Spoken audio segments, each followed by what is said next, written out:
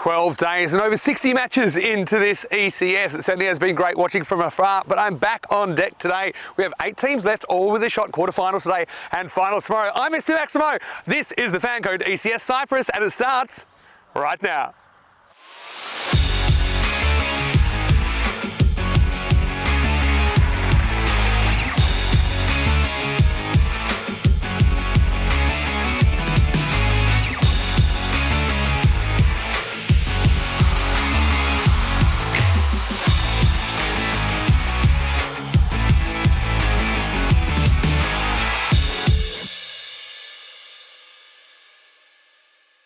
The European Cricket Series is proudly brought to you by HCL Software, FanCode, and Grizzly Bear Sports. Kalimera, good morning to you wherever you're watching from around the world. Welcome to a huge day in European cricket. It is day 13 of this 14-day series in Cyprus. Mr. Maximo here, back with you, Vinny Sandhu for the European Cricket Network. Has been great to watch this series so far. A lot of exciting cricket, a lot of thrills and spills, a bit of the good, the bad and the ugly about this cricket ground as well. It creates really entertaining cricket. Have enjoyed it so far. Really looking forward to today. We have 4 matches. They're all quarter-final matches. The 4 winners will go through to finals day tomorrow. Of course, the 4 losers, it'll be the end of their ECS journey. So we are starting the day with match number 63. It's quarterfinal number 1 between the Napa Royal Kings and Markor. Let's see what happens at the coin toss. At the other end, Stefan Gooch has the 2 captains. Let's see who wins it. Markor to call. Heads is the call. It's tails. Okay. Good luck, guys. All the best. Have a good game. So it is Hardeep Singh of the Napa Royal Kings who's won the toss, and he's elected to bowl. Always a little bit of, I suppose, a little bit of extra pressure in a final when you do have to chase, but a lot of teams have chased really well. I think that he probably just wants to know exactly how many he'll need in the chase if they're going to stay alive in the competition. I think Saran Ahmed has been outstanding for the Napa Royal Kings. Of course, first time we've seen NRK in the competition. Saran Ahmed, the leading run scorer in the competition, so I'm sure a lot of responsibility on him in the second innings to chase these runs down. But first they're going to have to deal with Markor, who finished 3rd with a 5-5 record. So not quite as many wins as NRK did in Group A, but still they'll know that they came out of a really competitive group, and we saw that 5 they didn't go into 4 yesterday with the Mouflons missing out. But I think, you know, all those Group B teams, they have that recent form, and I think Waqas Akhtar, well, he's 3rd in the run scoring here in Cyprus. So you've got 2 of the top 3 run scorers in this match right now, so it could be a kind of a high scoring one. Anyway, can't wait to see exactly how it pans out. Conditions today, well, thankfully, the wind hasn't materialised yet. I know it has been really windy over the last couple of weeks. We're expecting a maximum temperature of 22 degrees, currently about 18, and very pleasant to get this one going. Well, here's the man. I've really enjoyed his work, and of course, Nishay Bhatt as well during the first bit of this tournament. But Rico Full, will be great to be reunited with you in the commentary box in a second. I can tell you the news from the toss in quarter-final number 1 is the Napa Royal Kings. They've won the toss. They're going to send in Markor. Let's have a great day of quarter-finals action, Rico. It's over to you.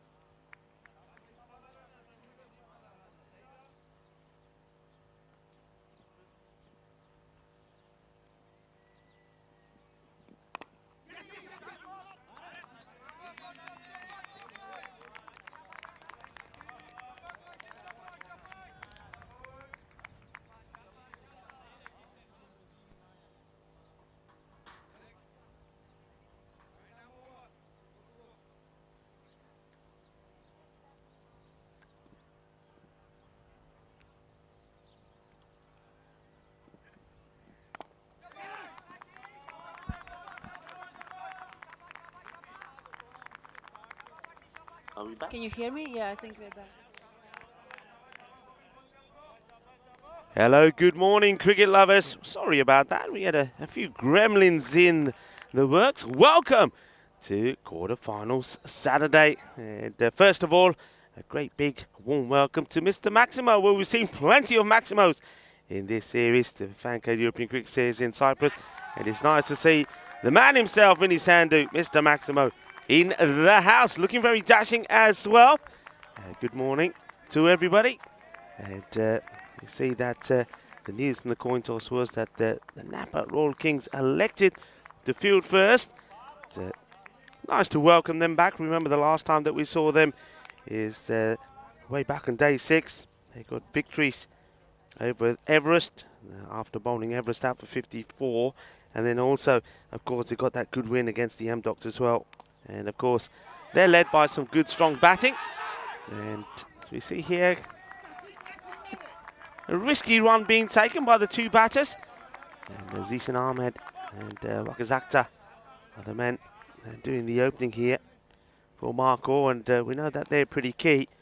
But yeah, a warm welcome to everyone. And apologies once again for the start issues that we had this morning with some of the equipment. But we are back, and hopefully we shall not have any further issues in the day. And I suppose a happy weekend to you, and Eid Mubarak. I know many celebrations still happening around the world. It's, well, this is a calamity, really. The two batters got it all wrong earlier when they were at each other's throats for not calling and not responding to each other. Well, they didn't put it right, did they? Because we will now see a terrible run out. Oh dear, oh dear, oh dear. And of course, the two batters now staying there in the middle saying, I'm not going, you go. He's saying, I'm not going, you go. Well, let's see which one has to go. Do they cross? And, oh, I don't think he has himself in his crease, the striker. I think Waqas Akhtar stays out the crease and lets Zishan get in. Let's just have a look. And we'll just have to go have a look at it again. Does he put his bat or his foot inside the crease before Zishan goes under, Iba, and gets to the other end? We'll have to see it again here. Let's see what we can pick up here. Here goes Zishan. And, oh, well, you know what? I reckon that this might tell us here. Here's the bat go. Does the bat go down? I don't think it does. Yeah, I think Akhtar is going to be the man that is out because he doesn't go back in his crease. And I think, who's gone out there though? I think maybe Zishan has the batter that perhaps has, yeah, looks like Zishan has been the man that's gone here. But I didn't think he got back in his crease, to be honest, from what I was looking at.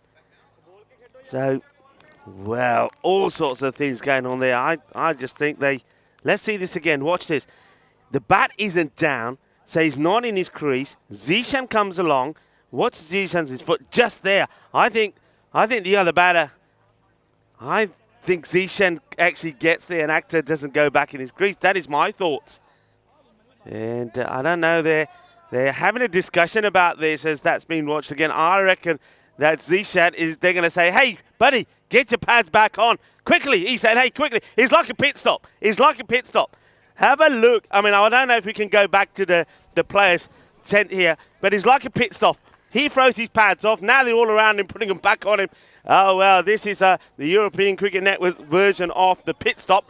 Zishan is going to have to go back, and Akhtar will have to be the man who goes. Oh, well, what a start to the morning here. And what a start. Mr. Maximo, first you brought the gremlins back with you mucked up our equipment. And now, what have you done to the batters? Welcome back, buddy. Good to have you back. Thanks. Very nice to be back. Yeah, Vinny Sander here, Mr. Maximo with Rico Full. And, yeah, what a weird start. Yeah, it looked kind of naked eye, like, okay, of course the guy who's hit it he's stayed in his crease is what it looked like. Yeah. But you could see there on one of the replays that actually the other guy passed him and got his foot in before he put his bat back down. So, yeah, well, Akhtar, and Akhtar's the third leading run scorer in the tournament. What a way for him to be out. There were a couple of miscommunications there. Oh, big time. And I think the biggest problem there was the guy that was hitting the ball. If I go here, the guy was hitting the ball has to then look up, because once the ball's behind you, it's not really your call to make. And look, if it's a bad call, it's a bad call. It's their problem. But really had 2 opportunities, and you can see there, Akhtar just warming his arm up with a little bit of a throw. It's you can see such a big game, isn't it? Elimination game. It's the last thing you want is a run out of a key player. I mean, they're both key players, aren't they? But it's just an avoidable kind of calamity, wasn't it? But I want to say a quick good morning to everyone that's watching on the YouTube chat as well. And everyone watching on our YouTube channel, ECN European Cricket Network, and everyone watching on FanCode. Great to have your company. So, yeah, a bit of a bonus. And, yeah, it's great to be here in Cyprus. I must admit, I've only been here for a few hours, about 5 hours. But anyway, I'm happy to be here. End of the first over, 11 for 1. This one sneaks away from the keeper. And I'll just get through for a single.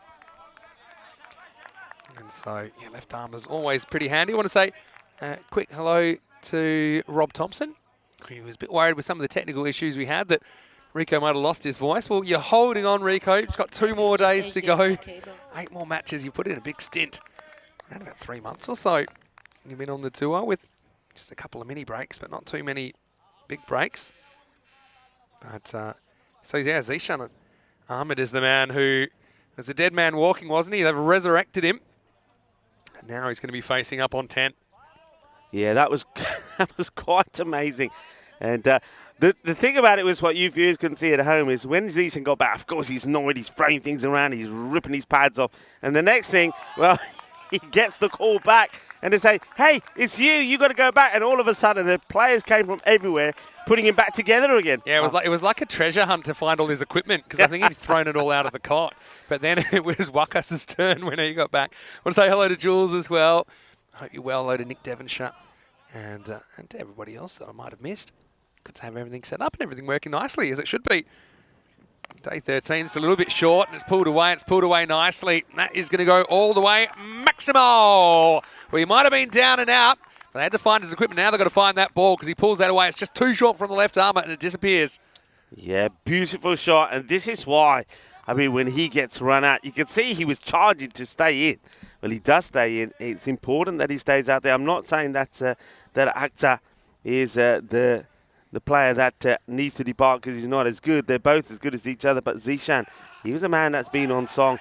It's a good, sharp delivery. And once again, the backing up from Sohail. I mean, Sohail is the man that had to come out of the departure of Akhtar. Let's see if these two can get the communication right.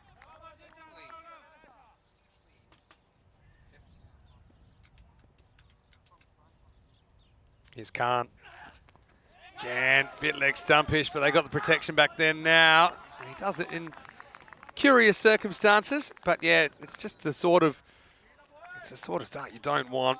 I think also the bowling's been a little bit all over the shop so far. Maybe a bit lucky to get away with that, but I suppose they do have the fine leg there for a reason, because he's going around the wicket. Hello to Rajvansh Bra. Nice to have you with us as well as Bajendri Yadav, who's saying welcome to me, or welcome to all of you there.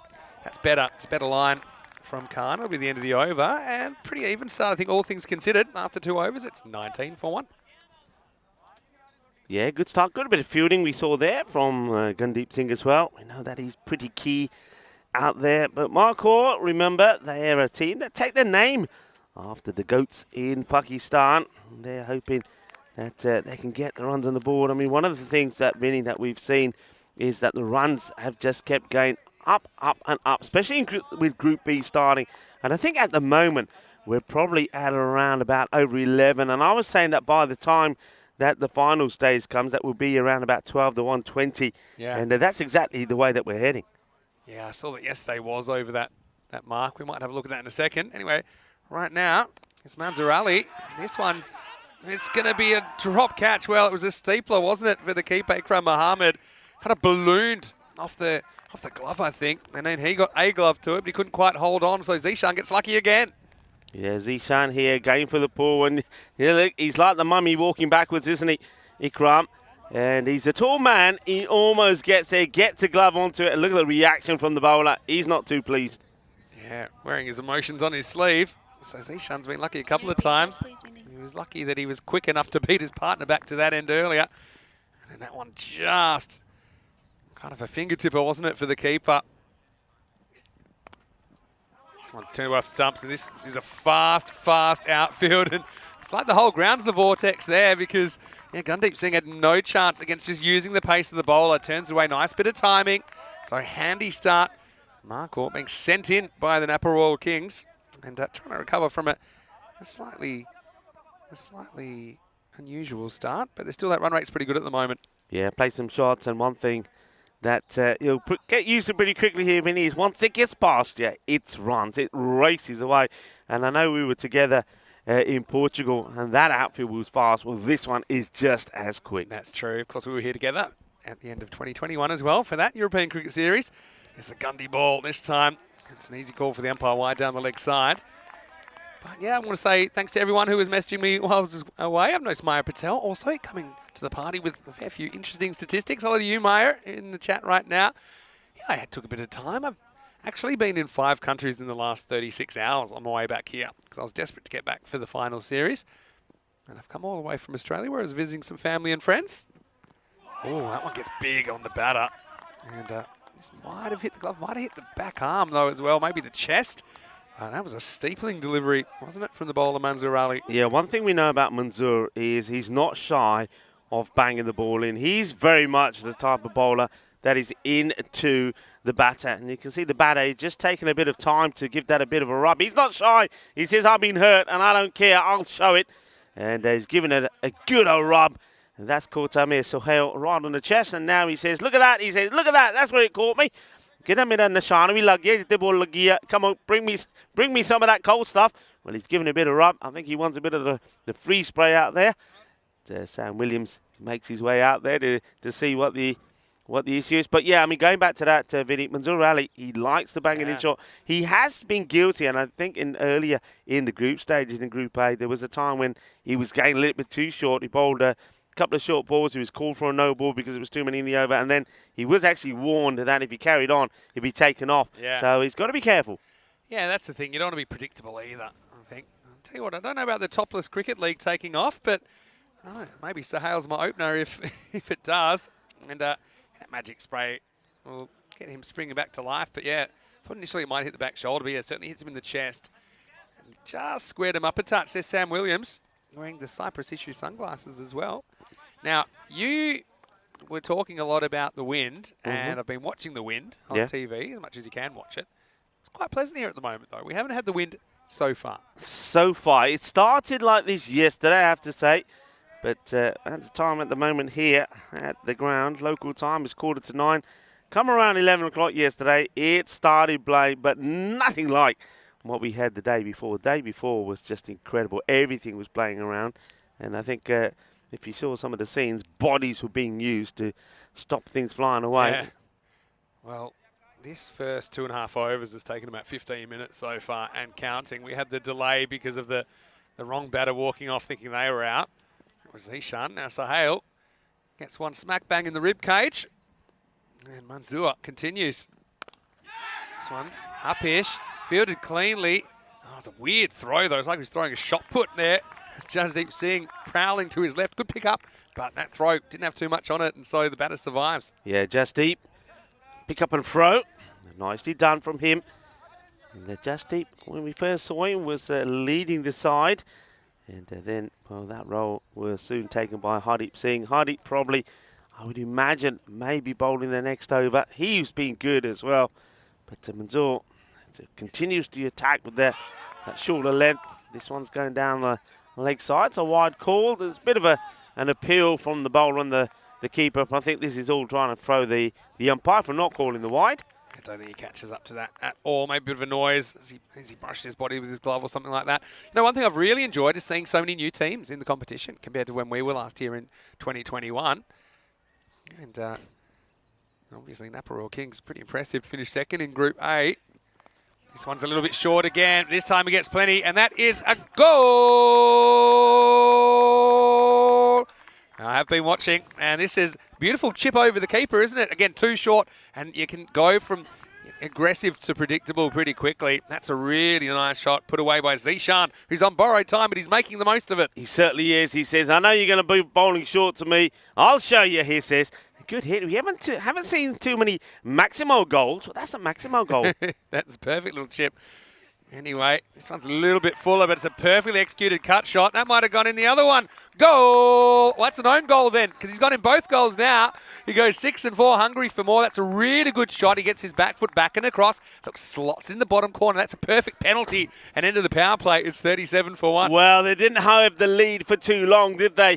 Well, they scored one, and then they score another. 1-1 at the moment in the middle of the Ipswich cricket ground. But what a delightful shot that was. Goes to show his strength. That's why it's so important that he's out there. I mean, he pulls beautifully, and then that one was pure class. The cut shot, another goal. You should get a bonus if you can hit all goals, because I think there's 2 behind the wicket. There's one at mid-on and mid-off, and then there's one that's actually our commentary box.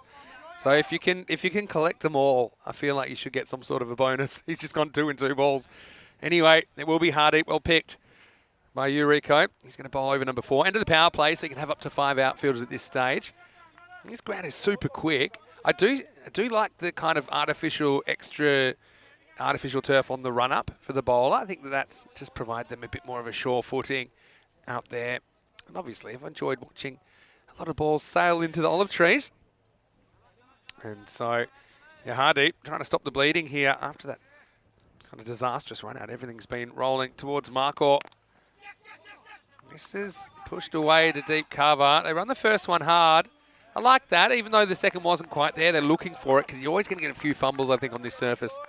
Yeah, Hardeep has been very good. I mean, every time in the group stages that the Kings were under any sort of trouble, and when bowlers went expensive, he came on and tidied things up. That's what he does. But hasn't really been rewarded with as many wickets as he deserves.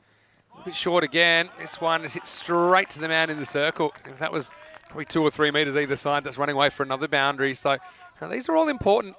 And yeah, I think yesterday the run rate was 12.2 and over. So up around that 122 mark. And obviously, Managala Gunasekara with his 100, that was quite the innings, wasn't as well. Saw Limassol Zalmi up in the 170s, dragging that up a bit. Again, this is asking for it, and it's going to get it. I think that's gone for 4, 1 bounce. So Zishan, well, he was the dead man walking, but he's very much alive, and he's motoring away now in the first half of this quarterfinal. Yeah, lovely shot, isn't it? Beautifully played. He waits for it. It's well executed. You see straight away that Hardeep Singh, it's getting a bit of verbal for Mikram Mohammed, saying, hey, you know he likes it short. What are you bowling there for? And Hardeep, well, gives this sort of apology straight away. So, yeah, okay, don't worry. I mean, he is much better when he gets the ball pitched up, and he does bowl some very good Yorkers. Hardeep Singh, let's see if he can get one in here. Nice shot again. This is going to take some stopping, and it won't be stopped. So I really like this cutting.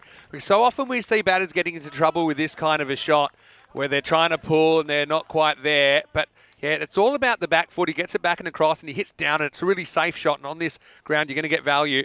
He moves to 36 off just 14 balls. Yeah, this is fantastic batting. It really is.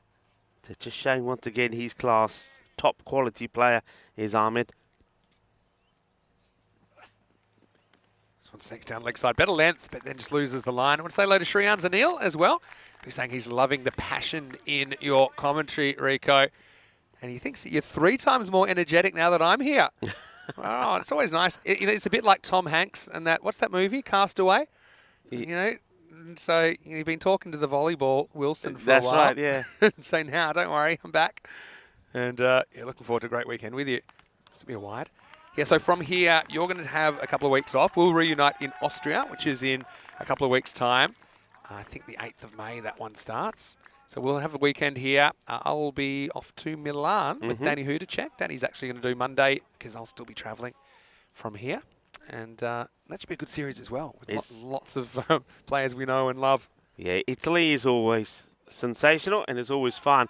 This one gets carved outside the... Hey, what a day yesterday. I know you were watching in between. You did a lot of travelling as well. Yeah. But what a climax to the group stages. And how about that? Black Caps, remember, they looked down and out. They fell over the line, didn't they? Losing both their matches. They were whipped, weren't they, by the Mouflons and by Zalmi. But yet still... they're going to be in the quarterfinals because Mouflons, well, they messed it up when it mattered. The fighters turned into proper party poopers, didn't they? Wow. For the Mouflons. I've never known. We've done so many series, haven't we? Yeah. I've never known one which is before at the start of the day to the end of the day, you just didn't know how it was going to finish. And really, I don't think too many people predicted it would end the way it did. Oh, that's a nasty one for Ikram. Yeah, he's going to ping it. And it's all backed up. It was a slower ball, which he had to deal with on the second bounce. Brings up the 50, though, for Mark Orr. And after 4 overs, nice one. Another chest. Maybe they got a 2-for-1 sale on the Magic Spray. But it's 50 for 1 after 4 overs. Yeah, so what was crazy about that is that Mouflons yesterday, if they had such a good start against the Lions. They were chasing, I think it was 117 or 118 in the last innings of the day. And they raced off to a huge start. And I thought, if they could chase this quick enough, they could even be second on the ladder. And that's how much it swung, because there's only kind of a blanket over the top 5 teams. But unfortunately for them, it didn't pan out. Again, like we see quite often, some of those quick wickets get new batters at the crease and suddenly it can all derail pretty quickly. Yeah, but that was a big surprise, Mouflons missing out. But I guess whoever missed out was going to be a big surprise. Yeah, definitely. When you saw, but what was interesting, you saw that Black Caps, they sort of with a win moved from like that 5th spot, which of course was the elimination spot, to like 3rd. Yeah. And then Limassol Zalmi went from 5th to 2nd. Yeah. Oh, it was all crazy stuff. And then Mouflons, of course, was left sitting at the bottom. But they had, at that point, gone edge, nicely bowled. And that's a great bit of bowling there from the bowler Khan. Picks up a wicket, and it's an important one. They needed that breakthrough. Yeah, they bring back Ali Khan, who bowled the second over, and he's getting that angle in. You can see that the batter, Hamir Sahel, kind of just steps away. It's a thick outside edge and not too difficult for Ikram Muhammad behind the stumps. So the 50 comes up, but the second wicket falls, and it's Ali Khan that comes up with it. It's 50 for 2. Yeah, it's so how that goes, the captain has to depart. It's a good bit of bowling, but to be fair, I mean, though he hasn't had too much of the strike, he was going less than run a ball, so a new batter could come out here and really help to boost the batting side here and get another good partnership going with Zishan Ahmed. So Makhor here, they still have got plenty of good batters to come. One thing that I've noticed with the Napa Royal Kings is they haven't got Karan Singh, who was their spinner. So with him not in the side, they'll probably use perhaps just deep a little bit more, or they may not even turn to spin at all. So they will miss the spin of Karan Singh. That's true.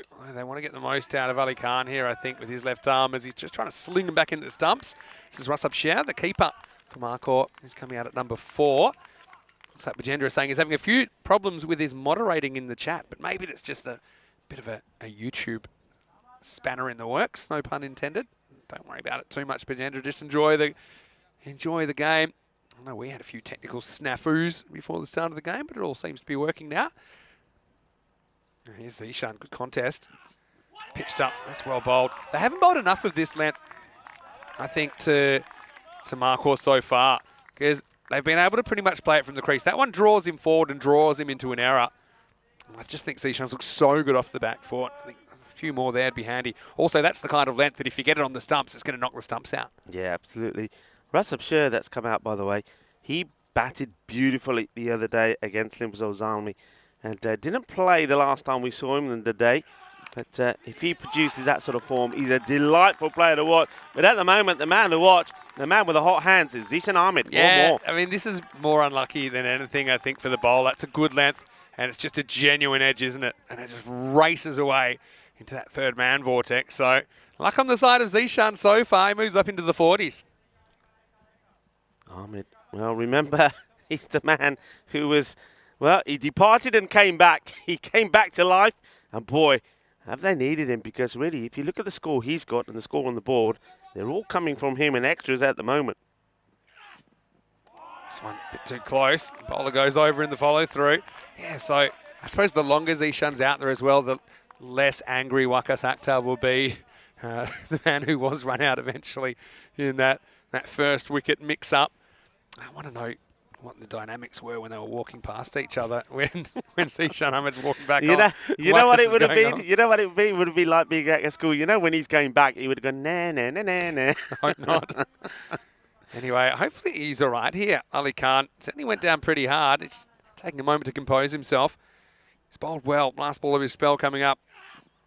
Yeah, really well bowled again. It's good length, and it's the end of the 5th over. It is 55 for 2 at the halfway point of quarterfinal number 1. Innings 1 here on quarter-final Saturday. Doesn't quite have the same ring as quarter-finals Friday, but I want to welcome you into the box. Vinny Sander here, Mr. Maximo.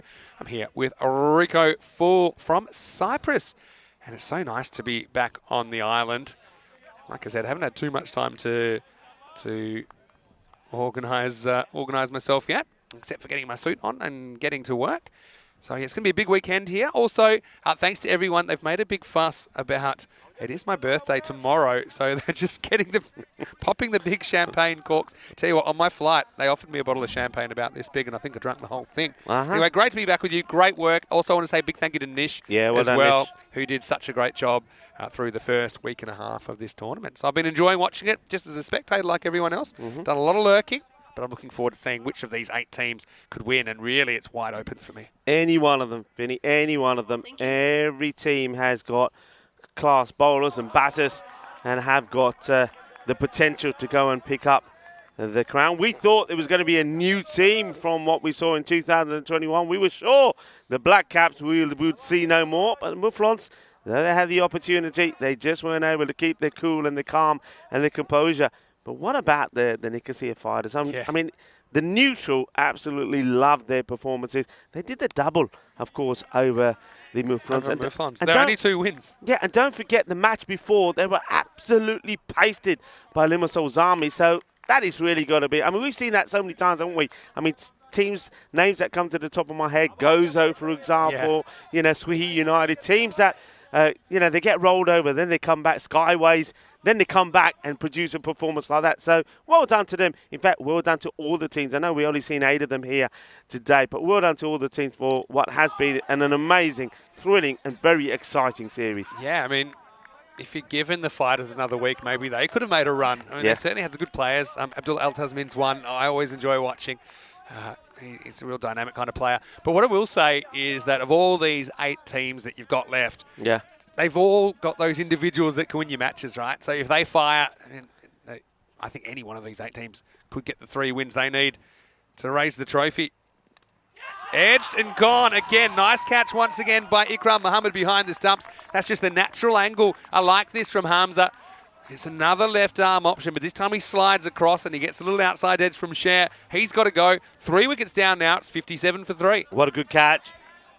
Ikram Muhammad is a big man, isn't he? We saw him. Remember, we saw him at ECL where he didn't have things go his way. 3 ducks on the spin. But when he came out here at the first time, he had to produce, and he did. He's got a fine 40 that day. But behind the stumps, for a big lad, he's pretty agile. And no credit to him, because remember, he missed that chance early where it got put down. It was kind of a steepler that ballooned over his head. He got a glove to it, but he's got his concentration boots back on. And yeah, that was nicely taken. Flew away quicker than you think to his right. So 3 wickets down, Marco. Just hitting the skids a little bit, but that man Zishan Ahmed's still there. He's joined now by Awais Solari, coming out at 5. Yeah, it's one of the things I was saying about the Napa Royal Kings. They have the variations in their bowling attack. All the bowlers slightly different. Manzoor Ali, a little bit short, right out. Yeah, you got Tanveer, who's the wicket-to-wicket bowler. Hardeep, slightly different as well. Hamza, left armour. And the only thing, like I say, is missing at the moment is a spin, but maybe they won't need it. That's a pretty good shot. It might be. Oh my wow. word! He's out of here. That's right on his foot. But what a pass back this is. You couldn't write this. This is the perfect pass. David Beckham, eat your heart out. I mean, I don't know what the wheelchair access is like here at the Ipswich Cricket Ground. This is just taking him on the shin, on the full. Decides to go just the block, but there's so many other parts of your body you could block it with. I mean, I thought it was such a good shot to potentially be a catching opportunity. But that thing is, that's actually shin bone straight back to the bowler. Oh, wow. Well, it was a catching opportunity. He just doesn't bend at all. It catches him full on the volley, and he volleys it back. Watch this. It's straight back to the bowler. Oh, wow. It's nice to be back. Anyway, it's the end of the 6th over, and the score is 58 for 3. Well, that was Tanveer. Well, Tanveer, he's got another over the bowl, I'm sure. Well, I hope he's okay. That clocked him right on the shin. Well, have a quick look at the scorecard there. It's all Zishan Ahmed at the moment. And if that name rings a bell, it should. Zishan Ahmed is also one of the players that has taken a hat-trick in this series as well. The umpires have just come together for a moment. I think Obviously, might be a bit of a scoring issue, but I'm sure we'll resume pretty quickly. But Well, I don't know the action comes quick and fast here, Vinny. Quick and fast. I'm not sure if they got the portable X-ray machine for Cyprus. I mean, he's a real live wire as well. I remember watching him right back in the 2021 series. He's a player I love to watch. But yeah, it's not too smart, really. I mean, he survives. Hey, let's have a look at, I mean, we started talking about some of the other teams, right? The next match, Limassol Zalmi. Their batting is just brutal when they click. Jawad Shah, of course, and also talk about Umar Shah. They've got the likes of their captain, Mutaza, who hasn't really got going yet. But they're up against Everest. Now, Everest, they're the neutrals' favourite, Everest, because they're a team that lost their first 5 on the spin, and then they came back and won 5 in a row as well. And they're a team not necessarily about 1 or 2 players. They're not an individual type of team. They are a team. It's a great team performances from them. They get a lot of support as well, and I'm pretty sure, being that it's a Saturday, they're going to come with their supporters as well. So looking forward to that contest. That's the next quarterfinal number 2, Limassol Zalmi against Everest. That is going to be an absolute humdinger of a match. Yeah, Zalmi's batting's been up in the clouds, hasn't it? So maybe Everest the only team that can catch him at that altitude. Anyway, time for over number 7 after a short delay, and it's Hamza coming back for a second. First one right on the money. And they will sneak away for a single. And, it's going to be a little bit annoying, I think, with the bowler. That doesn't stop that. Yeah, he came to finish his over, Hamza. That's what the delay was. They were just working out whether there was a ball or not to come in the over. So he does finish the over there. He's bowled well, hasn't he? Yeah, but he has. Have a look at the last 3 overs. They just haven't got anything on the board. Only 8 runs in 3 overs. Yeah, it's been pretty tight. In fact, I think there'll be an extra run on it. I think it'll be 59 for 3 because there was a wide first ball. I'm not sure if that was picked up initially. So that's why Hamza got an extra ball there. And so I'll make that 59 for 3. And knowing what I know, we might see a slight delay while that gets fixed up. Anyway, let's go back to Manzoor. He's been trying to scare the batters. This is going to test the field. That does really well. I mean, this is what you're going to have to do. And is that Hardeep out there? I mean, that was a brilliant stop down and to his left. And he's really willing to put his body on the line. He's been, well, that's his strength, Hardeep Singh. Mentioned what he's able to do with the ball when things are against him, but also he's able to pick the team up by just moments of magic in the field. He's a tremendous fielder. That was a great bit of work. Slightly fuller length from Manzoor. And this is what I mean. I think slightly fuller length, you're going to get a few more mistakes. I know it's Hollywood to be able to put bruises on a batter, and that's fine now and then. But I think he's got the pace that if you get full, and I'm not talking an easily drivable, but certainly a bit fuller, I think it's been pretty effective so far. Yeah, surprised there's no third man back, to be honest. The line is bowling. Yeah, well, you called it right on the money, and that's going to be 4. And again, it was just a bit shorter, wasn't it? Gave the batter the ability to kind of slash at it. And yeah, just maybe call it a bit lucky, but you make your own luck. And I think, his pace, I probably would be having a third man. That'll be another boundary for Marcourt. Yeah, a lot of teams have opted not to do this on this ground. I think because the ground is pretty small, hitting straight, they want players in front of the batters, but a lot of runs have gone into that third man area. This has been hit well on the offside. It will go all the way. Bolle.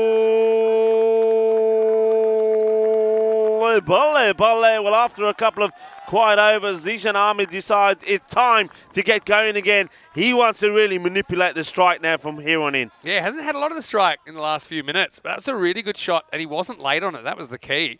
And so just stuck that front foot as far down the wicket as he could, and he absolutely smoked that one over extra cover for a Maximo. Half a dozen. Marcourt building something here. This one's a little bit short. He gets it kind of into the gap, but doesn't time it. Another bowler goes down into follow through. Yeah, looks like he's hurt himself as he's going down now. He picks himself up, he's hobbling. Let's have a look where he goes here. And it's a little slip on his front foot. So it's when he actually bowls the ball, that front foot slips a little bit more than he expects, and that's why he loses his balance. So I don't know, something about that front line or something in that area, but we've seen a few bowlers kind of going down at the point of delivery. This one really takes off. I've got to say, I've enjoyed this pitch as well. I think if you're willing to bend your back, there's a little bit in it. You can see that one really took off.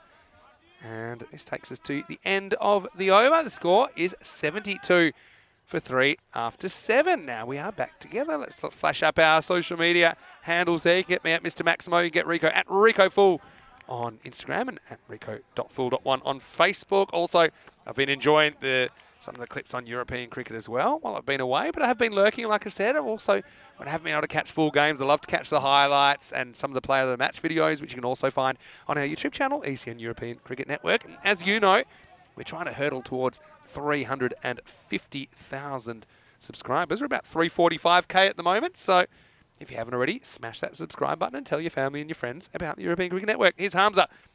Coming back for a second now. This is a top edge, hanging, but I don't think it'll carry. They're going to take on the 2. Good throw will have him in trouble. And, well, He misses it. Yeah, he misses the first time. And I think if he takes him the first time, he would have been gone here. But he's just missed from point-blank range. Yeah. Let's have a look on the replay. Yeah, look, he knows where they are. They're right there. And, yeah, I think when he swipes the first time, he would have been out. Yeah, definitely would have had him. I must admit, I'm a little bit surprised, Vinny, that they throw to the keeper, because I think you'd try and get Zishan. He's running to the bowler's end, which was a closer one. And, yeah, he would have been gone, you know. Yeah, I think so.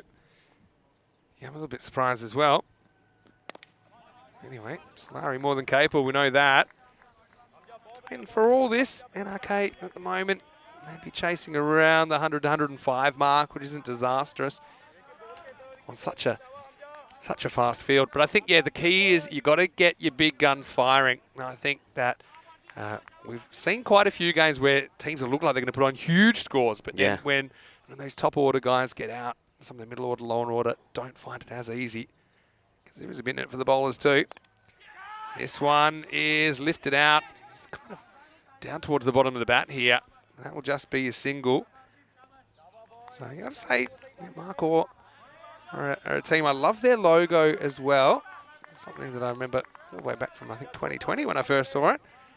With some pretty cool uniforms and cool logos here in Cyprus. I like to do things a little bit differently sometimes.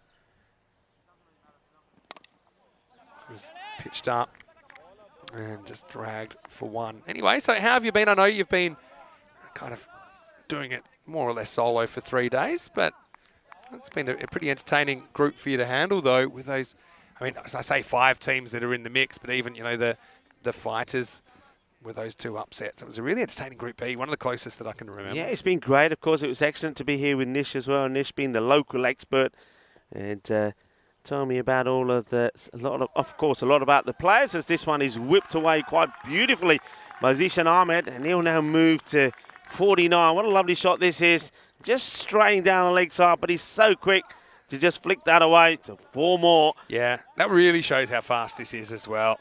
And so not often you rip your pads off and you know, hitting the showers, more or less, figuratively speaking, and then you come out there and you can still score a half century, but that's what Zishan's on the brink of doing here.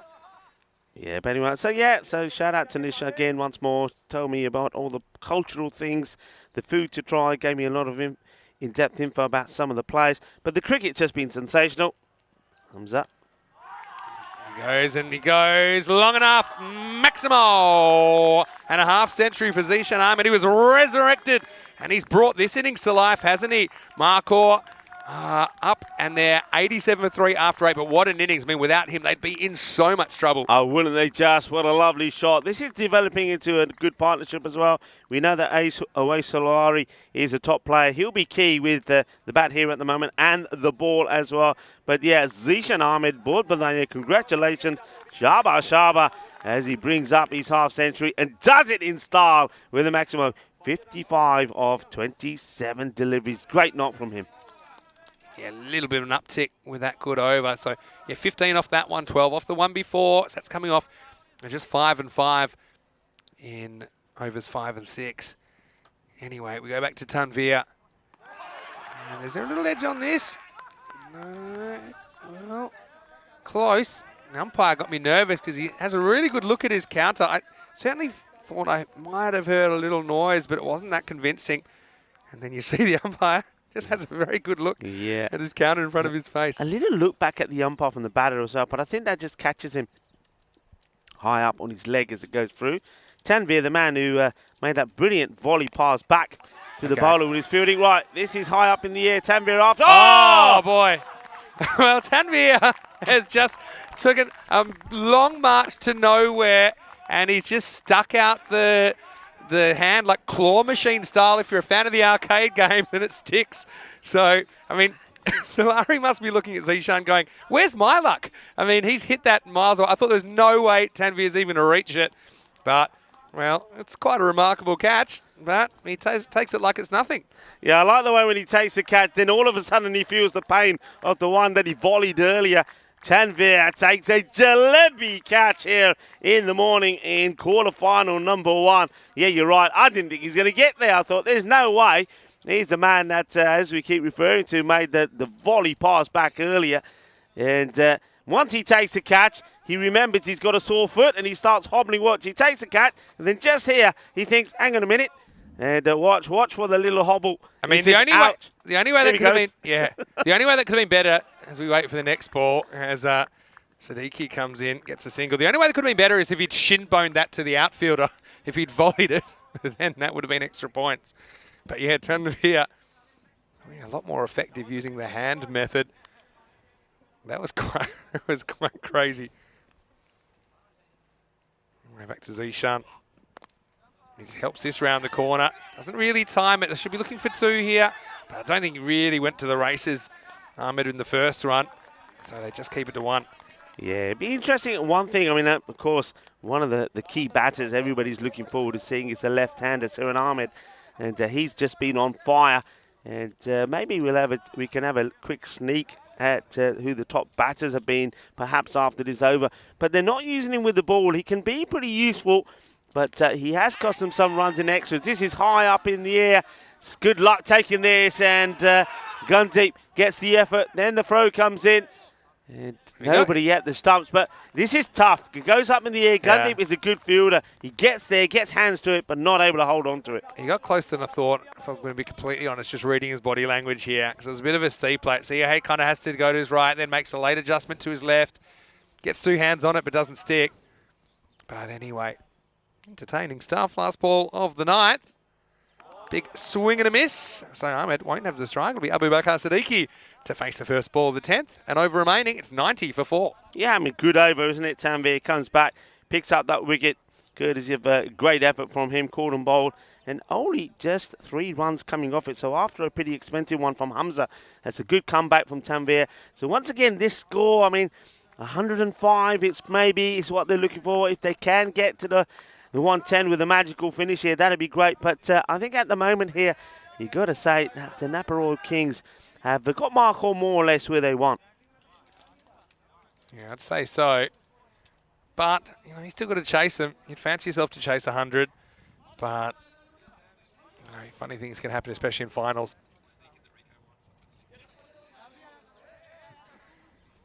So let's see who gets the last one. You mentioned the lack of variety in this attack, but I mean, it's worked out okay.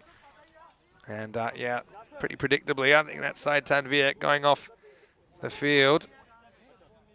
And yeah, like I said, I mean, you got to give him credit for putting his body on the line when he decided just to block that, but I don't think he thought it through. Well, he goes back. He's going to have a sit down and probably going to take that boot off and see what the damage is. There'll be a cricket ball-sized lump on that shin, I tell you that much. But obviously it's not broken because he was able to kind of hobble after that high ball last over. Okay, it's Hardeep to finish this off. This is miles in the air. It's got to be a catching opportunity. It'll take some catching, and it's caught. Well, that's really well done, and it's spiked into the ground by Ali Khan. So well, I don't know whether that came down faster or went off the ground faster after the spike. But it'll be Abu Bakar Siddiqui that has to go, and it's 90 for 5. Yeah, he'll go for 2 or 3. Then the thing about this is, and it's not smart, is it? Because you've got a guy at the other end, Zishan Ahmed, 56 of 29. They've managed, even though he's gone great guns and he's kept them they've got some score on the ball because of him, they've managed to find a way to keep him off strike. You've got to get him back on strike here somehow to at least face, well, there's 5 balls to go, get him back on strike. Look, here's some of the top performers that we've seen here. And you can see, look at that. It tells you the story. But Serin Ahmed, he's the one everyone's looking forward to seeing, the left-hander. Yeah. 401 runs. And Akhtar run out in that huge mix-up. He scored 317 runs in the series as well. I think Kalagala's had a really good series for the Lions as well. He has, yeah. Sri Lankan Lions, that is. Okay, here we go, 5 to come. And this is lifted up and away. They'll probably just settle for 1 here. Yeah, he talked about the fact that Zishan Ahmed wasn't on strike, but that was kind of self-inflicted because he swung and missed at the last ball of the 9th. So, I mean, he would have taken at least a 1 to get him on strike. Obviously, he would have taken a boundary at that point as well. But we haven't had a boundary now for 8 deliveries. So it's been a good finish from NRK. They've only conceded 4 in the last 8 balls, and they picked up 2 wickets as well. But now, here's the Zishan show.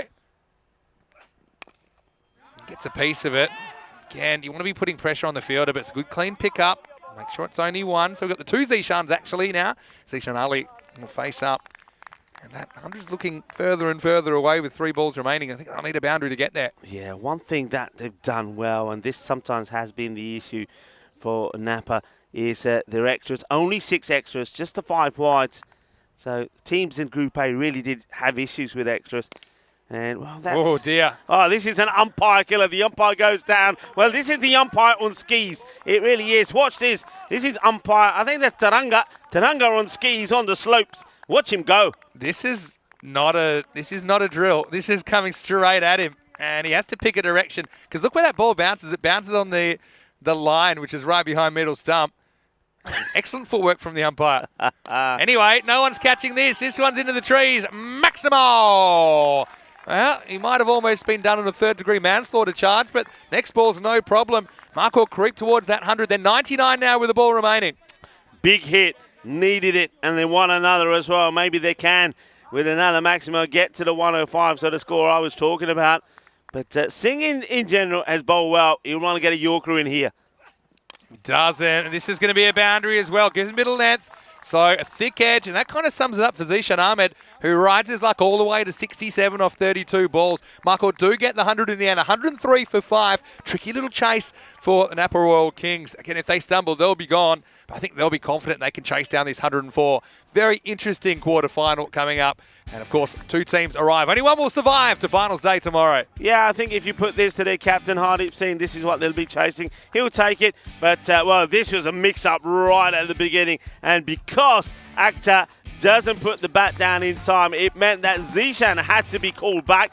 And they called him back, and they just as well that they did, because once he came back, he just kept going and going. He got lucky there, didn't he? There was that chance, a difficult one for Ikram Mohammed to take the keeper, but once he got himself going, nobody could take him out. He stayed all the way. He saw the other batters come and go, but he held his ground, and he's the man who's helped them to get to the score on the board. Another great catch there from Ikram Mohammed. He's certainly on fire. Well, he's on fire with the gloves behind the stumps, but will he be on fire with the bat? He's going to be pretty key. I'm expecting him to be opening up with Serin Ahmed. 2 good batters in good form, and I think the Napa boys will be hoping that that partnership is fruitful for them, because that's going to be pretty key, because they've been the main contributors. You saw already in that stat that Serin Ahmed is right up there as the top run scorers. That was a big one, wasn't it, from Zishan? That was the one that helped him bring up his 50. He did it in style, but when he was on strike, it was a different ball game. And Wai Solari, he put a good little partnership together with him. But how about that? A jalebi catch from Tanveer. And this one could have been as Gundeep. He does very well actually to get there, but as the ball, he gets it in his palms of his hands, but not able to hold on to it. No issues there from Ali. He takes it and then spikes it into the ground. Talking about going into the ground, well, the umpire Taranga, he took an early dive and had to really to get out of the way of the fire. And then a big 6 there towards the end, 6 and 4 to end the innings there from Zishan Ahmed, which helps his team get to 100 score. Marco, 100 on the board, and they'll be pretty happy with that. They've got some bowlers off themselves that can do damage. Remember that Zishan Ahmed himself and Taswara Hussain are hat-trick takers in this tournament, and they'll be pretty key. Zishan Ali will have a part to play in it as well. As we look at the scorecard, dominated by Zishan Ahmed, 67 of 32. didn't he bat well? And it hit 4 Maximos and 8 fours in that innings. And then, as I say, towards the end there, Wade Solari put a good partnership together with him before Solari was caught and bowled by Syed Tanvir, who, with that caught and bowled, picked up 1 wicket, 1 for 14. Good spell from him. Also, Ali Khan, 1 for 13. I like the work of the left-hander as well, Mohammed Hamza, 1 for 20. Monterelli, little bit expensive, went for 30. No luck for him. And Hardeep Singh, the captain, picked up 1 wicket, but bowling the last over, you know you're gonna get a little bit of whack, and he did. But still, respectable from him as well, 1 for 25. So this match, quarter-final number 1, is evenly poised. One thing that I will say, runs on the board in an eliminator is key, and they've got the runs on the board, 103. Is it enough or is it not? 104 required for victory for the Napa Royal Kings. Join me, Rico Fowler, Mr. Maximo, when we return in about 10 minutes time to see who will make their way into finals day tomorrow.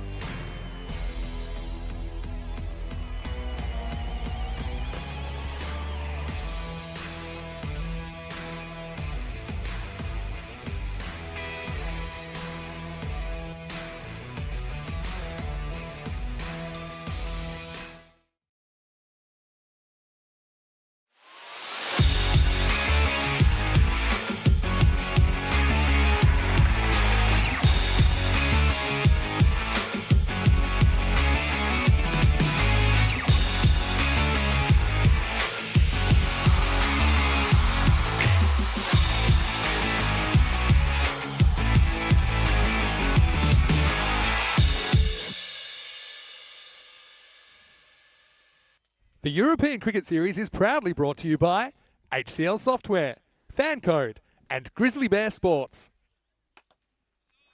Hello, cricket lovers, and welcome back. We're right in the middle of quarterfinal number 1. And what we have seen is that Marcourt have gone out there and they've had a bit of a bat. And they've got runs on the board, 103, losing 5 wickets.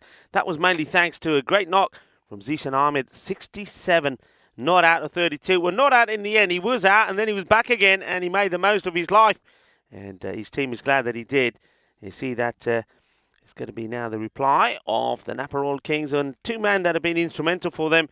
Ikram Mohammed, who did very well behind the stumps, now has to do it with the bat in hand. And Seran Ahmed, who is the leading run scorer in the series, the left-hander. And if he gets going, we know it could be curtains pretty well. Hey, listen, I bet you Seran Ahmed was hoping that he was playing on the days that we had the strong wind because, as we know, it really did suit the left-handers very well indeed. Hello to everybody in the chat. Great to have you here with us. And, of course, I know that you're all very happy that I've got some company here as well in the form of Mr. Maximo. It's good to have him back as well. And speak of the devil, here he is in his lovely red suit and his yellow shoes and bringing a splash of colour back into the equation. Good to have you back. Yeah, it's good to be back. And let's get cracking. 104 for victory for Napa Royal Kings. I see I've brought a few different species of bugs with me back into the commentary box. I know that's kind of been the story here so far as well, as Ikram Mohammed just manages the first run for NRK. It'll be a leg by. Solari's opening the bowling. But, yeah, Cyprus is a real unique place. I've got to admit, I've only been here, I think now it's 6 hours since my plane landed. I arrived at 3:30 a.m. Now it's 9:30 a.m. local time. But I've already gotten stuck into some of the Cypriot cheeses already at breakfast. So I'm going to make up for lost time while I'm here. Yeah, I was mentioning the cheeses the other day, saying that for all the good food that there is here, that the cheese is sensational. And I must admit, last night, had some halloumi as well. I love the halloumi here. Yeah, halloumi's very good. It's special. And you get saganaki as well sometimes, the squeaky cheese. I actually went to your favourite place. You know what I'm talking about. The nut shop. Been to the nut shop. I wasn't thinking about the nut shop. And that's nothing saucy, people, if you're thinking naughty. I think this is just down the leg side. I think this is pitching and hitting outside leg. Let's watch again. Yeah, that's not out. You're right. It pitches outside. It hits him outside. And it's probably going to miss leg stump. So it's 3 greens for me. So not the nut shop. So not Where the did you nut go? shop. Come on. Ocean basket. There you go. There you go. I know you love it there. You get a good feed there, don't you? With only 2 dinners, I've got a bit of a Sophie's Choice situation coming up, but I'm going to probably try and hit all of them. Good swing. Well, this right on cue. This one doesn't swing at all. For Solari down the leg side for a wide. So a couple of runs through extras so far. Yeah, Ocean Basket. There's also one in Malta where we went. Yeah, something about the islands and Ocean Basket. It's very good. Well, this time he goes leg side, and this will be the first boundary of the innings. And this is a guy, there's a lot of hype about him. Seran Ahmed is the leading run scorer in this competition. And yet, not too many dramas for him here. Just a nice, easy, free swing of the bat and a big gap there on the leg side. 4 runs. Yeah, he is the leading run scorer. And he started the day with 401 runs. And he's looking to, pile on some more in this one. This one doesn't swing either. You know, we often talk about the fact that Group B teams maybe have a bit of an advantage as long as they don't have injury issues. The fact they've been playing more recent cricket, whereas Napa Royal Kings haven't played for a few days. Having said that, I think with that schedule with the extra matches they had to play, they could probably use a few days break. I don't think it hurts them too much. But at this stage, it's anyone's game, isn't it? Because all the 8 teams in a similar position. This one is going.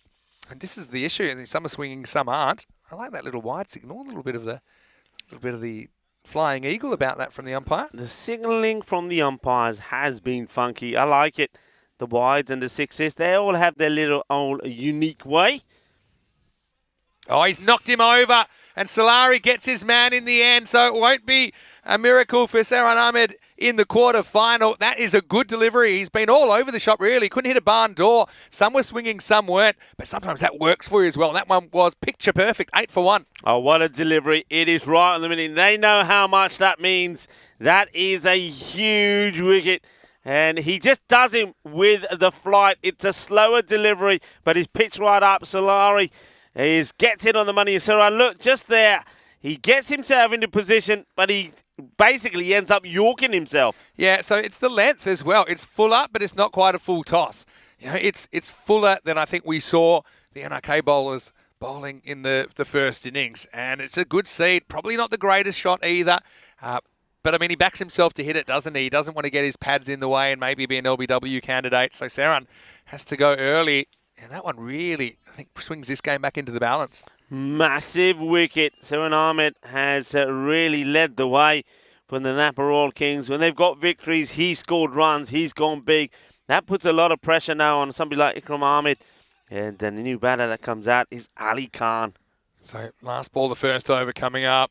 That's such a confidence booster. Yeah, Solari had been getting some to swing and some weren't swing. So even though that one doesn't do a lot, I think the batter probably plays for a bit of swing. And that's why I think it gets him through the gate. Yeah, it's difficult for a batter as well, though, isn't it? Wide one side, wide the other side. It doesn't know where the next one's going. Yeah. Well, the next one was perfect. Here's Ali Khan facing the music. Again, that one hoops into the pads. Going down the leg side. End of a very entertaining first over and a good first over. A successful first over for Solari. It is 8 for 1 after 1. Yeah, important. And Solari, remember when he was out there, said not only is he key in that partnership with the bat, he's going to be key with the ball. He is key with the ball. 21 matches since we saw that golden ball that featured Limassol Zalmi and the Nicosia Fighters 124 to 124. Can we talk about that golden ball quickly? That was hectic. That was crazy. Yep. It was a drop catch. And then the smart money would be just hold on to the ball because the ball's in the infield. He horns it and it hit the top of the stumps for a direct hit run out. Because, yeah, it doesn't matter if you concede 1 or 0. I mean, as a fielding team, you win. But I had a feeling that if that ball didn't hit the stumps, they would have lost the game. The thing is, though, if you watch it back, if they'd run, because the batter's hit it, thinks he's going to be out, so stops. Yeah. If they'd carried on running, he would have got the single. He would have been in. The throw hits the stump. The ball went miles. They would have got the second. Yeah, definitely. They would have got the second. We're going to see all kinds of golden balls along the journey, aren't we? Anyway, start of a new over. And this time Mr. Hale. This one, I think, would have been out as well. And now, a few issues with the backup fielder, but they'll scramble through for 1. But I think this would have been out of a hit. I think you're right. It would have been out. It was a risky one, and they weren't really that confident. Just watch this. Great pickup, great throw. And you'll see here, I don't think the batter's in the picture. Yeah, it would have been gone by half a metre. Yeah, that's the beauty of the golden ball, isn't it? I mean, we've seen some crazy ones this year. We've seen a couple of outfield drop catches. Going back to Malta, which essentially have decided the game result.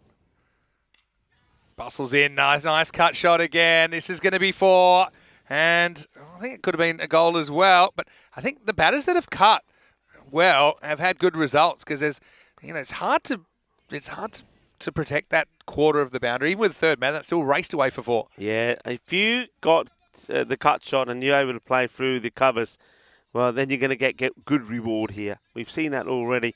And the ball races through. And you're right, that area there, that does go into the goal. Well, that goal is the vortex. It has sucked everything in. Oh, well, he moves away at the last moment there. Just before the bowler releases, he's backing away. I'm not sure if it's because there's a little bit of chitter-chatter out there. But just watch here. He pulls away at the last moment. Yeah, it's a strange one. It seemed just very late to look up. Had a question from Keanu asking, will there be teams from all over Italy in the Milan tournament? I think you'll see lots of teams that are non-Rome teams. So you'll see teams from the north, because this year it's just scheduled to be a 2-week tournament in Milan and 2 weeks later in the year in Rome. This is down the leg side. It's been called a wide, so the umpire doesn't think there's anything on this. Yeah, it's a short one as well, and there's still all eyes on the umpire. Let's watch this. Well, I mean, if he did touch something, it would have been out. But sometimes you can hear a noise. It doesn't necessarily mean the ball's hit anything. Sometimes when you play that kind of shot, a lot of things are shuffling around your feet. Here, his shirt and his gloves are all kind of close together. So that will be called a wide. I can actually tell you the teams in a second, count if you like, for Monday. You can also check it out on our website, europeancricket.com. But we've got Bergamo CC, that's Baljit Singh's team. We've got Cividate, who we have seen playing before in Brescia. So you'll see a fair few of the Brescia teams because that's pretty close to Milan. So we've got Gina Brescia, we'll have Jandra Brescia as well and Brescia CC. So all those 3 Brescia teams will be playing. This is hit and it's over mid-off. That's going to be 4. It's going to race into the fence and smacks into it pretty hard. It's slightly risky, I suppose, because you've got to get the elevation to get over the fielder, but he did, and a valuable boundary for the Royal Kings. Yeah, good, clean strike. And Ali Khan, he's found his form pretty early. Ikram Mohammed yet to face not too many deliveries, just 2 balls face and 1 run. So who are the other teams there? Yeah, I'll keep you going a second. We've got Albano, who made the Super Series last year. Jorawat Singh, for example. You've got Fresh Tropical, and they're always entertaining, aren't they? They made it all the way, I think, to the top 3 in the Super Series last year. Fresh Tropical was some of their players. You've got Amir Sharif and Zain Nakvi at the top of the order.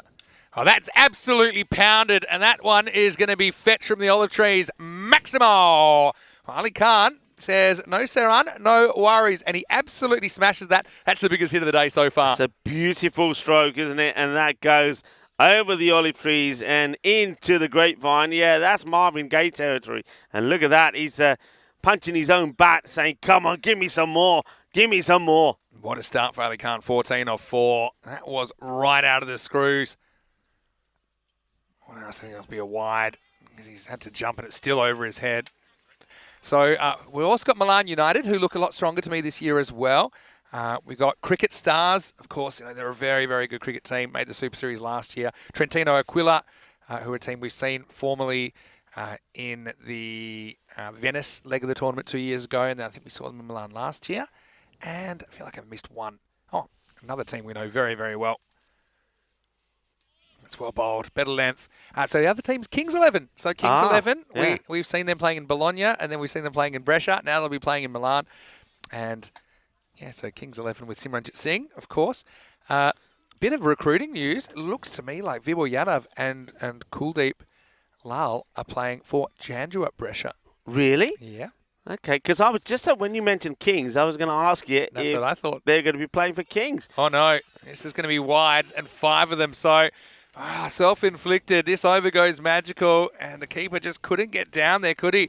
Rasab Sher, it's not a good ball by any means, but Marcor shooting themselves in the foot. This one gets through everybody. Watch this. Knock, knock. Who's there? Open the door. It's a minimal. Yeah, that's not gonna help. Extra runs being given away. This is one area where the Napa Royal Kings were very good with the ball. I think they kept it nice and tight. That one hurts you from Sohail, the captain. Not doing his team any favours with that. Yeah, respect for the last ball, and you can afford to respect it when you've taken 23 off the over. And Napa Royal Kings are 31 for 1 off 2. Yeah, a lot of extras we tend to associate with the Group A teams. They were pretty loose, to be honest, for the first part of this tournament. But the tables have been turned here with NRK being pretty tight through the first innings. I'll get you an exact... It's about 7, I think. Yeah, it's 5 wides and a bye. Yeah. So that's not too bad at all. And already you can see that Marcor have conceded more than that. 11 runs in wides and a leg bye. So it certainly doesn't help when you've got what I'd call a moderate score on the board, maybe just south of moderate. But certainly is defendable if you bowl and field well. Time for a new over to begin. And it's going to be an uppercut. And I think this will beat the field to the boundary. That goal's been busy. But, yeah, it looks like they have gone for Awais Solari again to bowl out. But just a little bit of length and cashed in by Ikram Mohammed. Yeah, he plays this shot really well, Ikram Mohammed. One thing you'll see a lot of this, he's able to, he doesn't sort of stroke the ball into those areas. He sort of pushes it into the area. He's got the knack of playing that shot, plays it really well. And he's knocked over. So it's 4 and out. Solari does the trick again. Like I said, he's like one of those carnival games. He's all over the shop at the moment, but when he's on target, he's been effective, and so it's going to be a boundary and then immediately followed by a wicket. Napa Royal Kings lose Ikram for 5. It's 35 for 2. Well, it's that swing again. It's a beautiful delivery. And Ikram, he thinks he's going to be wide outside the off. He wants to go for it, and he misses it. The ball comes back a long way. Just have a look at the swing on this delivery. Just watch this. You don't really appreciate it so much from that angle, but when we watch it from the other way, watch how much the ball does here. Yeah, and he hits the seam, I think, and comes in a bit off the pitch as well. But that's been the unpredictable thing about Awais in this innings, is that sometimes they've swung and sometimes they haven't. So it gets pretty hard to play. think you probably have to be respecting a ball that's pitched around there. It looks great if you hit it in the middle, but he didn't. Sarpreet Singh comes out and gets a wide first ball. It's straight over the tram line. Yeah, Sarpreet Singh. Now watch out for this guy. I'm telling you now, if he's out there for, I don't know, I'm going to say 15 deliveries, they're winning the match because he hits the ball sensationally well. He is a tremendous hitter. Yeah, he hit 9 sixes during the group stages. Just dabs this one around the corner. Not sure there's any bat on it. It's going to be called a leg by. There were times when Sarpreet and Gundeep Singh really, when the top order failed, had to come together. And a couple of occasions, they were the men that were able to either get the runs on the board for their side to give them something to bowl at or get victory. So they've still got some batting, but they need a partnership here. They sure do. And anyway, this one is lifted up and away over the leg side. Maximo!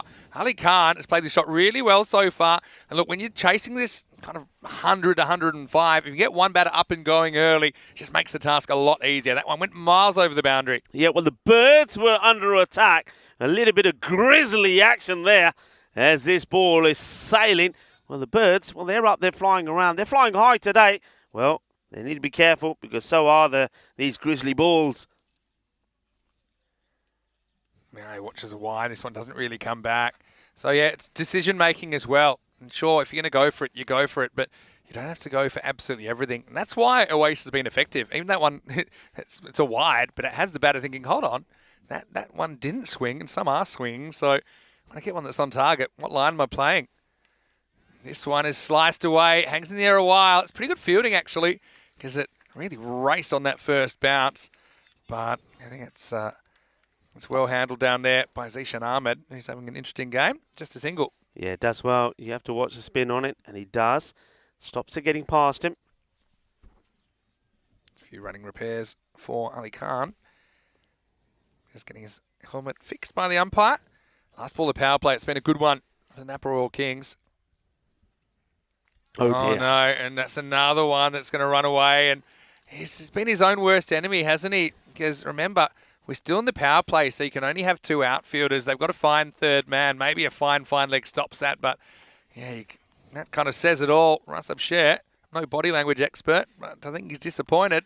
And that brings up the 50, and we're still not out of the power play. Yeah, that is a Gundy delivery, isn't it, for all the good work that he's done. Now, pops and runs, and they'll get there. So, I mean, 17 over in the power play. They're in the box seat, aren't they? It is 51 for 2 after 3. Yeah, 2 wickets have gone, and the key wickets, of course, Ikram has departed for 5, and the big news is that Mohamed Saran, he went also, or Saran Ahmed, I should say, beg your pardon, he went for 4. But Ali Khan seems to be batting in the right way. He's not looking at this being a 100 sort of below average score. He's thinking, you know what, we're chasing 140, and I'm batting the way we're chasing 140, and I think that's the way to do it. Yeah, I think this decision-making has been good. I mean, it can be difficult when a guy's spraying them because if he gets one right, then you're not really expecting it. But then the other thing is you've got a little bit of a mental advantage, I think, at knowing, okay, this guy doesn't really know where he's putting them, so it's my chance to kind of be assertive, kind of go after the loose ones. And certainly I think that Ali Khan's done that well so far. End of the power play. And so we'll roll into the 4th over, and it's going to be Tasawwur Hussain to bowl. They need to turn things around pretty quickly. It's a pretty good first ball. This could be out if he hits, but he's nowhere near the target. They think of a second. Oh, they're going to take it on. He's never going to get there. Now it's an even wider throw. I mean, that's good backing up. Otherwise, that could have been a weird 6. I mean, this is a tale of 2 very, very errant throws. This is the second one.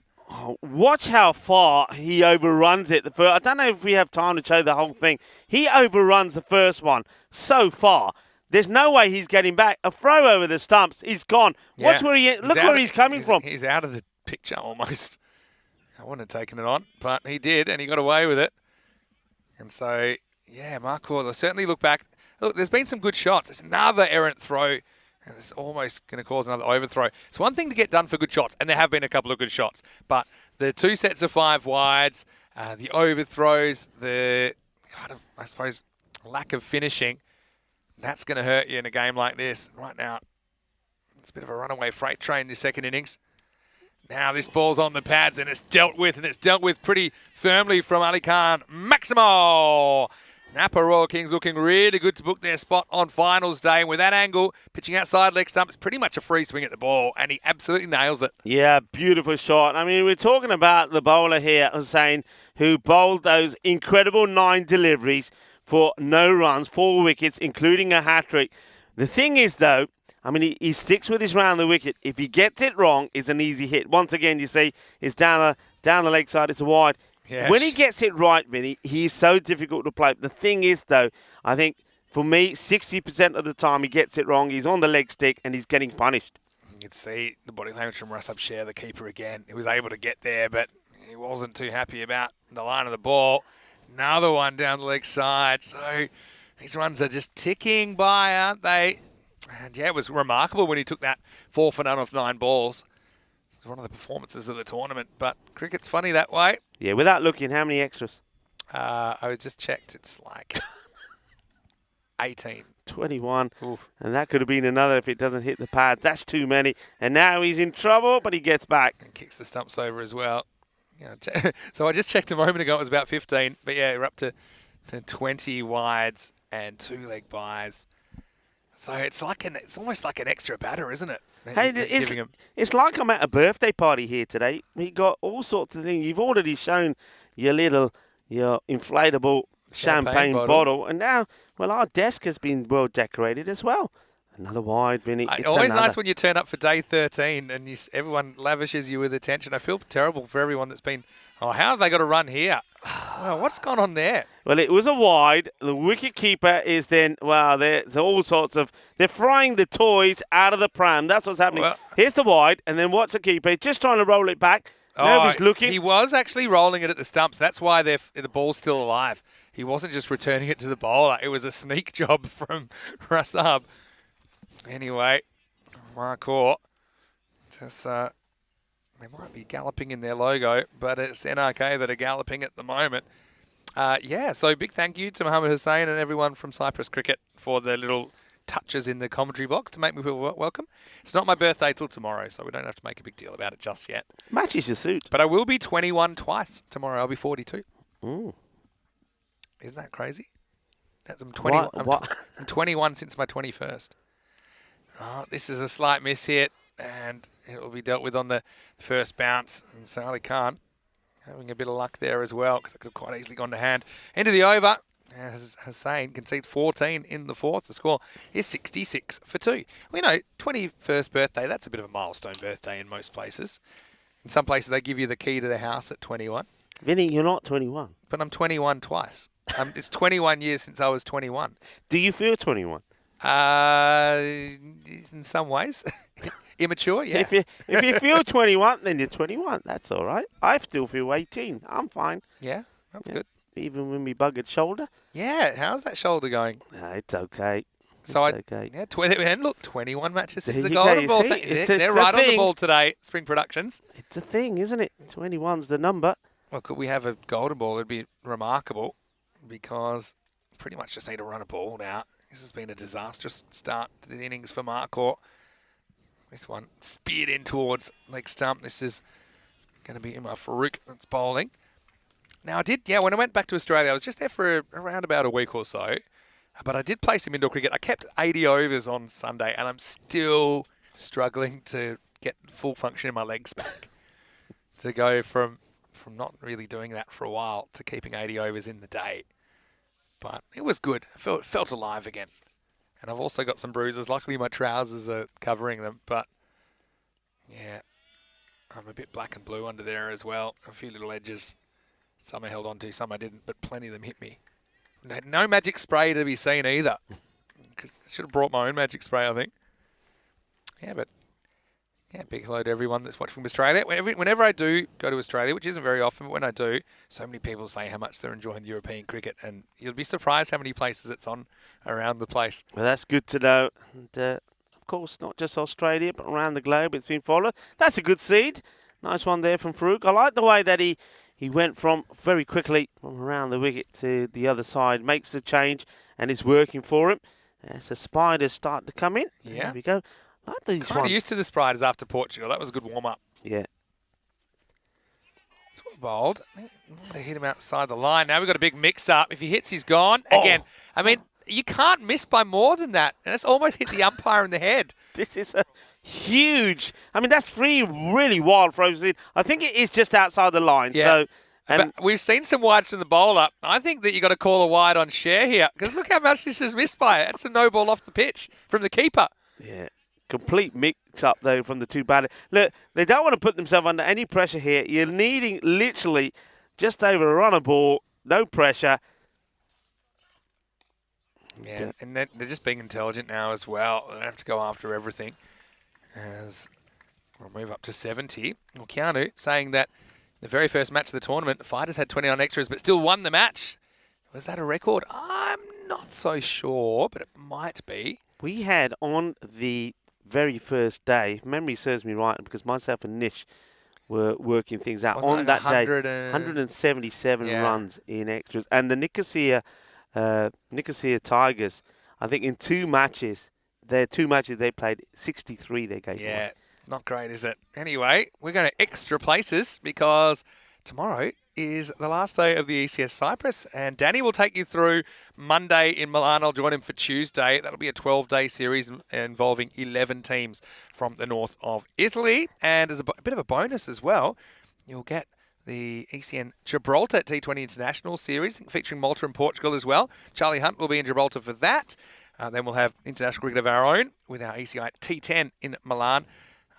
And from memory, I'll tell you the teams very shortly that are playing in that. But yeah, I'm looking forward. I think it's Italy and France, and hold that thought.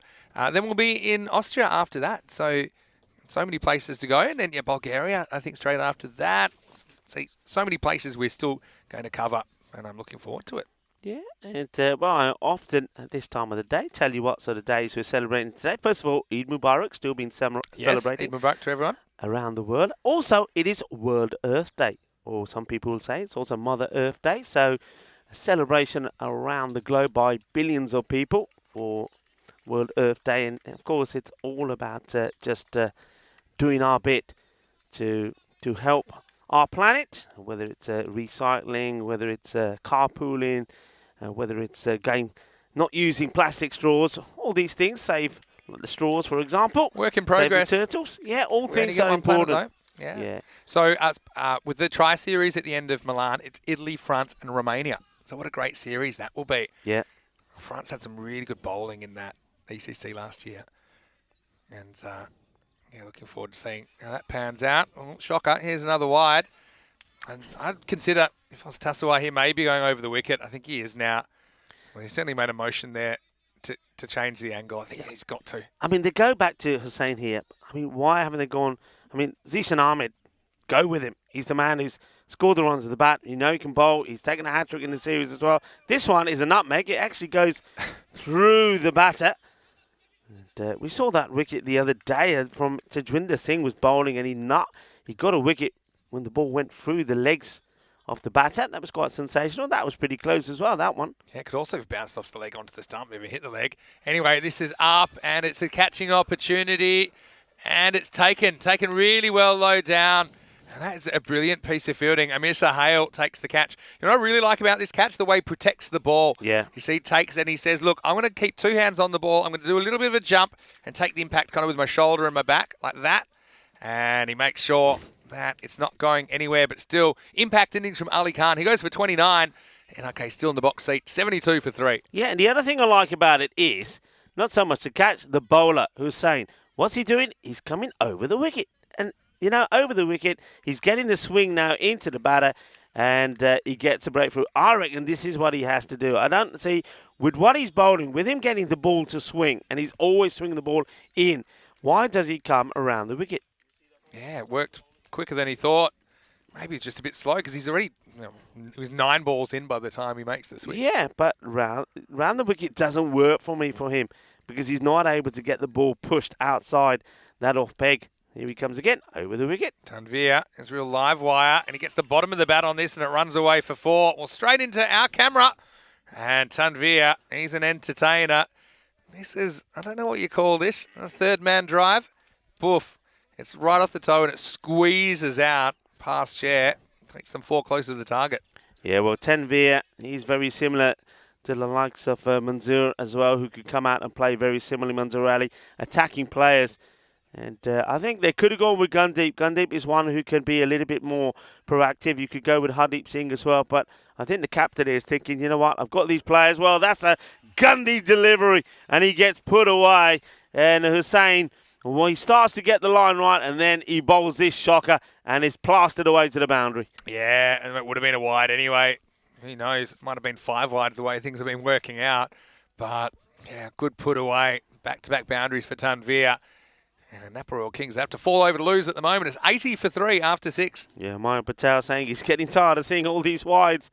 Yeah, I mean, I know Maya will give us some statistic pretty soon about the percentage of them, but they are hurting Mark Hall. Well, they need to be at their best for this one, but the goats they haven't been, and it looks like they're going to be put in the grill in a moment. I normally say, okay, at this level, maybe 1 wide per over, you can eat it. 10 for the innings, maybe that's par. They're going at pretty much 4 wides per over. So that's like an extra boundary for over that you're just giving them. And they'll know that. I mean, it's just an execution error. I don't think they're trying to bowl them down there. Partly in the beginning it was when Always was getting some swing and some were swinging, some weren't. It was having trouble. But, yeah, just some of these balls angled down the leg side. I mean, even that last one, that would have been a wide. Instead it was flicked away for 4. Anyway, having said that, look, runner ball required. I always think if it's runner ball, there's a chance for the fielding team. They're going to have to play out of their skin. They're going to have to grab a couple of wickets and kind of just sneak ahead with an over that goes less than a runner ball. Anyway, here's Tajamal to bowl. And this is banged straight to point.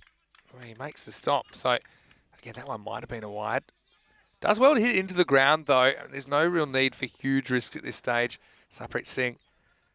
Yeah, Tajamal, from what I've seen from him, wicket to wicket normally. Like that. That's what he's good at. Oh, dear. Oh, dear, oh, dear. Well, this is what is costing them, isn't it? As it goes through. And it's a shocker, really. Yeah, I mean, it's a risky shot from the batter first up because he only offers 45 degrees of the bat, but then yet needed to be stopped, didn't it? And so it's just been a bit of a game to forget for Marcor, unfortunately. He looked to be sliding out of here. Yeah, 4 runs from what should have been nothing. Tajamal now goes back outside the off. It's high up in the air. This will be out because he doesn't drop him, does the captain. So gets a wicket. And he, Tajamal, after seeing the disappointment from the fielder letting one through, he does get the wicket. And Sarpreet Singh goes. So they're picking on wickets here. So you got to say that Napa Royal Kings, it's theirs to lose, really. But I wonder who's going to come out here now. Will they go for Gundeep or will the captain himself come out? Looks like Gundeep is going to come out. So I think the message here from Gundeep is say, hey, look, just all we need is singles. If it's a bad ball, put away. But you know what?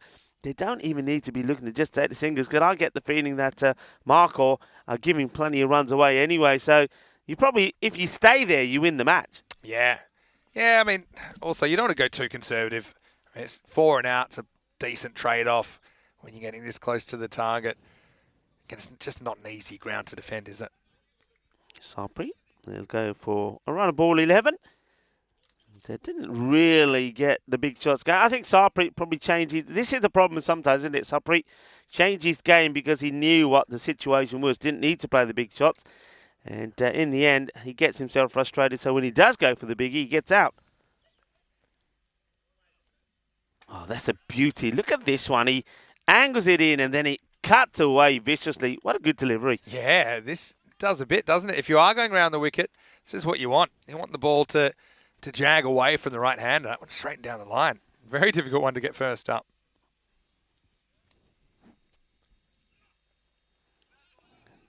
Similar delivery, just pushed it through a little bit more. So, yeah, Tajamal, this is what oh, no. They've just been so bad. Whenever they seem to create any bit of pressure, then throw it away. So once again, it's a run from nowhere. You can see the captain pleading with his player. Just watch this. Oh, it's just poor cricket. It's a funny one. I mean, that time he is trying to throw it back to the bowler. I don't think he's attempting a run out. But if there's doubt. Yeah, I wonder. Yeah, that's what they're doing. They said, nah, go back. So well picked up by the umpires as well. Yeah, I think that is a good call because it's one thing if the keeper's attempting to advance the play by trying to run out the batter. But if he's simply returning the ball to the bowler, that should be a dead ball. That's good umpiring.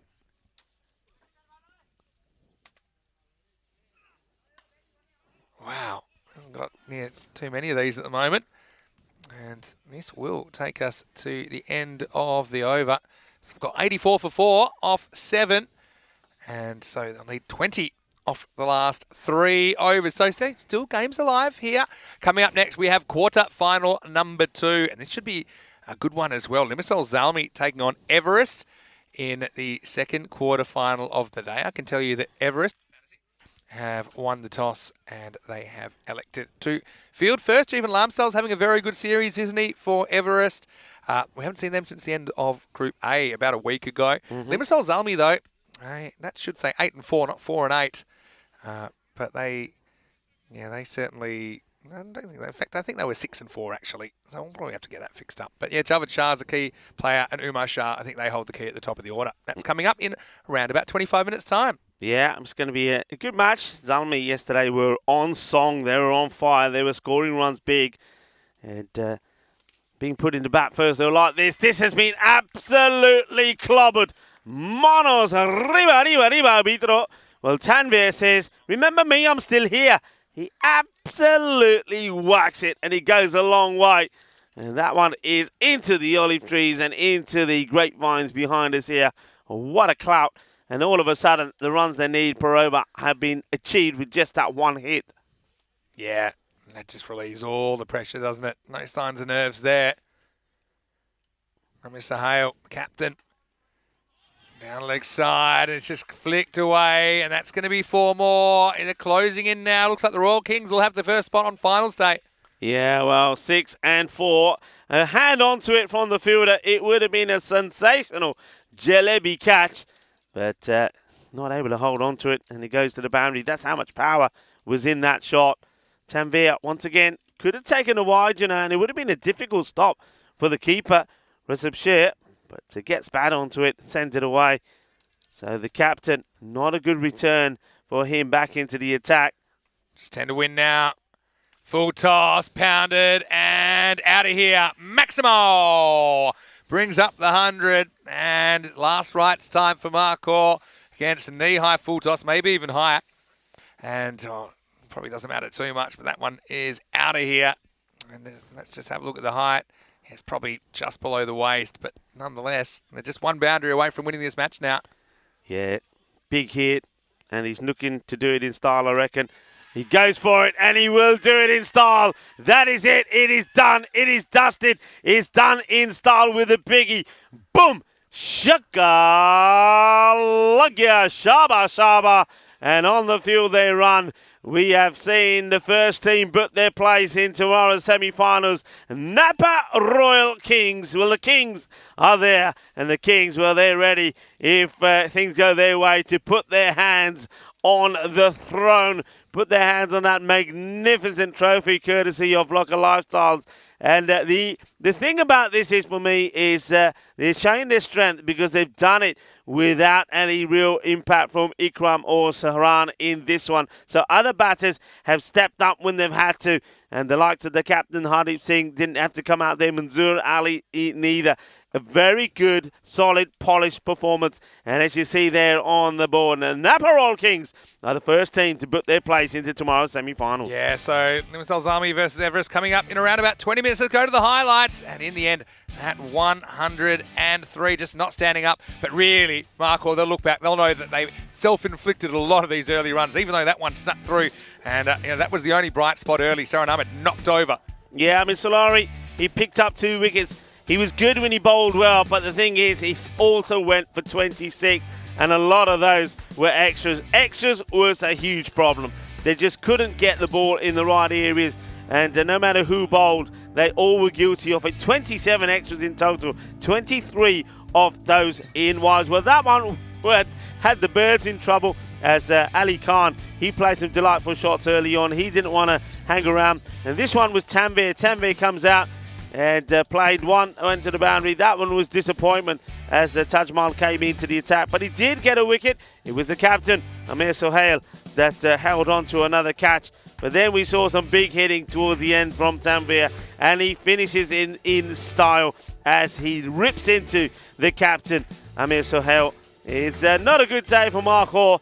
They really, well, didn't come out prepared. So we've seen that one of the teams from Group A come in and they totally destroy Mark Hoare. It's a very comfortable win by 6 wickets, and they do it with plenty of balls to go. This is the one that's coming up next. Looking forward to it. Limassol Zalmi, they have been on fire with the bat.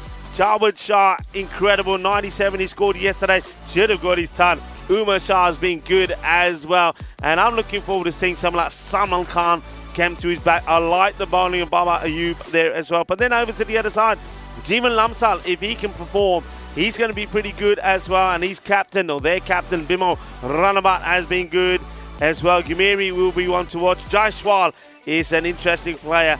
And also Sahil Akhtar. But they're a team that they never say die. They fight, they combine and work well and hard as a team. But they're going to have their work cut out against the force of Limassol Zalmi. Yeah, they will. I mean, that should be an interesting game coming up. Like I said, we'll be back in around about 15 minutes with that one. Just quick look at this scorecard, and really extras. We're right up there with the top scorers in the end. Saeed Tanvir, 30 off just 6. In fact, he hit every single ball to the boundary or over. 3 4s, 3 6s. So he went supersonic, didn't he? But 27 extras, the next top scorer after Ali Khan, who scored 29 off 18. And they get there with around about, 14 balls to spare. With the ball, well, I mean, Solari did get the 2 breakthroughs, but he was also wayward. I mean, no less than 14 wide deliveries in there, which cost them 23 runs. That's an extra 2.2 overs. Yeah. Just not really good enough in the end. Also, the wickets to Tasawai Hussain, but even he was a bit off. Tajamal bowled one of the few decent overs along with Umar Farooq. But anyway, it will be the Napa Royal Kings on their ECS debut, the first team through to finals day. We'll be back in around about 15 minutes, take you into quarterfinal number 2, and it will be Zalmi. Can their bats keep on swinging? They will be batting first against Everest. Vinny Sander, great to be back, and Rico Full will be with you very shortly to take you into the second of the 4 quarterfinals today. We'll see you very shortly for more action right here from Cyprus. You're watching the FanCode European Cricket Series.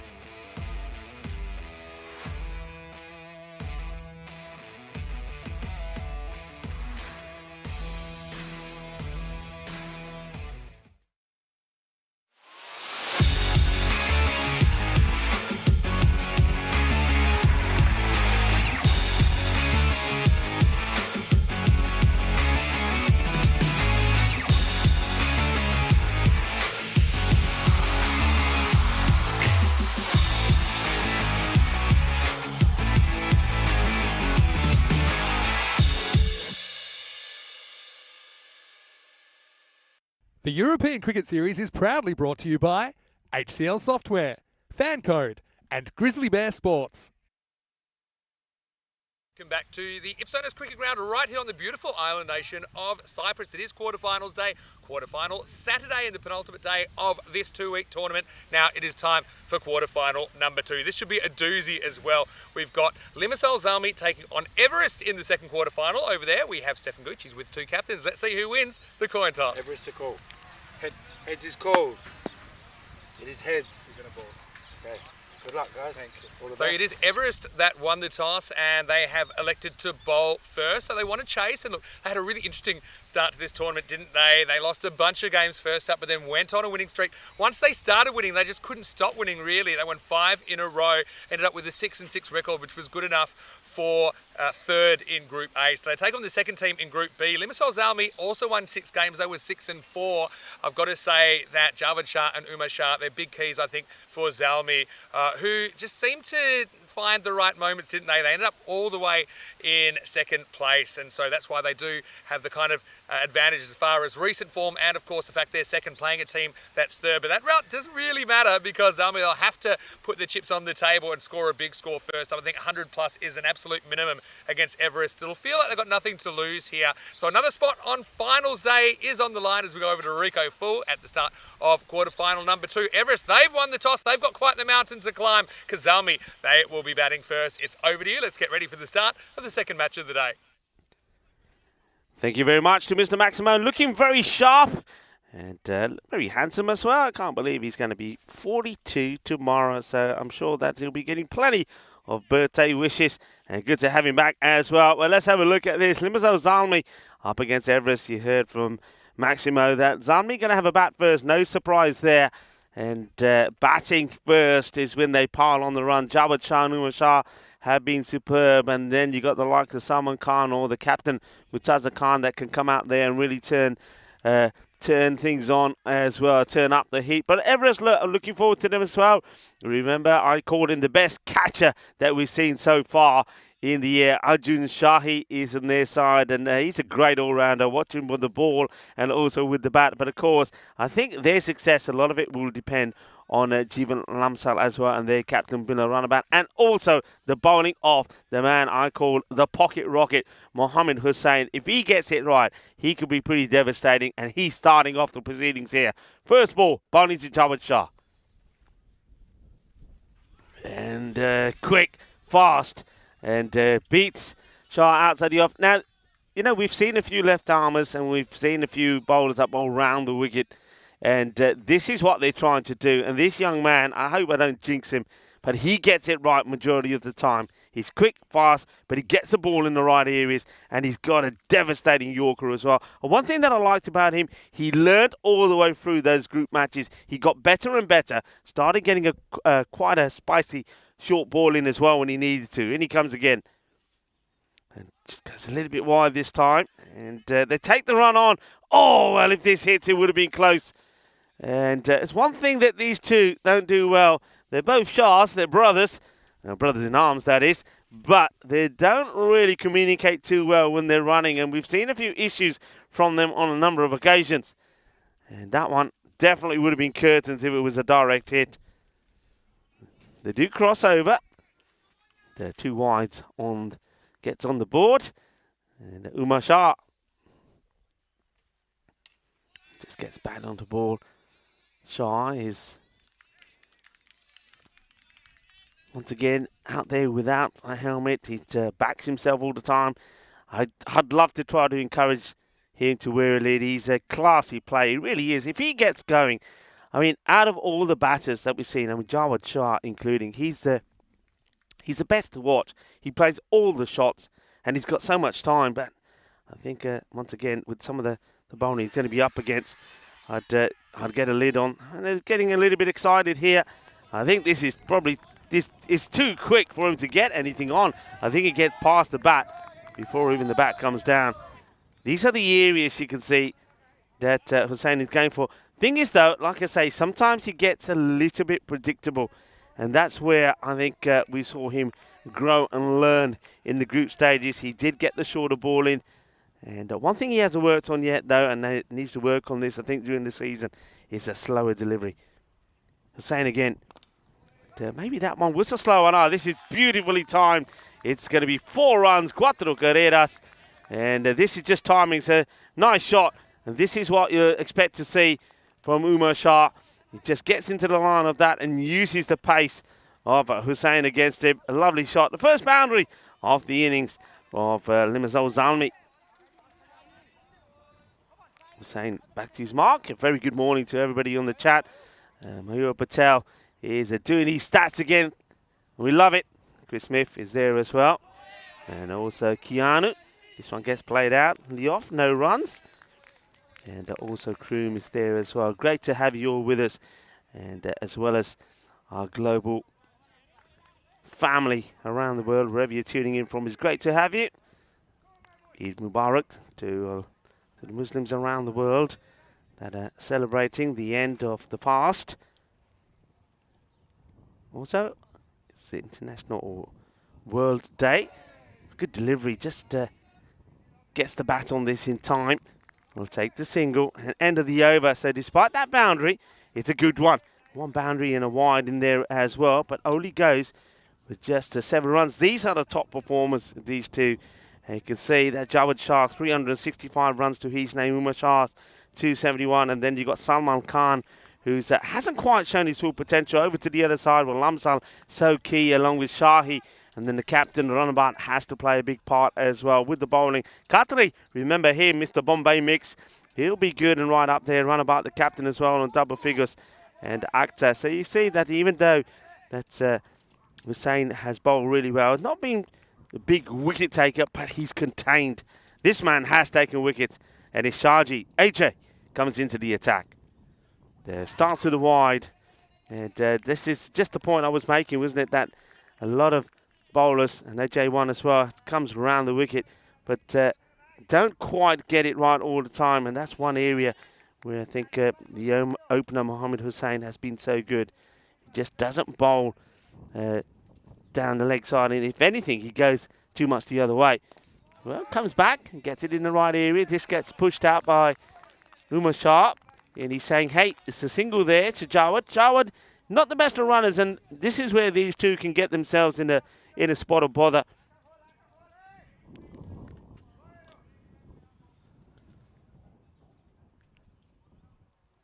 Shahi once more tries to tuck up Shah, who's quite happy at the moment to play sensibly. He doesn't really try and hit this away, doesn't try and play too much of an assertive shot. He's quite happy just to take the single so far. Of course, Zalmi yesterday were just on fire, weren't they? In match number 58 against the Black Caps, put 149 on the board. Black Caps, funny enough, were right on cue for an upset there, but they just fell away towards the end. And this one, just a little nurdle as it goes for 4. Jawad Shah just gets the bat down on it, knows exactly what he's doing. Look at this, he just, there we go, thank you very much. The nice shot, this has this under full control. You see Shahi there just getting excited. Thought he was going to get through his defences, but it was not to be. Jawad Shah, of course, in that 149 against the Black Caps. He scored 97, and he should have got his 100. He knows that, as he was caught brilliantly by Rajwinder Brar on the boundary, going for a 6 to get his 100 up. Next time we saw them, they put 174 on the board against the Nicosia Fighters. Good comeback from Arjun. So no run there. And that time around, it was Umar Shah who scored 50 of 15 deliveries. There was also a 63 from Jawad Shah. Both those batters have been in good form. And Salman Khan put in a little cameo as well with 32 of 13. So they're a team with big batters. And that's what they're looking to do here. They're looking to bat their opponents out of the game. And this one is another one that'll just go to the boundary. So this is the issue, really, when you're coming around the wicket. Every time you don't get it right, you get into trouble. He's now tried to go over the wicket to try and compensate that. And he's overcompensate, and it still goes down the leg side. And Jawad Shah, almost like he's playing a tennis shot, uses one hand to put that one away as well. So 10 of the over, 17 on the board, and this is going to be another wide. And you can see just how much the wicketkeeper had to do to get there. I think you've got to, as a bowler, we've seen a number of bowlers do this. If that is what you bowl, so if he regularly bowls around the wicket, stick with it. If a couple go wrong, stick with it, because what he's trying to do now is do something that he doesn't normally do. And now he's having more trouble with that. And now he doesn't know what he wants to do. Sticking with over the wicket. Better delivery. And they think about the single. But it's not to be. Plenty of bodies outside the offside. Just the 3 men on the leg side. So another over comes to an end. 11 come off that one. 18 without loss. One thing I commented on with Zalmi, and Zalmi were very similar to the Mouflons, is though they do sometimes go and score big runs, they don't really make big use of the power play. They're not like the Black Cats, for example, or the Nicosia Tigers that go big in the power play, or even the Sri Lankan Lions. They are able to then catch up, but they end up with sometimes scores of like the 120s when you just think, well, if you went big in the power play, you're looking at the 140s and 150s that we saw them do yesterday. So that's the only criticism with them. And you've seen here a number of times that the batters, rather than go for big shots, are quite happy just to push.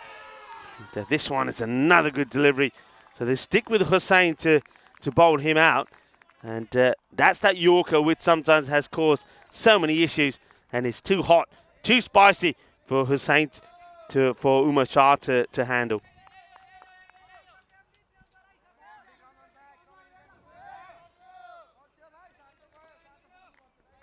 Hussain, lovely flowing action.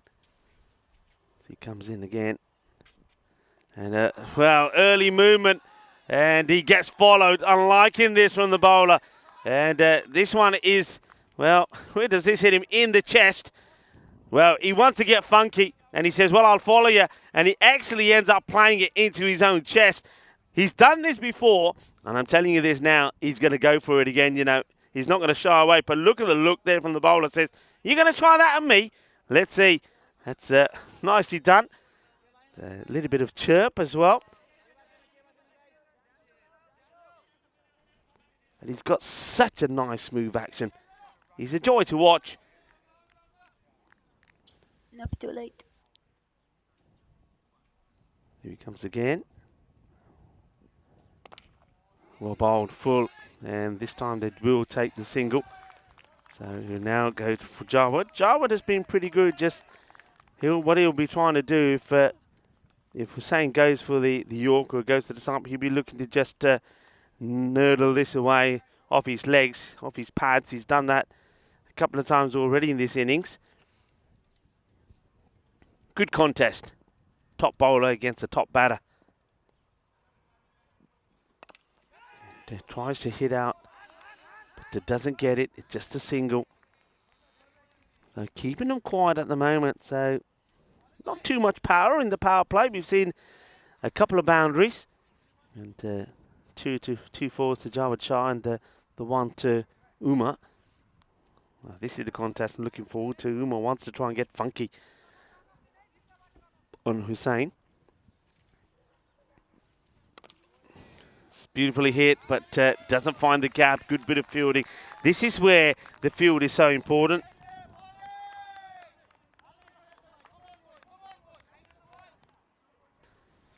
So that field, captain keeping it tight. Just have a look at that here now so you can see. Got a catcher in position. Backward point, cover. Got a man in short, extra cover as well. Look at the ring. It's like a ring of fire around the batter. Just a 3 on the leg side. And he goes for the big shot. And this is all about pressure being built up. This is all about the batters knowing that they really haven't got anything away yet. So he goes for it. Misses out. Ball to go in the power play. 21 on the board. It's a low par so far from Zalmi, but it's all down to the excellent bowling, particularly here of Hussain. Just 10 of his 11 deliveries. Shah will want to go for him. This is where the Yorker would be handy. Up in the air, but he gets it away. Nice shot to play in the power play. And it will go to the boundary. Takes a couple of bounces. So Umar Shah gets one away. It'll be 25 off the first 3 overs, but a fine spell of bowling once again from Mohammed Hussain. It was worth the wait to see him come back and have a bowl. His 2 overs go for 14 and 25 on the board, and a fine time to welcome back into our commentary position Mr. Maximo. Thanks, Rico. Good to be back, and warm welcome to everyone if you're just joining us. Yeah, quarterfinals, always going to be an exciting day. 8 teams start the day, only 4 survive through the finals tomorrow. It's pretty much straight shootout from here. Each of the 8 teams 3 wins away from the trophy. So Everest, I mean, you saw them in the run in the warm-up. They were the kind of team with a bit more, I suppose, focus, I'd say, and they've certainly come out firing. A couple of nice shots from the Shahs, but one thing that Everest haven't been able to do is take a wicket. Here we go with Khatri. Khatri will start with a no ball, and I was just about to say that one thing that Khatri does do, and he's the man I was saying, he's the little Mr. Bombay mix. He really does vary his pace around. Now that delivery is too high and gets called, but several times he bowls this, and when it comes out of his hand, you think, no ball coming. But he manages, because he has the knack, to make it dip quite sensationally. Yeah. But he goes for that first up, but he doesn't get it right. So not only does he go for a boundary, free hit coming up. Yeah, bit of a disaster, bit of a pressure breaker. Gets away with this one though, so it gives him a chance to reset. Again, these are 2 batters that can really hurt you really fast, aren't they, if they get going? Yeah, what they haven't done so far, I mean, the difference between the 2 is Shah, if you pitch up to him, he is probably being the best straight hitter that we've seen in the series. Whereas Umar is very good outside the off. And this one's going to be too wide from Khatri. He's very good outside the off, and he'd get quite funky. So with the field set the way it is, he's the batter who's likely to do the reverse Malati or go for the little scoop. And he's executed it pretty well. So these 2 complement each other well. And that's why quite often, once they get going, they put good partnerships together. Khatri, well, no ball and then a wide. Just needs to get his line right. And that's better. Big swing there from Umar Shah. He needs to go back to playing his strokes. He's not really a natural slogger. He's a stroke player. But I think at the moment, because of the run situation, he just feels that he needs to really get going here a bit sooner and wants to try and accelerate. But he's got to go back to playing proper cricket. Rechecks his guard. Khatri once more. And this will be another wide. He's just been a bit off, hasn't he, with his direction. And when you've got a team tied down, a particular opening pair they're a good opening pair. When you have them tied down, you don't want to start giving them freebies, because they can turn this game around really quickly. And it's not like the run rate's a disaster either. It's knocking on the door of 10 at the moment.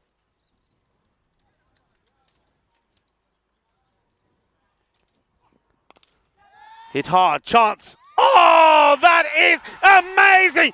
That is absolutely amazing. I called it before. Arjun Shahi is the best catcher that we've seen. He is the best on the ECN. That is one of the best catches you will ever see. That is out of this world. What a catch.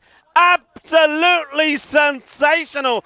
Arjun Shahi, take a bow. Well, I tell you what, he's got the Superman colours on. This is Superman. Well, he hits it at pace. He's absolutely flying. Where's his cape? I think he was going so fast his cape fell off. And he just played dead there for about 30 or 40 seconds, getting his breath back. But Arjun Shahi, I mean, that was just a game-twisting kind of a catch, wasn't it? Just look at the action here. Takes off 2-footed, takes it mid-air. And look at his legs flying. And it's a fair thump he comes down, but he wasn't letting that ball go anywhere. And then makes a little snow angel, if you like, at the end. But that was an outstanding piece of fielding, and Khatri cashes in with the wicket. Wow. Wow, well, that has got everybody on fire. The chat has gone wild. People have gone wild around the world. People have choked on their breakfast, lunch or dinner seeing that. That was amazing. Wow. Khatri, 1 for 8. Oh, if this is all pad, well, it must have been a bit of bat. If this is just pad is gone, Salman, but he gets a bit of bat onto it. Yeah, it's like a leading edge. That's why it kind of comes off the toe of the bat. But you're right. If you missed that, then it was curtains, wasn't it? So pressure's a funny thing. Something had to give, and in the end, it was the wicket of Umar Shah. Now Khatri looks right on target. With Khatri to Khan. Oh, he just strays down the leg. You can see what he's trying to do. He's trying to get the same delivery in again that he got the ball before, but he just gets this to drift a little bit down the leg. I think he's far better off just keeping or trying to stay focused on the same length, but sort of outside the off stump and get that ball just to nip back. A couple of wides in this one lets him down.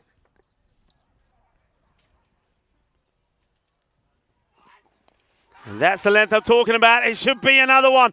And it will be another one. Salman Khan will go without scoring. Khatri gets another one. Everest, well, there's an avalanche.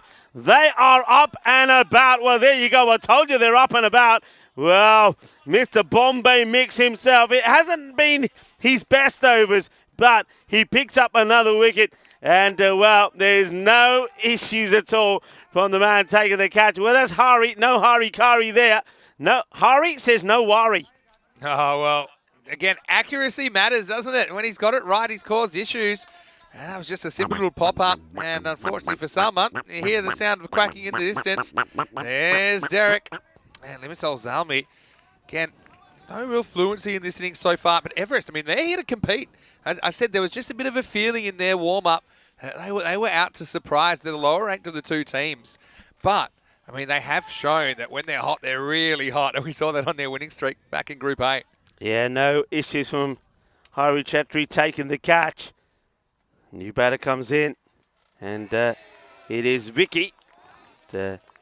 Mohammed Huzafa comes out, the wicketkeeper batter. He played some good innings himself, but this is where, when they've been in this position before, so whether the wicket that's gone has been Jawad Shah or Umar Shah, well, the other Shah then just clicks into life and realizes that he's really got to get going. I wonder if Jawad Shah now is going to spark into life. Well, he needs to, because 4 overs down, it is 34 for 2. Yeah, what a highly entertaining game this has been so far. And you can see, that, I mean, the run rate not terrible, but you know, obviously not quite where Limassol Zalmi wanted either. They're a team that can score big runs. Time for over number 5 now. Shouts will catch it. Just bounces a couple of times before it goes to the fielder. So Jawad goes for the big shot, but finds the fielder. So just gets a single. And Huzafia comes back on strike. Well, just had Playboy sending me a message on Instagram saying that catch was better than a Jonty Rhodes catch. That Superman catch. Thank you very much for your feedback. This one sneaks on a little bit of pad, but it's going down the leg side. Yeah, he said that the Shahi catch is a Superman catch. More super than Jonty Rhodes. Well, it had that kind of flying aspect to it, didn't he? He might have been booked by the Civil Aviation Commission for flying without a license there, yeah. Shahi. I had the pleasure of seeing that live. And the thing is, what you don't appreciate on the screen is how quick that ball was hit and how much. It was absolutely smashed. Yeah, and how much he had to do. This one gets played out. It should just be a single. And this is the one thing, look, right in front of us here. I was just about to say, this is one thing that Everest do.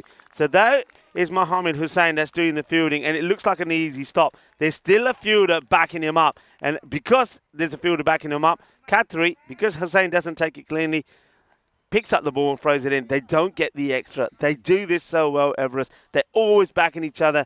They play as a team. Big adios. That is gone. That has gone a long, long way. That is a monster hit. 6 runs. Well, he gets all of this. Not too much in footwork. Takes a bit of a step back and then escorts it over the leg side. That was pure. And Jawad Shah, well, he's a guy. He's still there. They haven't got him yet. If they get him, then he'll have my interest. I think if he's there, the longer he bats, the better it will probably be as well. Yeah, Jawad. Don't forget, they still have got so much batting. That's the thing. Jarwood, he goes for another. It's another one that's out of here. Back-to-back sixes. Bolle.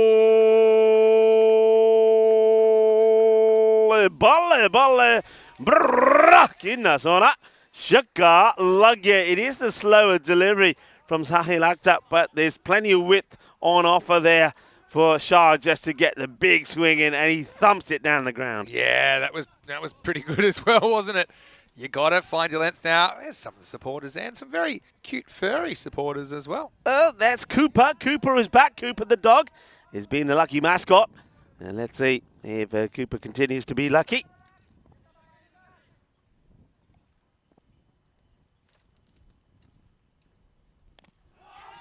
But, good comeback. Well, it's has a little shy. Well backed up. Went for the big one again, but just changes the angle this time to Jarwood. So he's not able to get the big swing in. Tucks him up a little bit, but they still get something at the end of it. It's the end of the over. And after 5, 49 for 2. So you can see just why they are trying to get that acceleration in there. But some good shots there from Jarwood. But as you said, Vinny, he's the dangerous man. Yeah, and he's a bit of an enigma, isn't he, Jarwood Shah? When he goes large, he's just very hard to stop. Same with the ball. I mean, he fires up, and I think he's the kind of player that fires up for big games as well. A little bit quiet early, but yeah, a couple of big warning signs there, I think, for Everest. Yeah, and as I say, they've still got good batters. They've got the captain to come in that can hit big. They've got Shayan Khan as well. So this is still very much in the balance. They'll still be looking to get to a 130 score, I think. Well, big moment, high up in the air. Can anybody get there? No, they can't. I get the feeling this is probably one that the closest man to it, they probably didn't think it at the time, would have been the bowler. Probably, but he thought it was going too far for him. I had all eyes on Shahi there. He was herring in from the boundary, but even he couldn't get close to it. So, yeah, a bit of a lucky one that time for Javed Shah. Survives a scare on 28. Yeah, Khatri back into the attack.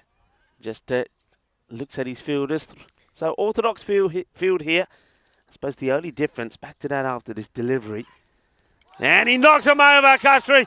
And he is pumped. It's another one for him. He's taken 3 for 10 now. And, well, Vicky wanted to go big. And it's, well, not the best of shots, really. He swings blind.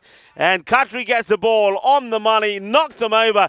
It's not a great shot, really, although it does come back a bit. And Buan Khatri, he is fired up. You mentioned the kind of team vibe. This Everest, they're all backing each other up. Another dangerous hitter goes, and another one comes. But yeah, 50 comes up at the loss of 3 wickets now, 50 for 3 in the 6th over. Yeah, good bowling, just getting the ball up there on the stumps, on the money. Shayan Khan makes his way out. So Mustaza Khan opting to let him go before him, and out he comes. And, well, you can see now that these wickets falling is trying to spark Javed Shah into action as well. He's throwing the bat almost at everything, has a bit of a chat with Shayan. And Shayan is one of those batters who doesn't have too much of a bat lift, but he's certainly got a lot of power in his forearms. But how well would they bowl to him? Khatri's been good. He wants to just keep it outside the off, and he comes. First one to Shayan. It's a good delivery. Shayan walks up to it, plays it very well, and looks pretty comfortable as he just strolls to the other end, getting himself off the mark. Yeah, smart batting. Give it back to Javed Shah. He's moved to 29. But yeah, I mean, Khatri, he's the man. He's red hot right now, 3 for 11 in the quarterfinal. He's got 3 balls. He would love to see the back of Javed Shah. They got that kind of floating slip in place as well, which is a potential catching position. Good contest coming up. Smash down the ground. Adios, Balota. Well, what does this hit? It hits something that comes straight back. I don't know if that's the tower or that's one of the poles up there. Well, it's not the tree, because if it was that tree, it'd be down. I think that's the tower. So some boom shakalaka. Yeah, that looks straight enough to be bang. Crossbar challenge. There you go. Right off the edge of the tower there. That one came back to the bowler. Karina is still shaking. Karina, are you okay? Give us a thumbs up. Oh, yeah, she's shaking, she said.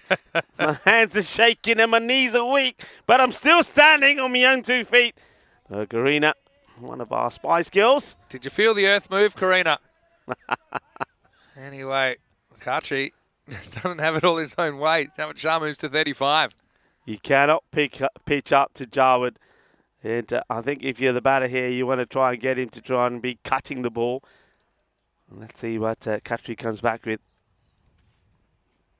And, well, I like it. A little bit of cat and mouse.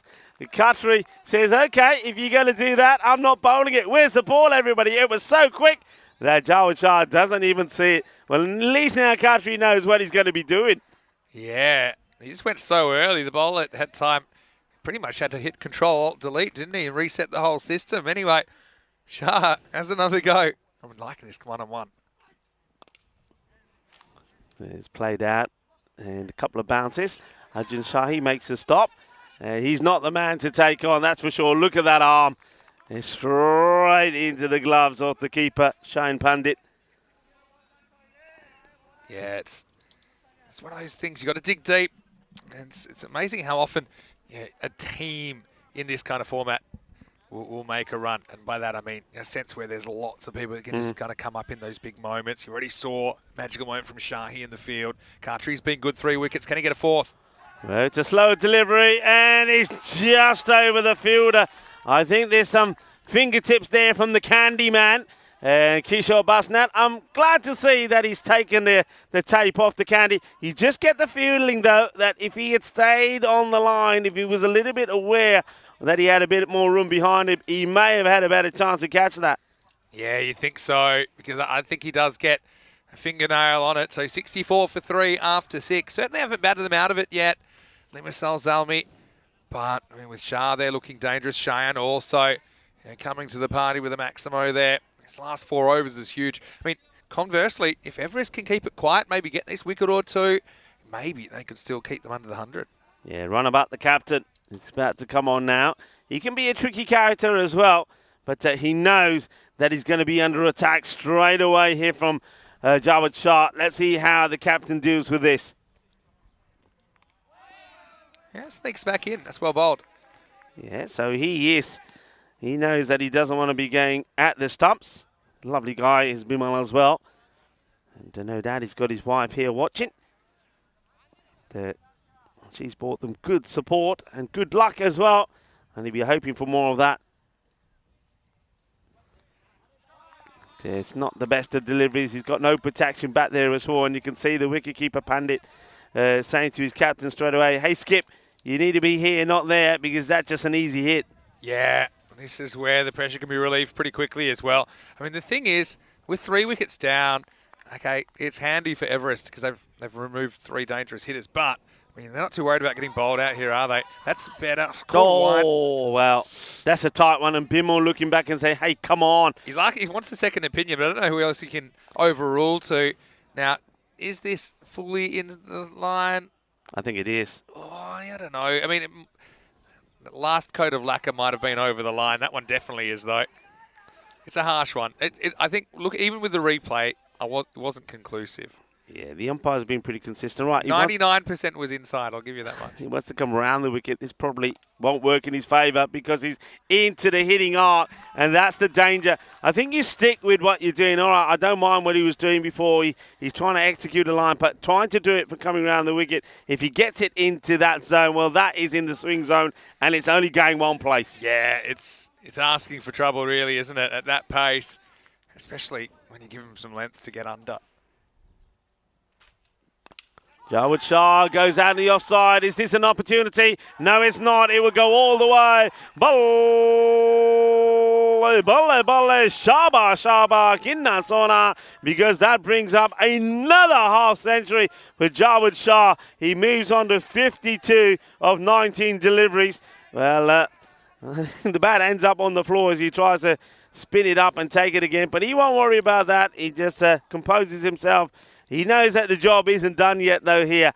He needs to keep going. Good effort from the fielder, but he couldn't keep it in the field of play. That was like a bullet. He hits this pretty well as well. The fielder chasing, but, well, the candy man is not going to get to that. It's 4 more. And Jawad Shah, remember, when we saw him yesterday, he scored 160 runs in the day. And now he's carried on with another half century. So the form he's been is quite incredible. So 97 I think he got to 63 yesterday, and now he's 56 and still going strong. It's a bit of a full toss. Doesn't quite get it right. It's a slower delivery. It's the end of the over from Runabout. He's going to go magical in his over. 23 he goes for. And the score, well, now starting to look a little bit more like it. 87 for 3. Yeah, so it didn't really work out for Runabout. This is where we are on quarterfinals day. Napa Royal Kings already through. And now we're watching Limassol's Army versus Everest in quarterfinal 2. Still the Tigers and the Black Caps in the third quarterfinal, and the Lions and the Calendars in quarterfinal number 4. Superman is coming back onto bowl, takes his cape off, and gives it to the umpire. And Ajay Arjun Shahi. Well, this is a huge over because he knows that Jawad Shah is basically going after everything and everyone. Swings hard at this one, and brilliantly done by Basnet. And it will be 2. That's a very good stop. He's gets down, gets dirty, makes the stop, saves the boundary. Yeah, and you need to do that in Everest. No shortage of kind of effort in the field from them today. But Jawad Shah, he's a guy, when he's on, he's so destructive. And this one is going to be a chase on. The keeper after it on the Iba does very well. In comes the throw. And I think this... Off the gloves, I think. Off the gloves, yeah. Yeah, and I think keeper only gets there because he's discarded both gloves. It's like throwing ballast out of the ship. You could go a little bit faster. But yeah, because it was off the gloves, it didn't really fly away towards the boundary. It just kind of meandered along. Well, moves early. Doesn't quite get the most off this, but well, mind, look, he doesn't need to really hog all the strike because Shayan Khan, he's had 2 balls, he's on 7, and we know that his hitting ability is good. You still got the likes of Mustaza Khan to come out there as well. As I keep saying, plenty of batters that can come out there and give the ball a good whack. Just thinking ahead to the second half of this game, although we're not there yet. A lot of pressure on players like Lamsal. He's kind of bowled a good line here. It's kind of on the tightrope without a safety net because he's got no fine leg and he's trying to jam the batter for room. I think they've kind of strengthened this offside with the deep cover and another deep cover and a straight long off. But yeah, you've got to be dangerous because if you turn around the corner, it's an easy 4. And well, this one is an easy hit. It's a full toss. And it gets absolutely walloped. It will go all the way. Manos arriba from the arbitro. And, yeah, I mean, I'm just having a look at the field that Everest have stuck to all the way through this innings. They've stuck to 3 men on the leg side, but there's a lot of bodies I see on the offside that haven't had to touch the ball all through the innings. Look, they've still got 3 in the slip quarter, but this should be gone. And he doesn't miss him, does he? Oh, he's missed it. Well, you wouldn't believe it, although I think they might have made a switch out there. Yeah, I mean, this is a problem they have. And look, well, he's not just thrown 1 cap, he's thrown 3 caps. And that's how bad Sahil thinks that of Sahil Akhtar. Sometimes he throws 1 cap down in disgust. He throws 3 caps. 1, 2, 3. And the reason he's disappointed is, of course, that is where normally the man who just finished the over feels. And that's where Sahi goes. And, well, that is such disappointment. Yeah, well, I was looking for Shahi, then I realised he bowled the ball, so it couldn't have been him. And so Sahil drops the ball, drops 3 hats for good measure. 100 for 3 after 8. And Shah gets another life. So, such disappointment for Everest, missing a crucial chance. They have kind of worked their way ahead in the game now, haven't they, Zami, after being behind early. Back to spin, and Runabout gets the second over. This was hit well, and oh, look at this. Look at this. Tell me how he's not Superman. Tell me how he's not Superman. And then he gets a throw in here. They're asking the question. They're going upstairs. Well, we've seen him take the best catch in the world so far. And now, well, he makes one of the best saves, gets the throw in. Is he going to get the run out? It's going to be a race on, and he probably just gets there. The bat is on the ground, I believe. So he will get in, but let's take a look at the stop if we have time. Yeah. What a bit of fielding. That was an incredible stop. You see the difference. Shahi flung himself to his right. So it would have been 4. Oh. Just gets the little pinky finger on it, doesn't he? Wonderful bit of fielding. Absolutely wonderful. It's so disappointing that they couldn't have another one of him because then we know that Jawad Shah would not be here. That is in his zone, and that is going to disappear. You cannot bowl there to him. Java Char goes big once more, and that is sweet out of the middle of that bat. Sweeter than a bowl of Rasmalai. Have a look at where this bounces. It's just about a metre short of the front foot, and that's a very comfortable driving length for Javed Shah.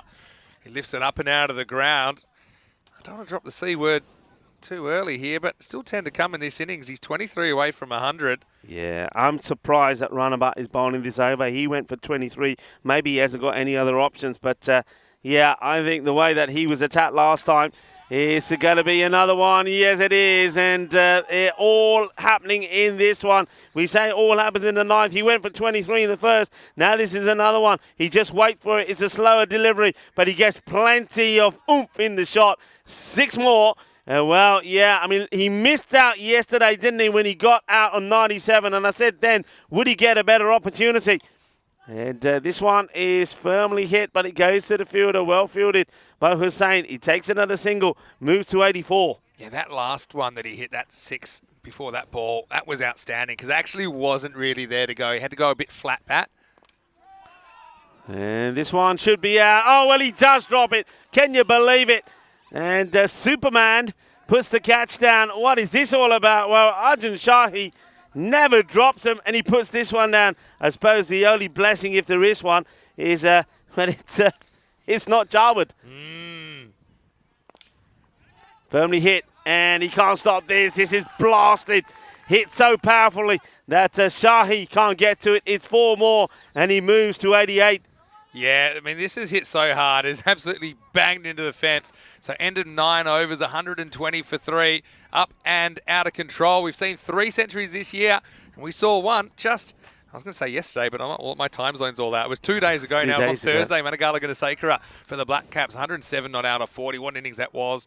Apart from that, we had Big Lala, 140 or 41, including 20 maximos. Hamza Niaz, who can forget that innings for the French champions, Dreux against Hornchurch of England in Championship week of the ECL. But outside chance, he'd have to get the strike back first, but he's just 2 hits away. This is the situation he was in yesterday.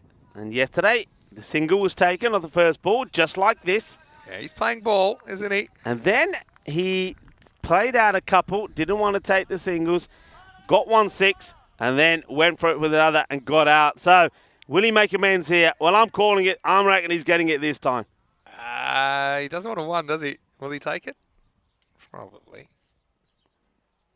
Well, there you go. That's the intent. He tries to smash this over mid-wicket.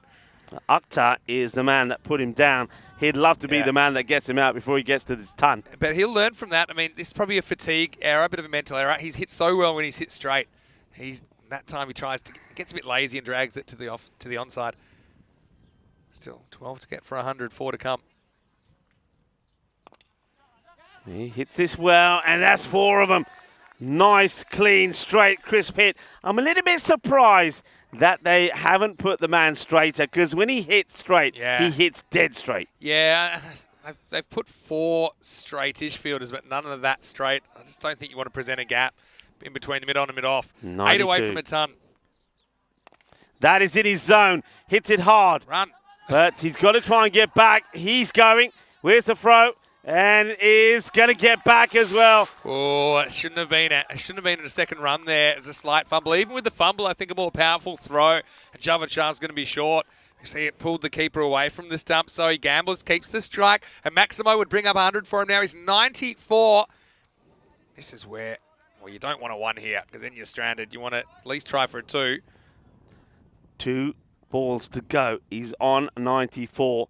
Gets a full toss. Oh. It's high up in the air. Where's this going? It drops once. And does it go all the way? We're waiting to see what the umpires are signaling. We don't know. We don't know. Everybody at the other side is cheering. Is this 6? Is it 4? Well, there's still a ball to go, so there's time to get it. We're going to have to follow the ball. Nobody knows. No signal as yet. So far away from us. All right, where's this ball bounce? We've got to find it, because no one's seen it. It's not over there. It's down there. It's finer. Where is it? What are they going to call on this? Well, everybody waits in suspense. Is it a ton here, or is it 98, or is it 100? The umpires are waiting for something. Jawad is waiting. We'll never see it. The players, his own teammates are waiting. What's the signal going to be? Everybody, all eyes on the upper. There it is. It is 100. Shaba Shaba, Ginnasona, Ramane Banaya, Jawad Shah brings up the 100. Yesterday he fell short by 3 runs. This is what it means to him. What a moment this is. The European Cricket Network making players' dreams come true. Jawad Shah missed out on 100 yesterday when he was out on 97. He made 160 runs yesterday and now will make it 260. He brings up his 100. Oh, sensational scenes. And now he says, just in case that one didn't go all the way, I'm going to smash this one for 6 as well. What an innings. What a performance. 139 is the score for 3. And Jawad Shah, 106. Not out. Absolutely magical. We've seen the second 100 scored here in the FanCode European Cricket Series in Cyprus. And Jawad Shah of Limassol Army. Well, look at this. Look at those scenes. Well, they want to do the celebrations. Ay, ay, ay. Ginna Sona. And congratulations, board the Badanya. Jawad Shah, apni century puri kalli. And well, sometimes you don't get given a second chance. Well, he got a second chance. He got an opportunity. Akhtar, the man who put him down, ends up being the bowler that he hits the runs off. As we have a look at these highlights, what a moment this is for Jawad Shah. He's absolutely brilliant. Well, this one was one where Umar Shah ends up smacking it back into his own chest. And then, well, how about this? Superman in the house takes a catch that have them running from everywhere because that was special. That was something sensational.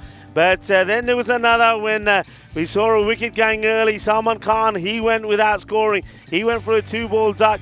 And then Huzafa comes out. He gets done by Khatri as well.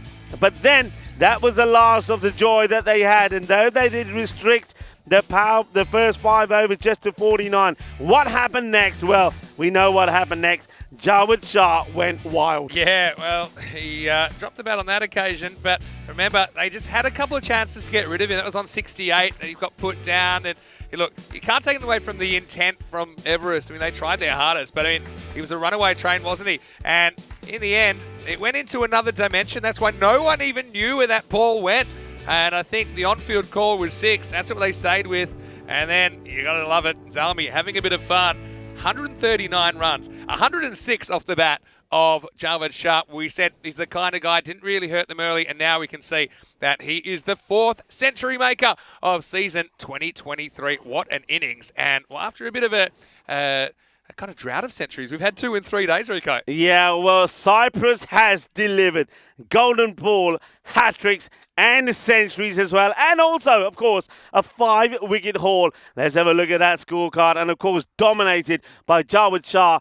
106 of 36 deliveries. That's what the 100 came off ball number 35. It was absolutely sensational. And really, it's all about one man, Jawad Shah. Incredible innings. You got to feel a little bit there for Everest as well because, look, they really did work hard. I mean, the score finishes there, of course, on 139. But do remember that at the halfway point, they kept it to 49. So 90 runs come in the last 5 overs. The bowlers, well, there was a little bit of pain there for Bimal. Runabout, I'm surprised that he does come back on to bowl that one, but maybe he doesn't have or doesn't feel that he has any other options. He went for 43. 34 for Akhtar. Akhtar, of course, the biggest disappointment for him is when he put the catch down, when he could have got Shah and should have had Shah back in the dugout on 68. Well, Shah took his opportunity, and unlike yesterday, this time he didn't make the mistake. He had 5 balls to try and get his ton yesterday, and he hoiked out to Rajendra Brar, but today, it was his day. Today, it's a day that he'll remember for the rest of his life because the memories are there as well. He can go back and watch that over and over again. Well batted to Jawad Shah. 106 of just 36 deliveries. But also, look, I don't want to shy away from the excellent bowling figures there from Buwan Qatari. He took 3 for 24. And at that moment in the first 5 overs, you would have to say that Everest were really in the driving seat. But then, well, Jawad Shah, he conquers Mount Everest and he gets his century. 139 to 140 required for victory. They're going to have to go some to get it. Join me, Rico Fuller, Mr. Maximo, when we return in around about 10 minutes' time for the conclusion of quarterfinal number 2.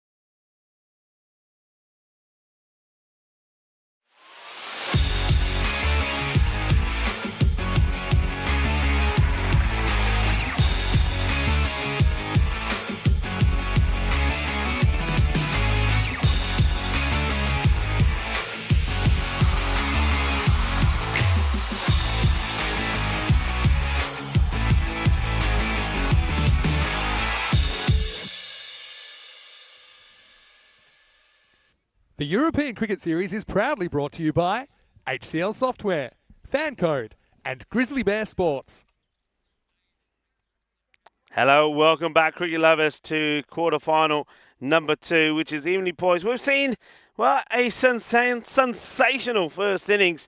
Is that everybody lost for words. We've seen an incredible catch by Arjun Shahi. It was just absolutely magical. We saw a good bit of bowling from the bowler Bhuvan Khatri, who, well, after the first 5 overs of that innings of the Limzo Zalmi, had Zalmi under a fair bit of pressure because they were only at 49. They were 25 at the power play, 49 for 2 at the halfway point. But then we saw 90 runs come from the second 5 overs, and it was all courtesy of a man who's put his name up in the Hall of Fame. A century from Jawad Shah, 106 of 36 deliveries. What a knock it was. You know, when you take it into context and when you break it down, he's batted for 36 balls, scores 106. With the extras added onto that, that means the rest of the team only score 22 runs. That is quite a remarkable, absolute remarkable innings. It really is.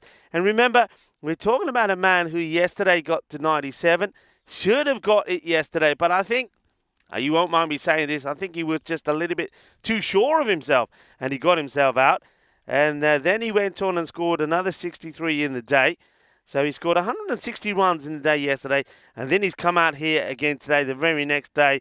And, well, he says, well, sometimes you don't get given a second chance. And with the catch being put down by Akhtar when he was on 68, well, he took that chance and he brought up what has been a fine century. It's the 4th one that we've seen this year. Of course, that means that we've seen 2 centuries here in Cyprus. Remember, Mangala Gunasakara, he got one earlier for his team, the Black Caps. So it's been absolutely sensational. It's been a great day. What it does mean, though, in this contest is that Zalmi, 139 on the board.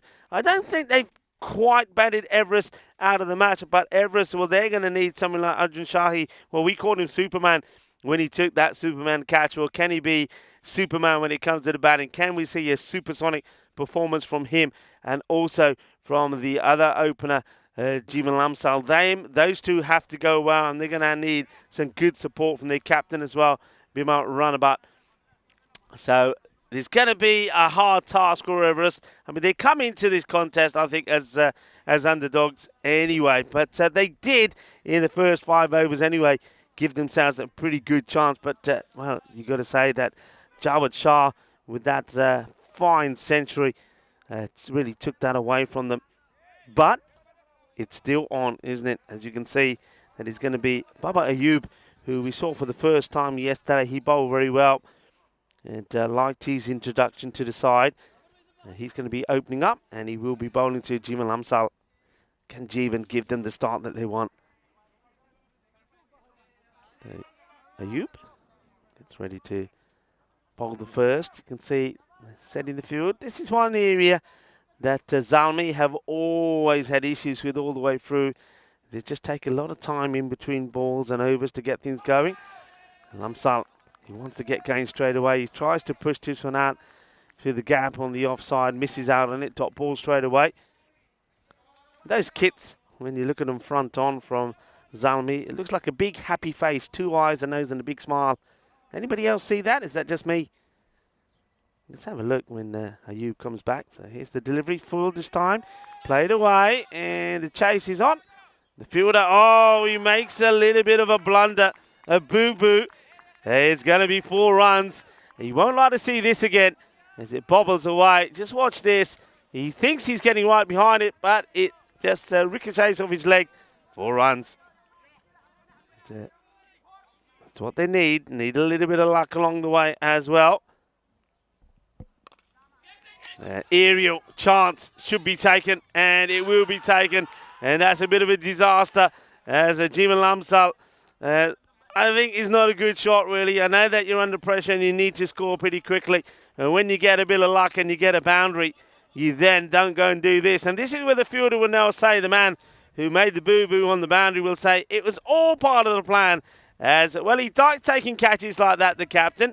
And we saw yesterday Murtaza Khan did the same thing when he took the catch to give the hat-trick to his player. So the wicket goes, and of course the hat-trick man is in the side as well, and that was Furqan Mohammed. What a hat-trick that was as well. It was a very exciting and interesting one as we welcome back into the box Mr. Vinny Sandhu. Yeah, interesting one. Maybe it's IQ 200 moment from the fielder who spills it off the long barrier for 4, but then the very next ball is the wicket. So here's Shahi. He's a mercurial kind of player. First one is down leg side, be called wide. Yeah, 140 is a lot of runs to get. And it looks like even more if you don't have a good start. So nothing to play for except the win here, Everest. But it's looking a long way off at the moment. Still, this is the kind of ground if you need 140. Normally the ground will probably gift you a few. He's hit nicely straight down the ground. We'll get 4 runs for it. Good shot from Shahi. It's a good shot. Because it actually hits the artificial, I think, almost. Doesn't really matter because it goes so quickly anyway. But what he does well is he gets it straight. And that is normally pretty safe. Good start for him. Yeah, good start. But, of course, with that wicket of Jim Lamsal going quite early, it's going to be even harder for them. The captain is out there.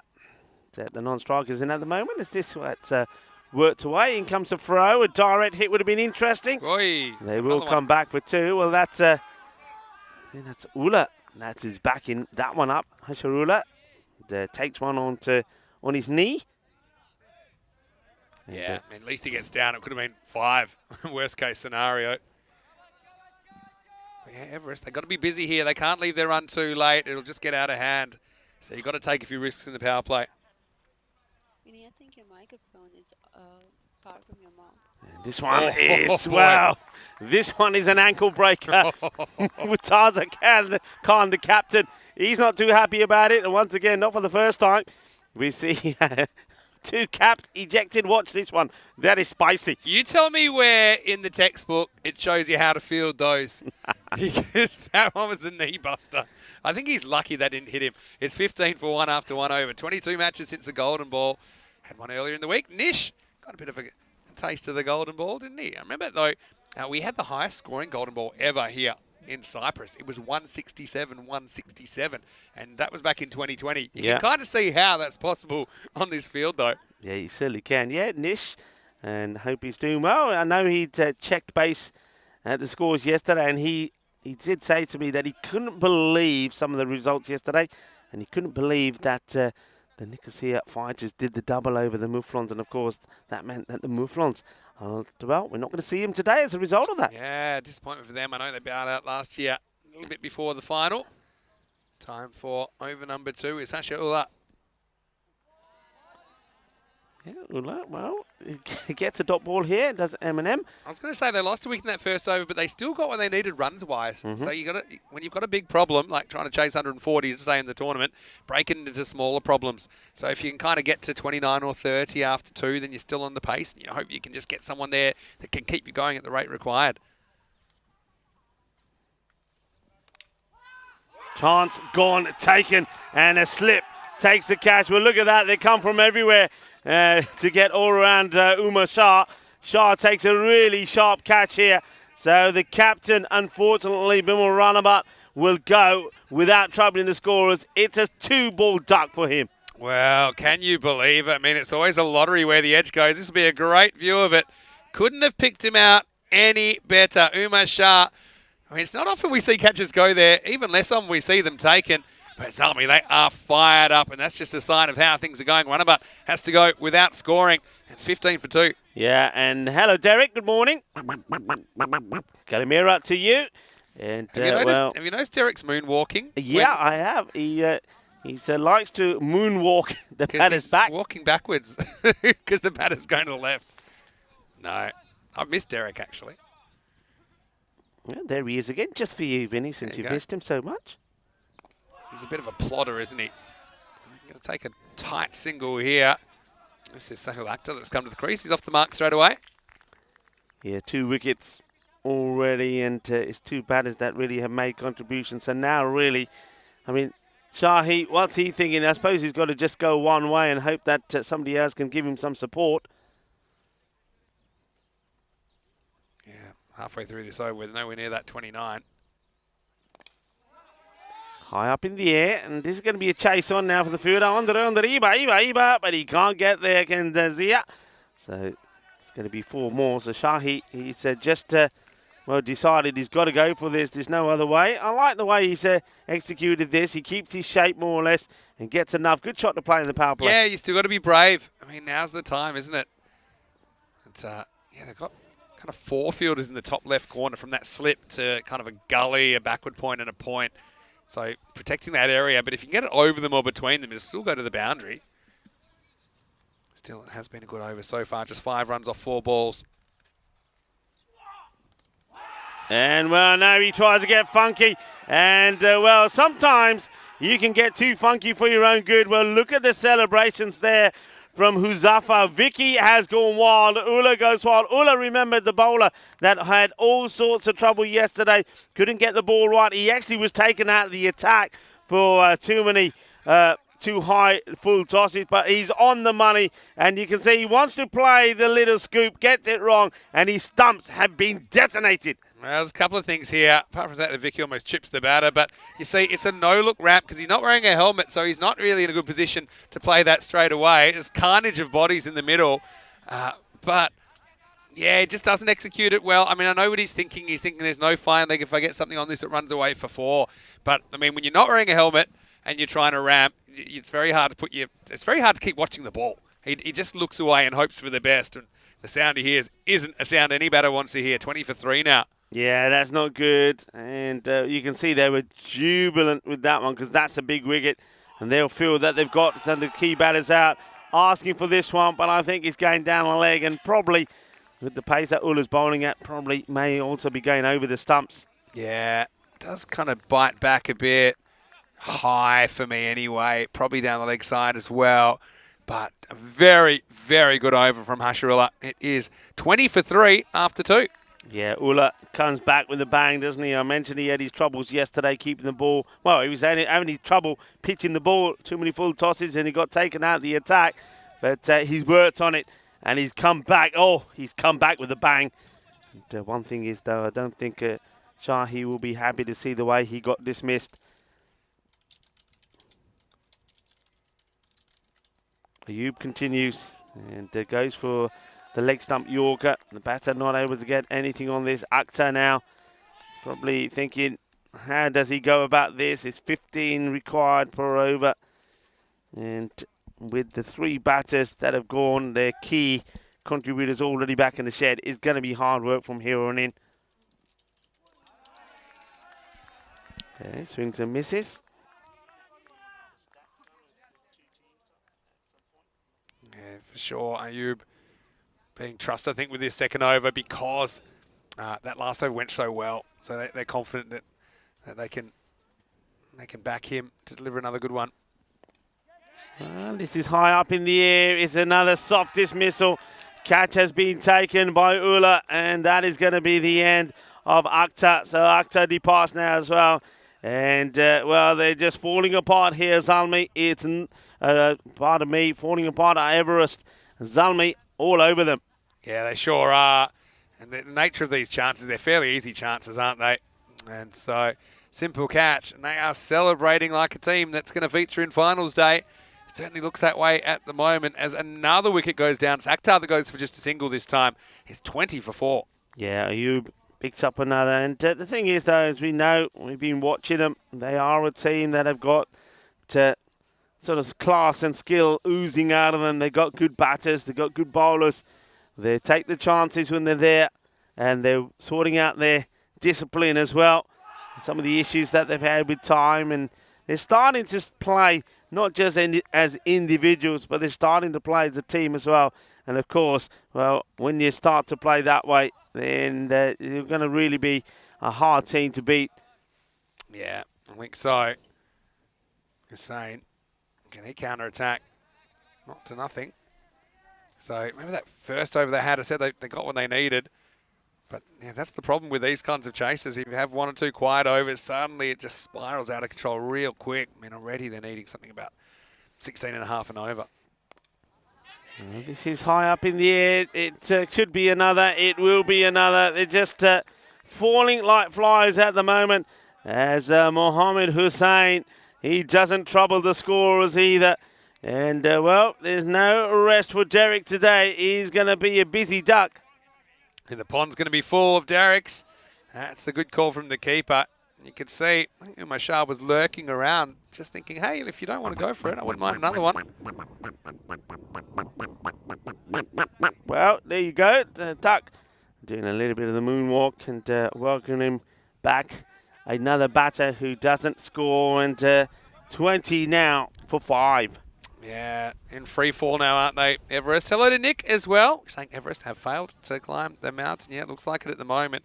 Having said that, I mean, I really have liked their tournament, especially the way they came back from adversity to win 5 on the trot. 6 wins from their 12 games in Group A. And I've liked their attitude today, but one man basically put them to the sword and battered them out of this game. That man is Jawad Shah. And now nothing going right for them in this power play. They lose 5 wickets in it. It's 21 for 5 after 3. Yeah, Joe Shaw, it's the batter that comes out. And the thing is here now, I think you're really already thinking about, with those wickets going, well, look, let's just try and make it look respectable. I think that's what it comes down to. 21 on the board. And that's the power play. If you look at comparisons, they're not that far behind. Let's have a look at some of the top bowlers. Solari from Arcor. We know that 13 to him. And Sidi Wardana, we're going to see more of him later as we welcome the Lions. He's on 13 as well. Janaka also from the Lions. So the Lions have got some good bowlers in there. Janaka, of course, bowled very, very well yesterday. And he was instrumental in that victory against the Muflons.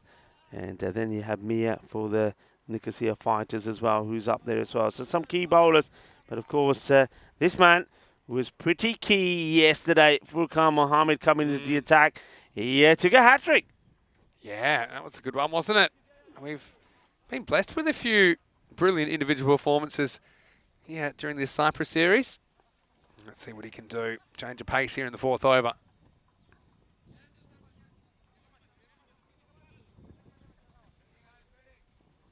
Just waiting for the wicketkeeper to get set with his helmet on. Floats it up there. Nice looking shot. Played nicely down the ground. Will get fielded. And Salman Khan, well, we've talked about good fielders. And, well, Arjun Shahi, for me, without fail, has been the best.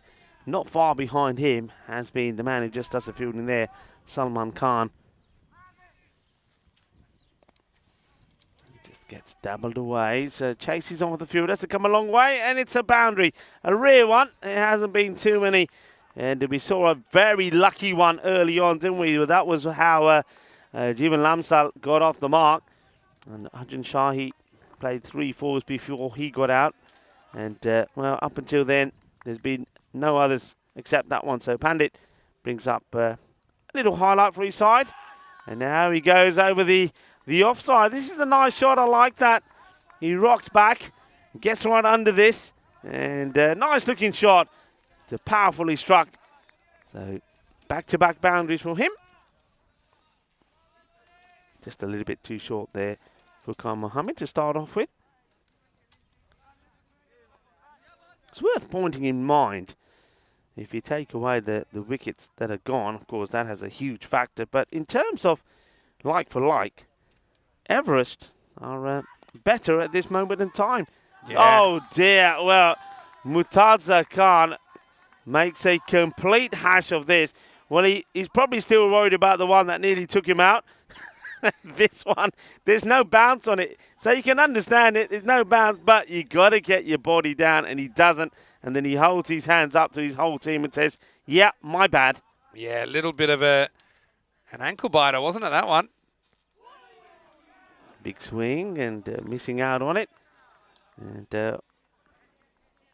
well, if you want to know who used up all the sun cream, it's fucking Mohammed, because, well, he's absolutely pasted in it.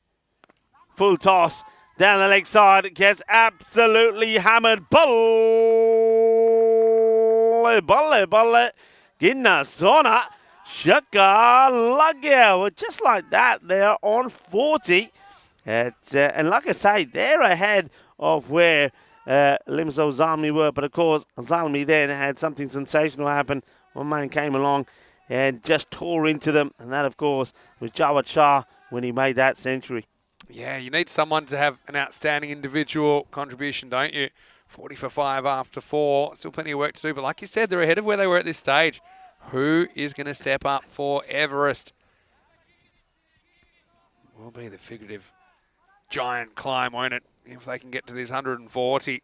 Izuma Shah. Just gets tucked away towards the man at square leg. They'll take the single. Okay. Leaving it to Pandit to do the heavy lifting. And if you can have that kind of magical over, say you had it here, got up to about, let's say, 60. Then you need 80 off 30. Yeah. Still 16 over. It's a lot to do. Well, this one gets lucky, doesn't he, Umashai? It's not a good delivery down the leg side. And unfortunately, Pandit makes contact, but he goes straight to that man on the 45. Yeah, they're the ones you need to put away for 4. Good stop, though. Whew. Yeah, this one takes off. He goes upstairs. That's the one for the over. Tell you what, I'd like to see a few more helmets being used in this series. Just saying, because that's almost lights out height, isn't it? Yeah, not a good one. I'm glad he wasn't in behind that one.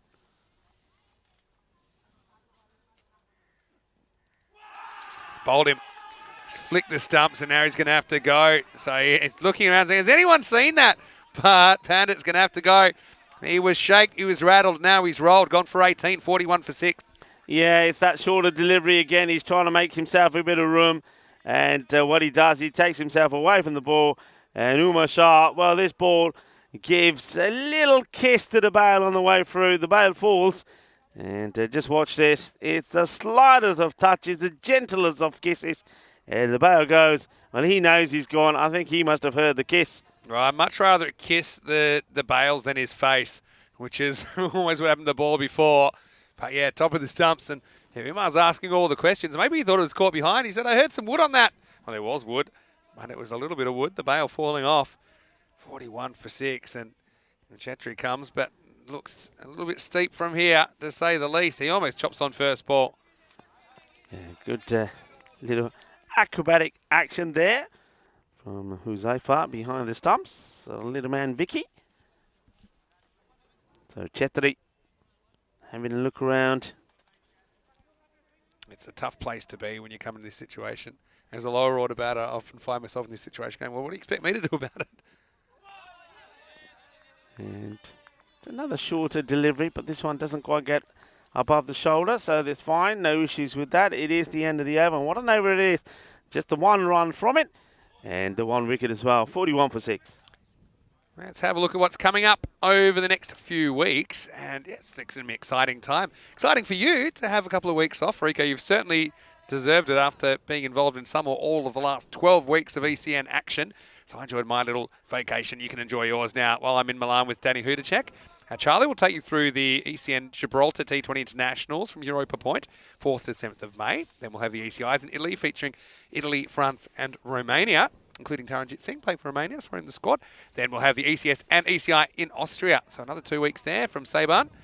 And we'll reunite then. So even though just a couple of weeks ago I left you in Portugal, a couple of weeks, you'll be meeting me in Vienna. Yeah, it's always a beautiful series there. Looking forward to it. Of course, it was my first time there last year, that Seabarn Cricket Ground. And looking forward to going back. It's a beautiful place to be. Another thing about it, we wait for this ball, which is just knocked away for one. Windy. Does get windy there as well. And maybe not as many bugs flying through the air, but windy. Now, you say that. That was my first encounter with the big spiders. Don't forget. Yeah. There's a lot of spiders they were there They were as well. hiding in the cube. Yeah. I wonder what kind of farm crops they've got going this year as well. Oh, shot. Well, That's out of here. That's Maximo time. Where did that come from? Jajral just been tapping it around, and then he just swats this one out of the ground for 6. yeah, well, he says, okay, you want to pitch up to me? And the captain does pitch up. And Joshua says, bang, thank you very much. So, yeah, like I said, it's about trying to make it look respectable. And that's what they're trying to do here now, I think, with this rate. Meaning that they need magical overs from here on in. It seems unlikely. But make it look respectable. That's the main thing here, I think, for Everest. They are a team that scored the lowest score in this series. And we saw them last time we saw them. This is a good hit as well. Work to be done by the fielder. And he can't get there, so 4 more. 6 and 4. We know what the saying is here. 6 and 4 and hungry for more. Well, they are. And yeah, Everest, remember, they were blown away by the Napa Royal Kings in match number 30 when they were bowled out for 54. But they did come back straight away, and they beat Amdocs 95 to 80. So they are a team that, like I said, their run in Group A was quite remarkable. A little bit upset, actually. I didn't get to see Amdocs live, a team I've been following since 2020, but they weren't playing in the 2021 series when I was here. But again, you know, they unfortunately didn't qualify. But you know, I'm happy for Everest, but that's the thing. There is no bouncing back from this. It's a one-off game. Yep. And that's just the way it goes. They were kind of blown out of it. They did have opportunities to get rid of Jawad Shah, don't forget. And yeah, just put a huge score on the board. I don't think they're going to get close to it. 6 overs down. It's 53 for 6. Yeah, I mean, you're absolutely right. I mean, that's why, I mean, the old saying, isn't it, in the game that catches win your matches. And you just think, if you got Jarwood when he gave that chance, I mean, he'd already put 68 on the board. But when you see just how the other batters really didn't contribute to that score, well, if you got him out there, then you were looking maybe for a score. I don't know, it could have quite easily been something like a 105, 110. It would have been a lot more realistic. And also, it means that the batters like Lumsden and maybe the captain himself are on the mark, would have been going out with a different frame of mind. When you're going out there and you're looking to be scoring 14, 15 every over, it's hard going. It's going to be a wide as Ula comes back into the attack. What a great over his first one was when he took 2 for 5. Yeah, that's right. I mean, he had a great first over. I'll be hoping to get close to finishing the job here.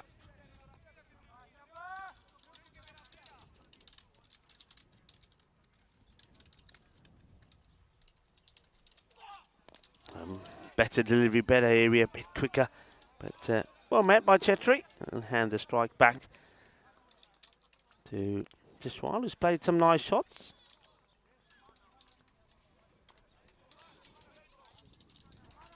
Yeah, so Jashwal, nice chance for him to score a few consolation runs. Yeah, one thing I'm liking being back in Cyprus for the first time in about a year and a half is that we're seeing a lot more teams I haven't seen before, and yeah, I like the way that the cricket has improved as well. And I think the cutting of the ball, I think they've realised on this ground, you better be able to cut.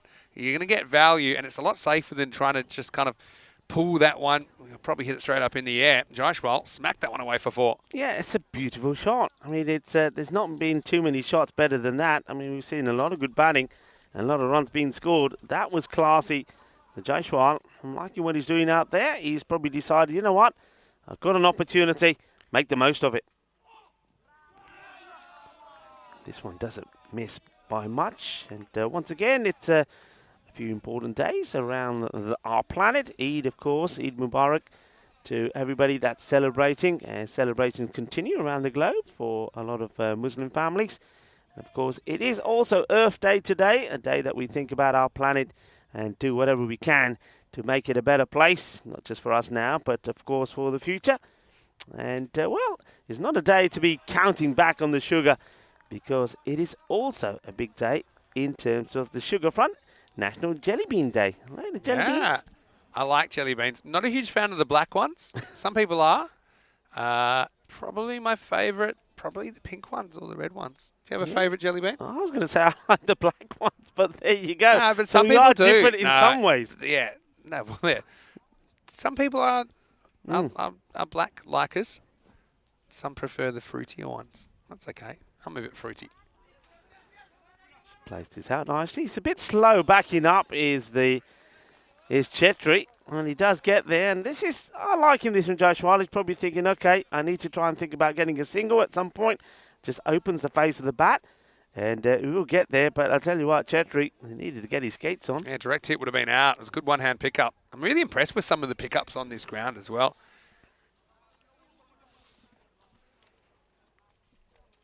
The Ula, to bowl the last in his spell.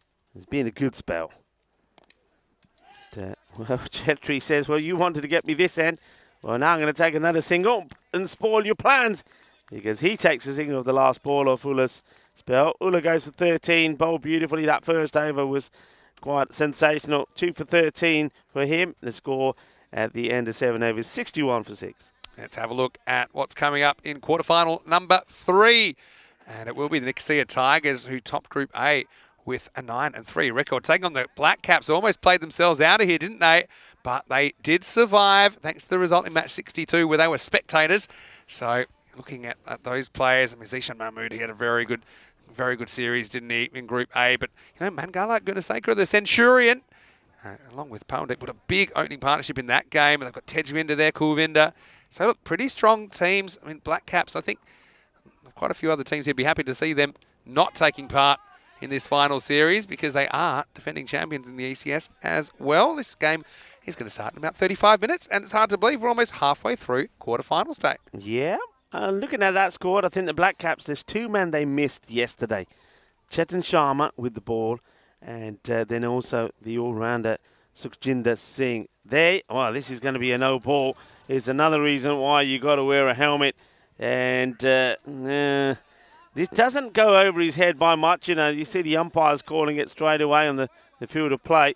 Just watch this. Oh, it's... I don't like looking things like this. You know what? If he stands up, it may not even be there.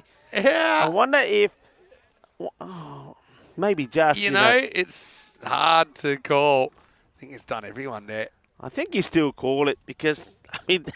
Oh, look at that. Look at that look. I tell you what, that's one you want to frame and put on your mantelpiece, isn't it? Oh, look at this. He's like he's doing a little bit of dance. It reminds me of when I was a bit naughty when I was young and I used to get the wooden spoon from Mum. That was the exact position I'd be in. But it was a funny one. I think if you were to be super technical there, I actually don't think it was a no ball. But I mean, I can understand if it's called. I don't really have a problem with it, but... Yeah. Genuine fear. Oh, chance that is. Fingertips. It gets palmed on to the fielder who will make the stop. Umar Shah. We'll see this again. And this is definitely a chance. Shane Khan doing the bowling. And let's watch this. He gets fingertips to this. He gets hit back. And yeah. Little bit of a tip. Nice spot there. It was passing before he knew too much about it. Gets worked away. Little paddle shot from Chetri. Liking what these two are doing. Of course, the game is done. They can't win the game, but it's all about, it's being out there, enjoying yourself, bit of batting practice, and trying to get to a respectable score. Yeah, difference when one guy fires and goes big. Goes big, gets it over Ula. And he gets it past Khan. This ball hits the deck and motors away when it hits the turbo boost when it lands. I love the fields in Europe at this time of year because there's no way that should bounce forward that quickly, but it does. Anyway, so Jaishwal continues the counter-attack. And there's still a little bit of the downslope, a bit like when we're at Santarém.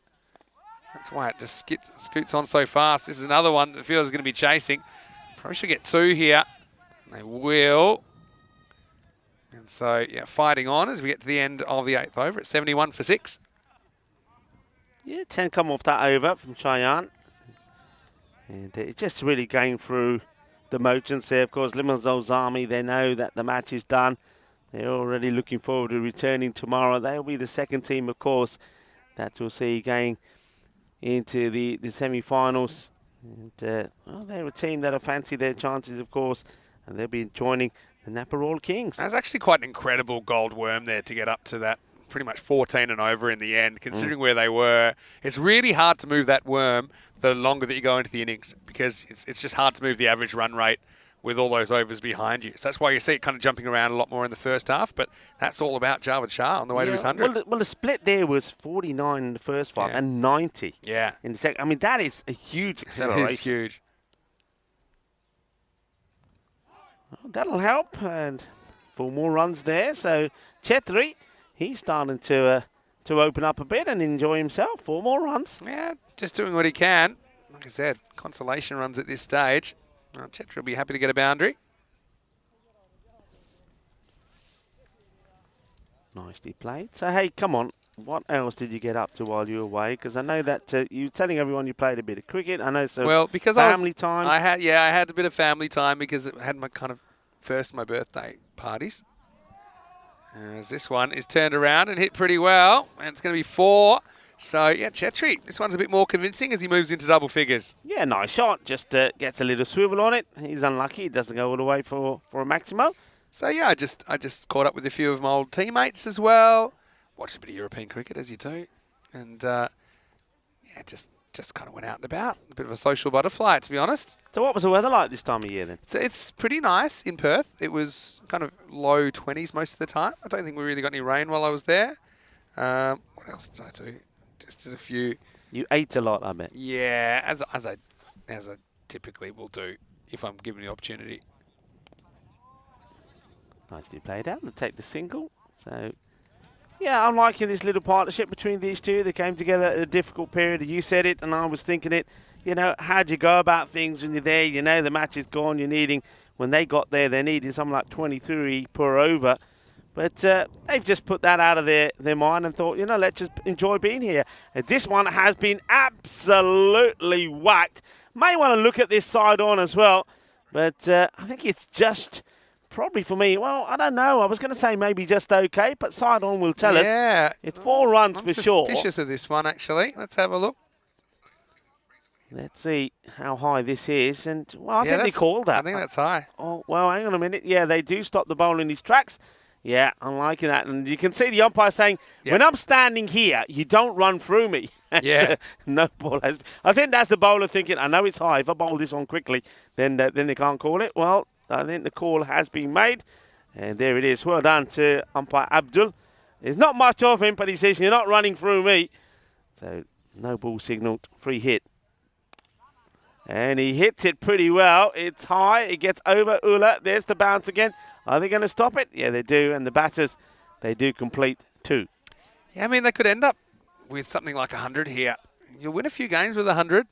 But, again, just goes to show you, especially in a finals game, if you don't capitalise on the opportunities, if you let someone get the better of you, that could be big trouble. And this is more trouble for Zalmi. And more consolation runs. Jaishwal's played a good hand. He moves to 38. Maximo! As he kind of steps away, but still is quick enough to get his hands through that. Takes it out of the leg side for 6. And, well, that one is lost for a while. Lucky, I've seen some of the kids playing over there over the first couple of weeks. But, yeah, right now, that'll be the end of the over. 93 for 6 after 9. Yeah, nicely done.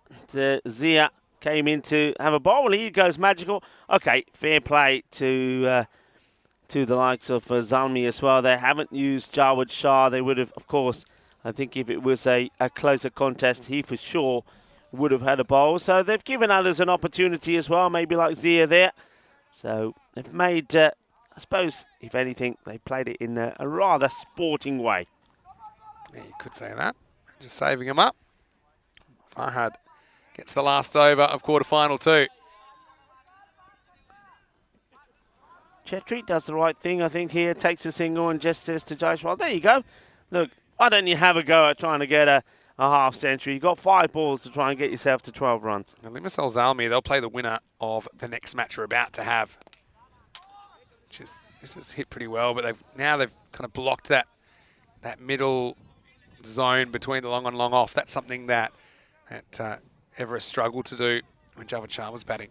Yeah, so Limassol Zalmi will play the winner of Nicosia Tigers and the Black Caps in the first semi-final tomorrow. See, this one worked away off the pads for 4, so they creep towards that 100. Again, not the worst score from Everest, even though their ECS journey's just coming to an end for 2023. They're going out in style. It looks like they might be able to bring up that 100.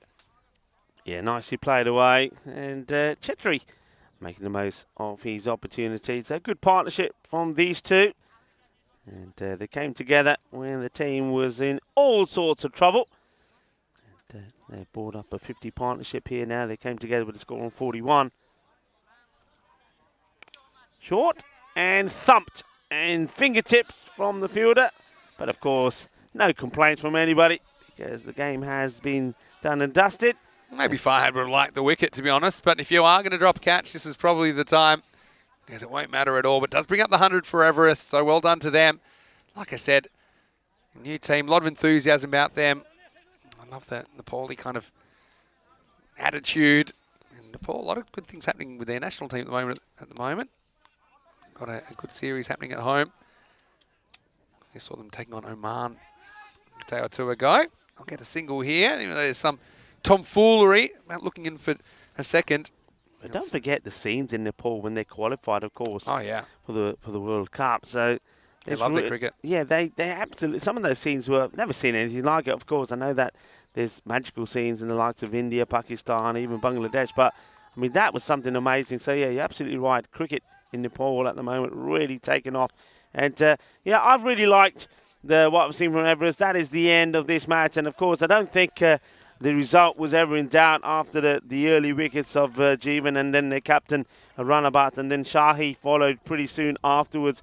But Everest, they're a team that are new. It's the first time they've played in a European Cricket Series. They've delighted us, really. And I just think, for me, if you ever want to see team dynamics, and if you want to see how a team, when they come together, even when the chips are down, how you can make things work for them if you stick together, well, they're the team that demonstrated that. Congratulations, of course, to Limassol Army.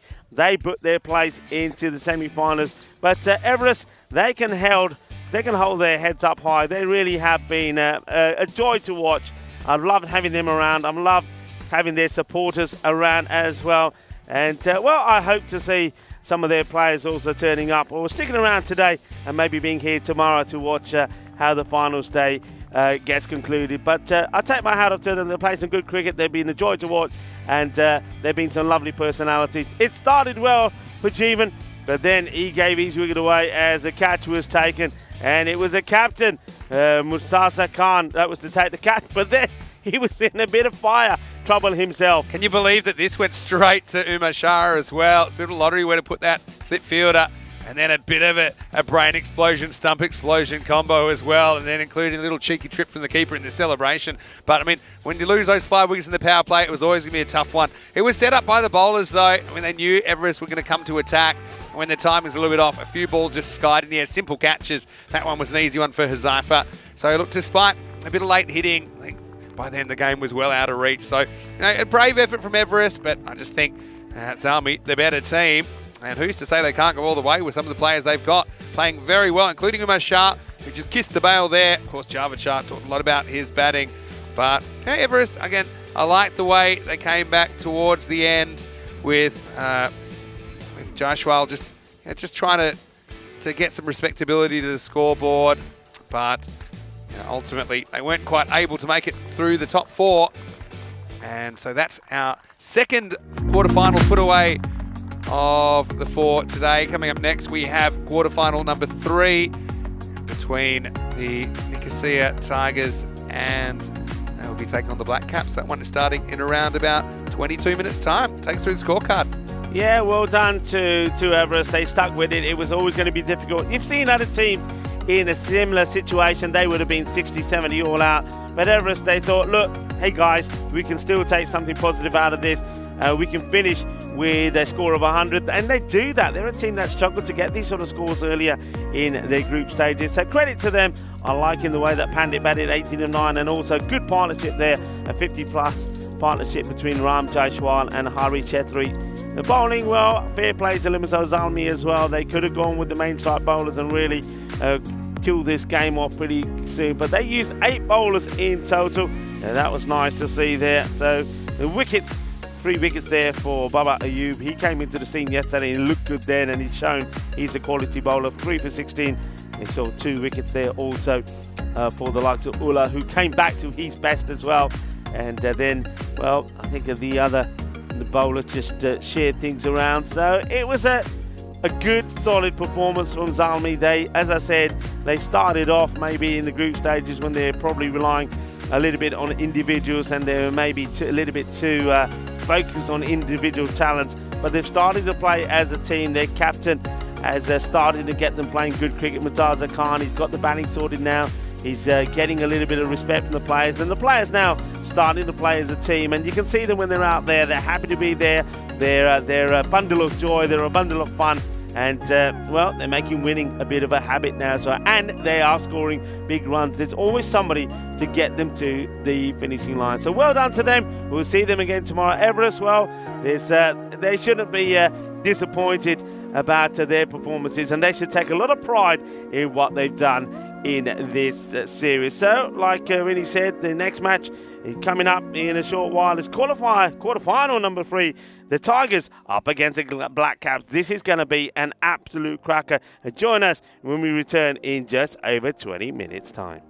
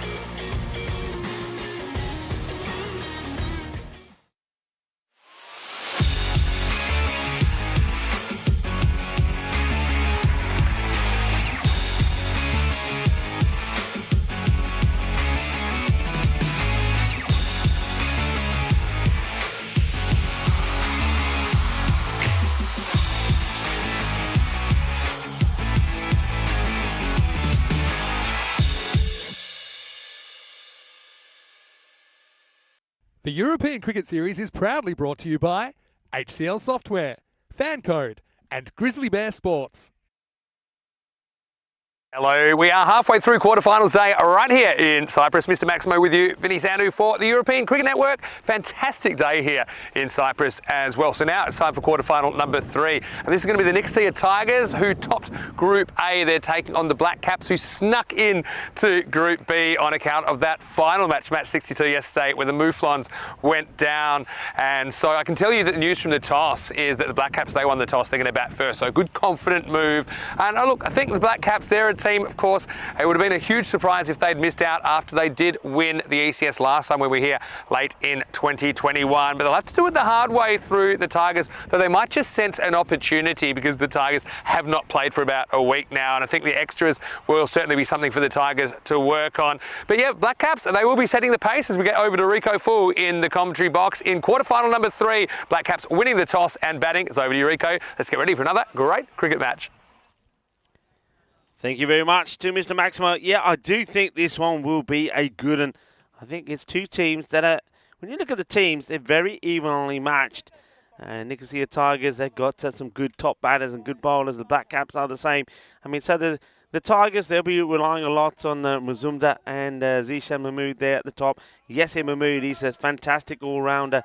And Jahid Hassan, their captain, along with Iftikhar Jaman, will be looking to make good inroads in this one. The Black Cats, well, they know that they're very lucky to be here. Remember, they lost to Zalmi yesterday. They also lost to the Mouflons when they really needed just one victory that would have seen them progress into the quarterfinals. They looked like they were down and out, especially when Zalmi won their second match against the Fighters. They needed the Mouflons to lose both theirs, and you know what? The Mouflons did, and that's what got them into this position. And are they going to be the team that were lucky to be here and maybe go all the way? They are the 2021 champions. And, well, they're here and they want to make it count. They win the toss and decide that they will bat first. Pawandeep Singh will be opening up. And he's out there with Mangala Gunasakara. Well, we've just seen a century scored by Jawad Shah. And the other man that scored a century here on the island is out there at the non-strikers. And here's the first ball. And Iftikhar, someone starts it, and it's going to be a wide. And the other thing that's going to happen, he's going to be told straight away about running in front of the umpire. These are things that he knows about. He's been told this before. Remember the first time we saw the Nicosia Tigers, they had a few issues with extras. Well, more than a few, if I'm honest. And they did tighten them up towards the end of their campaign in the group. But this man was guilty of quite a few of them. Now he's got to stop running in front of the umpire. And manages to stay away this time. It's a swing and a miss. Pawandeep just making some gestures about the delivery. I'm not sure if who he's talking to himself or whether he's talking to Gunasakara. Hello and welcome back, everybody. I hope you're excited, just as excited about this match as I am. And two top teams here in Cyprus going head-to-head to see which one of them will progress to the semi-final. Pawandeep, well, that's his shot, isn't it? He plays this one so well. There's very little bat lift. It's all about time. Look, he plays it from the waist. What's his shot? Yeah, he's onto it quickly. Gets 4 runs. Now, when we did see him last, he was the one batter that was in very good form. And he scored a fantastic 68 of 31 deliveries to give them hope against Zalmi. And he was back in the runs as well against the Mouflons, where he scored 30 of 22. Of course, they've got the likes of Kulwinder Singh in the side as well, who can go big when it matters. It's another wide here from Jaman. He's a little bit disappointed that it's been called, but that was always a wide. Tigers, well, if they don't sort the wide issue out, then they also have the second issue in terms of the time. Gets worked away, but will be fielded. Just a single, so we get a chance now to see Gunasakara on strike, the left-hander. It's worth pointing out on the day that he did score his century, that was the day that we had the very strong wind. And it's the wind that blows from right to left, as you see the cricket on your screen, so that assisted him to get there. But nevertheless, it was an incredible knock. The 107. And asking the question here. But he didn't look the part when we last saw him. He was missing out on a lot of shots on the leg side. And this one is coming in, but just looks like it's going all the way through. Might have been a bit of bat on it as well. If you look at the reaction there from Itifkat Jamon. So again, Gunasakara return back to the sort of form that saw him score that century. And this is another one that goes straight through him. Look at how much this ball is moving. That's another reason why the LBW appeal will go against it. But you can see these are normally shots that, I was saying this about him the other day, normally shots that the left-hander plays easily. If you stand still, you're just clipping him away. I just think it's his open stance.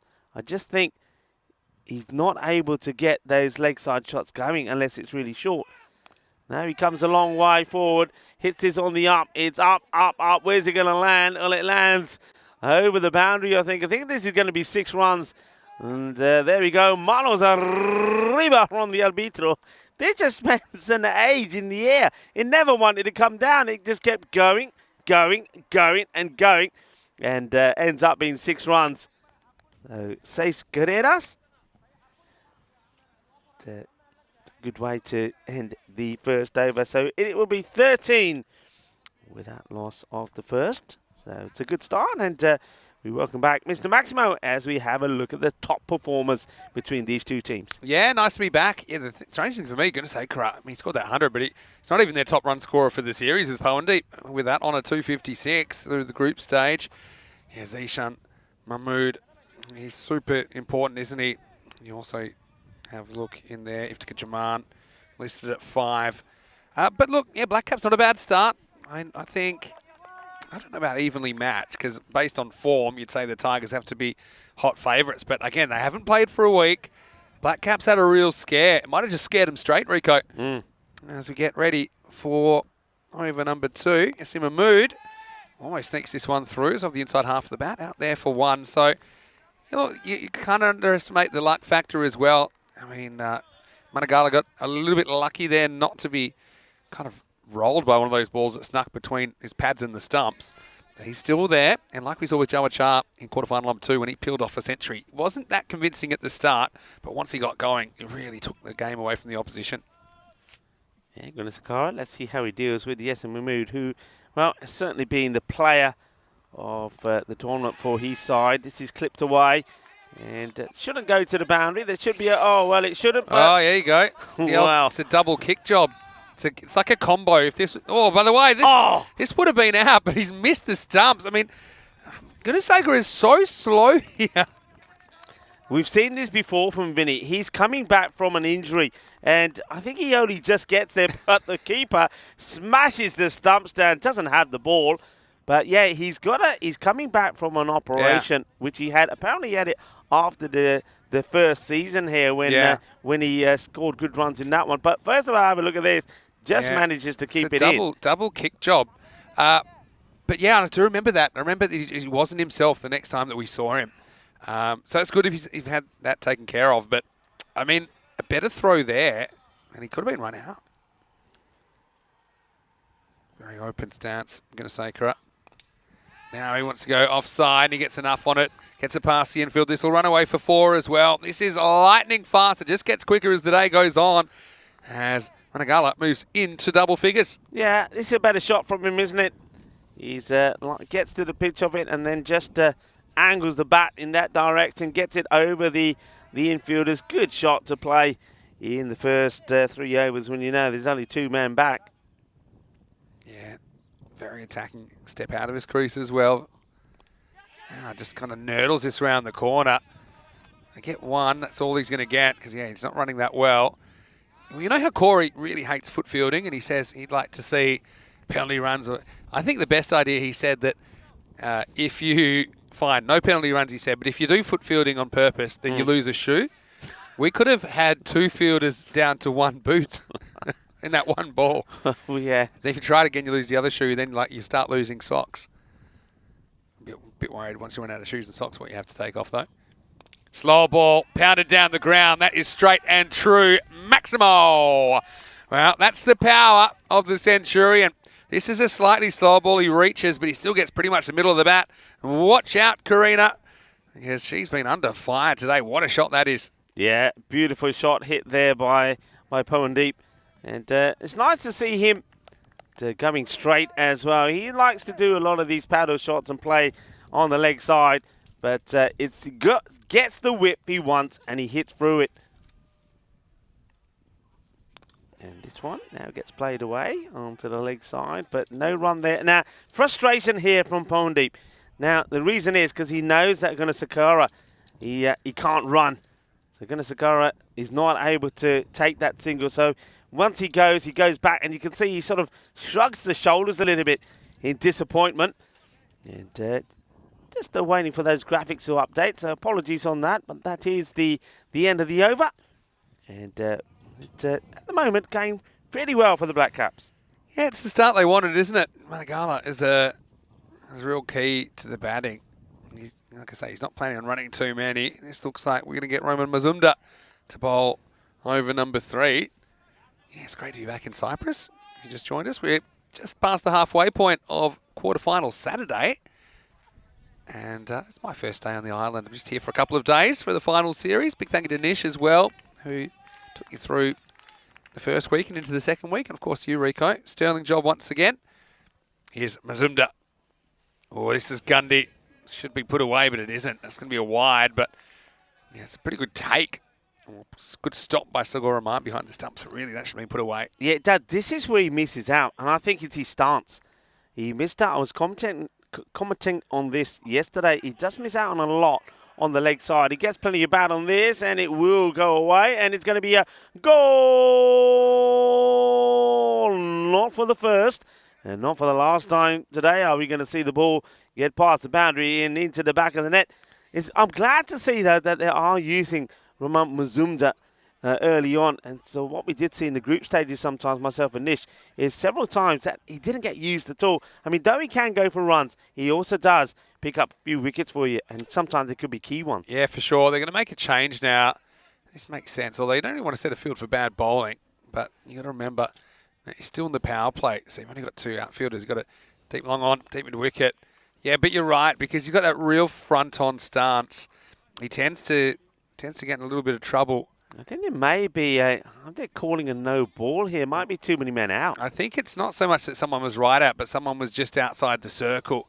One of the guys behind the wicket, because they had a long on, they had deep into wicket, and the square leg umpire saying, look, you moved across, but you were outside the circle. It was one of those ones. It wasn't like right back on the boundary. It was about 1 or 2 meters out, I think. Yeah, so it's been well spotted by our man in black, and that's Taranga and Hamad out there. I think Hamad is the man that's picked it up, so it has been called. So there you go. There's the old move from umpire Taranga, and it will be a free hit. And can I just say, the umpires have been superb here. They've been absolutely brilliant. Well led, of course, by Stefan Gooch. So free hit. All right, strap yourselves in. Backs away, can't reach it. And no interest in the buy. So they get out of jail there, don't they? And yeah, Gunasekara is what I call the ultimate momentum player in the state he's in at the moment. Just not really hitting his straps as yet. Oh, I don't know if he drags his foot. Had a feeling. My keeper's instinct said that there was a chance if you take that cleanly. I think it was. Watch the back foot. He does start. There was a little toe jump, wasn't there? He would have had to have got the timing right perfectly, but I suppose we'll never know. He started very, very deep in his crease. That's excellent keeping by Segura Rahman once again to make sure it doesn't go for extras. So, I mean, there certainly is a tactic, I think, to Gunasekara that you want to you don't want to let him free his arms. You saw even that 6 that he hit straight. That was a ball. It was pretty much off the offside tram line. But it is risky. I mean, I'd consider if you're going to do that, maybe you take one of these straighter outfielders and put him back behind the wicket in that top left corner. I like the way Gunasekara says, hey, umps, come back. That bail ain't on properly. I want it down as low as it can go. And Hamad has to. We're just spoilt to be able to have bails today. 'Cause I know that sometimes we haven't been able to have them on because it was so windy.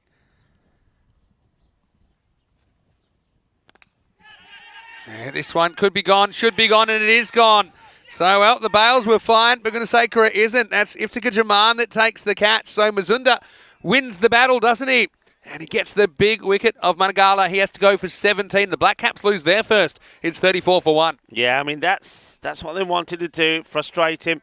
And I like the way they've been darting the ball into his legs. They know that's not where he's at his best. Tries to get it over the infield, and, well, there he is. Iftika Jaman. He's a highlight reel by himself. He likes the celebrations, and he's, well, all by himself celebrating that one. So they do get the wicket of Gunasakura. Once again, he couldn't quite get going, but that brings this man out, and I tell you what, if he gets going, he can hit big. Kulwinder Singh comes out to the middle. Yeah, it was a plan coming together, wasn't it? They had a definite plan, although it cost them a boundary earlier in the over to cramp him for room and not let him reach.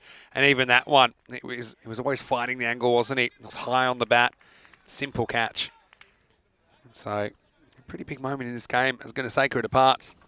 Yeah, Kulwinder goes to the striker's end. He's got 2 balls to deal with from Mazumdar. So, remember Mazumdar, just like I said, he does have the knack of picking up wickets. Now to the right-hander. Short. Gandhi high up in the air. He's backpedaling. Will he take the catch? No. That is a huge moment. It's not an easy catch, I have to say, as Taman Animal is going back. He's going back a long way. He gets hands to it. You got to really say he's got to take this. Yeah, but I mean, the thing is, he heard the footsteps, Jurassic Park style. If he was carrying a glass of water, it would have had little ripples because the outfielder was coming in. And I think he was always a bit worried that he was going to get cleaned up. So I think that's one maybe the outfielder has to call the infielder off it. Otherwise, he should be calling really loudly that it's yours. And at least there's some acknowledgement from the infield. Okay, I can actually concentrate on just catching the ball. So, yeah, we'll remember that one. That goes down the book. And also takes us to the end of the third over. We've got the scorer. Scorer's catching up now. We just had a few connection issues. That's why we lost the graphics for a second. But it's 36 for 1 at the end of the power play. Yeah, you're absolutely right. Kulwinder Singh being dropped on 0. And he's one man that can score runs pretty quickly. I mentioned that Gunasakura didn't have a good day when we last saw the Black Caps. Kulwinder Singh, well, he did. He can be useful with the bat and ball. Remember, he scored 61, not out of 24 deliveries against Muflon Swenda. Really, they were nowhere in the first 5 overs, but then get runs on the board. And just have a look at the standings. This is how it finished, of course, in the group. Group A, next to the Tigers, best record. They were 9-3, but despite that, their net run rate wasn't even 1. So it kind of doesn't tell the whole story. I mean, they won a lot of tight ones. And so, yeah, that's why they're taking on the Black Caps that snuck into 4th place. And they were pretty much stood still with their points total yesterday. Here's Jaman. This is angled across, has worked away for 1 by Pawandeep. Yeah, so they bring in Jaman back on here. And I think this is just, they're sensing that if they can pick up the wicket here of Kulwinder, or either one of these openers, that they can really sort of tighten up. I mean, still got Tejwinder to come. We know that he's been a little bit hot and cold.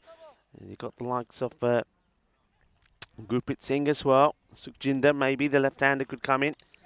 High up in the air. Well, is it another opportunity? It is, and it's another one that goes down. So he's had 2 hits, and on both occasions, it's the same man. Yeah. I mean, that can't take the catch. Well, first things first, this ball really jumped on the batter.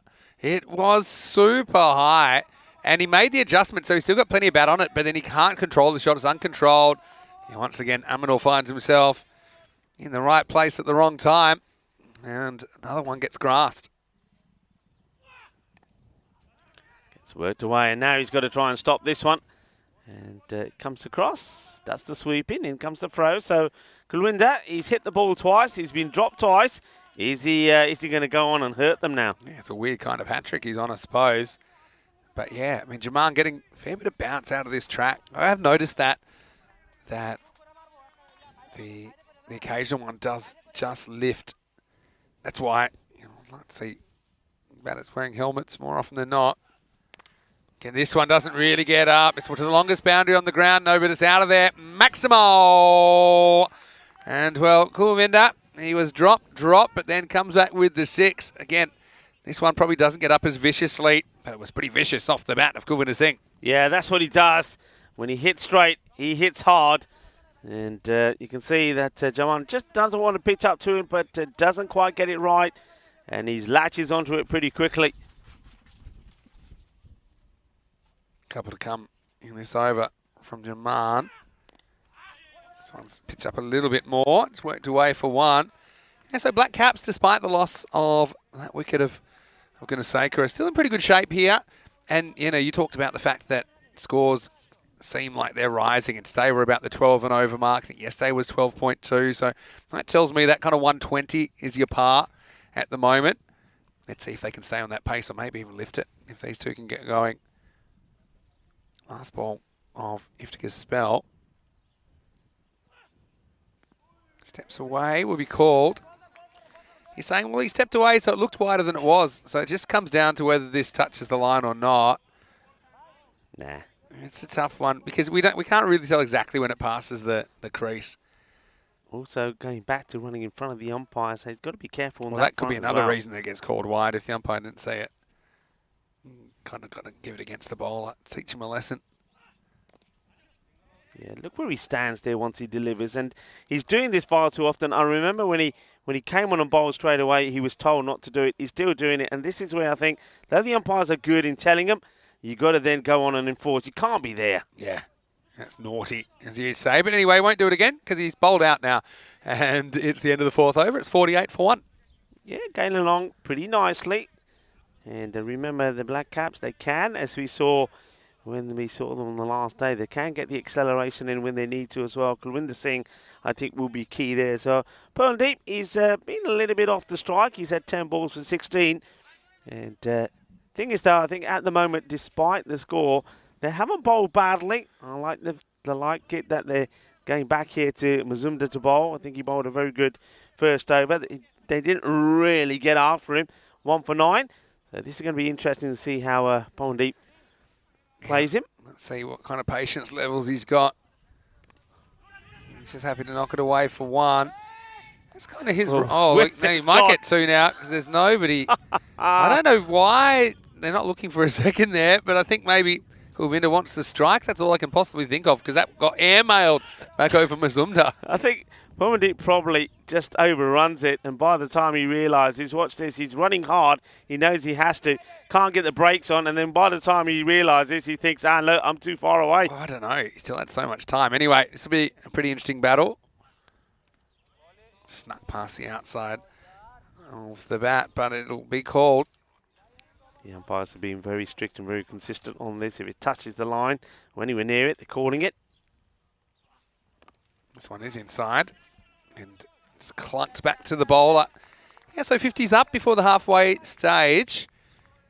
Again, Mazumdar, he does the job, doesn't he? Hustles through his overs. So handy with the bat. Takes this on, hasn't quite got it. Fielder, not in the right spot. That'll be 4. And so, well, we'll check this out in the replay, but he goes kind of low and to his right. Let's just see where this one bounces. Yeah, he can't quite get there, did he? You can see a bit of disappointment with some of the other players, but I think the fielder's always struggling. I mean, that's not Arjun Shahi there. If Shahi's there and diving, maybe he gets it. So it will be 4-run signal. You saw the captain, just the corner of my eye, Jahir Hassan was a little bit disappointed that they weren't able to stop or catch that. God, I think this is out. I reckon this is out. I don't think Kulwinder gets there quick enough. We're going to have a look here. But I get the feeling that Mazumdar has got his man. The Kulwinder gets the bat down pretty quickly, but I don't think quick enough. Let's have a look. I think, for me, one more frame. I don't know if you can give that out because I think at the instant, this next frame, where is it? That's the frame. And that, for me, his bat's on the ground. Wow. So I think that he's not out based on that because that is the first moment that the bails are broken. Yeah, I mean, if he gets back, and he gets back pretty quickly, I'm wondering what the initial call from the umpire was. We didn't quite get that on the screen. I'm wondering... I think he just grounds the bat at the perfect moment because it even looks like it bounces a little bit. But there's one frame here. I don't think I have a problem with the stumps, being in front of the stumps because he waits. I just think, yeah, it's going to be given not out. I think that's right. The bat has a bit of a bounce, but I think at the exact moment that the stumps are broken, it's on the ground. So sometimes you can be too quick as a keeper. That was one of those cases. Pretty lucky if he avoids a wide call there as well, based on how they've been umpiring. Yeah. Batter might consider himself a little bit lucky as well. Pondi having a long, hard chat there with Kawinda, probably saying to him, hey, yaar, ki karda? Just go easy, don't throw your wicket. Well, wide has now been called. Well, there you go. Yeah, there you go. There you go. Maybe he was calling a wide. They're just waiting for that to be resolved. So I think that's good umpiring. Mazumdar gets close, but no cigar. Here he is again. Put some pace on this ball, and that's the problem. It's just a little bit of bat on it, but it's going to fairly race away to that side of the ground. 4 runs. Yeah, again, I think Mazumdar's a bit unlucky. He's not where he was looking to play this. It's on the stumps, but Kawinda, we've already seen, he's pretty quick swinging that bat, quick enough to keep himself in and quick enough to send that one to the boundary. Yeah, that's the thing about putting pace on the ball. Roman finds out the hard way. This is in the air again. It's going to be out of here, over the fence and far away. Maximo! Here come the Black Caps. I mean, they were a team that looked like they might not even take part today, but they're giving the tabletoppers more than a run for their money at the moment. It's the Tigers on the defence. Yeah, that's where you can't bowl to him. Kulwinder Singh, if it's anywhere in that zone, sort of between middle and in his reach outside off stump, he's going to crack it big. He's really got a lot of... I mean, already, look, he's raced to 23, just 8 deliveries. And watches another wide go past. So this is the art, isn't it? To sneak it in is one thing, but if you miss, you're kind of forced to bring it back in line a little bit, and then you've got a batter like Kulwinder who has a lot of reach. Last ball, the 5th.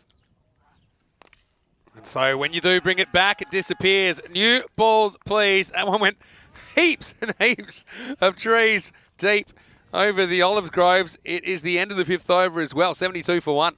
Well, boom, shaka lugya, that is in the snake zone. New balls, please. What a big hit that is. Well, I want to welcome you into the commentary box here. Vinny Sandu, Mr. Maximo, here with Rico Full. Hopefully you're having a great day wherever you're watching from around the world. I arrived in the early hours of this morning, and I hightailed it for Ipsonis, which is where this cricket ground is. Great to be back, looking in great shape. Look, it's built for entertainment, isn't it? Because it's not easy to field on. The batters getting value for their shots. Yeah. Right now, the Tigers, who were 9 out of their 12 matches, 9 wins out of 12, they're on the back foot here. They're on the back foot because you got the big hitter, Kulwinder, out there. If he's out there, I mean, I've often said there's the same with Kulwinder and Tejwinder, who hasn't come in yet. If they're out there and they face 15 balls, they're going to get a lot of runs. And they just love hitting straight. That's where the short boundaries are here at Ipsonis as well. Time for over number 6, and this is Rashidul Hassan. Sneaks on down the leg side first up, will be called a wide. Yeah, wide ball, and they make a change. Mazumdar, he's a second over, didn't quite go to plan, and plenty of runs in the first 5, 72 they're up, but can they maintain it? A lot of teams haven't been able to. The Black Caps looking to try and get a 130, 140 score. Good delivery, Yorker length, that's the one you got to go for. And Black Caps, remember when they did win it in 2021, that was, I won't say thanks to rain, but we couldn't get the final in. So as the higher ranked team, they won it. I'm sure they'd love to win it. By winning a final, always feels a little bit extra special, I think. Hassan full and straight so far. Oh, and similar. This one is very close to knocking out the off stump of Pawandeep. Yeah, Pawandeep here, look, if you're the smart play here is get a single, because this is the sort of length that Kulwinder Singh likes. Pawandeep, he likes it more into his pads, a little bit shorter. Yeah, he likes to go sideways, doesn't he? Yeah, so this is what you really needing to do here. Wow, this could be trouble, and it's keeper's ball, but they've completely messed each other up. Well, ding, ding, ding. Clear the benches. Now we're going to have an overthrow. This is an absolute something show. Oh, well, can you believe that? This is just outrageous. Outrageous. What a chance is it? This is literally the easy. He's going to think it's an easy catch, and they just don't get out. He's going to mera. Oh, dear, oh, dear. Australian football style punch from behind, and then what's even worse is that Shrestha then throws it to nobody and gives away an overthrow. That's one of the most unlikely twos you'd ever want to see. This is missing leg stump. Oh, that is such a... And you know what? That has come from the super fielder as well, Bikash Shrestha, who was absolutely sensational in the group stages. Oh, and he just, a complete howler between the two. With those two, well, keep them separated. That's all I say. Problem is they're not.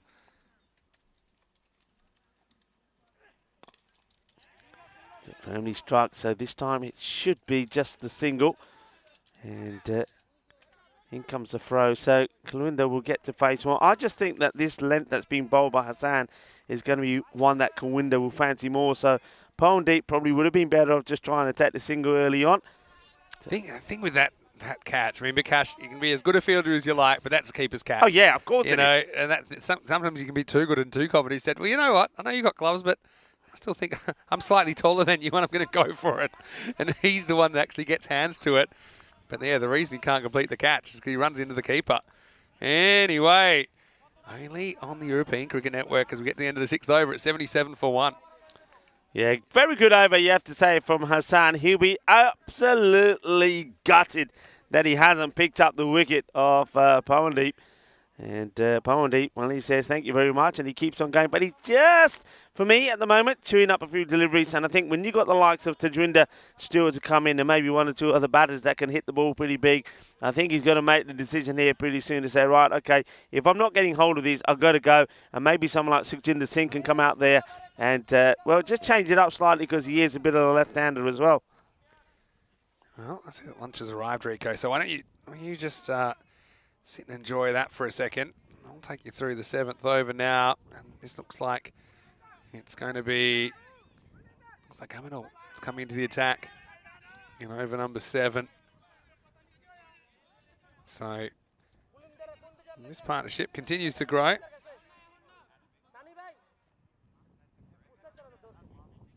Kulvinder, mentioned his reach is pretty impressive.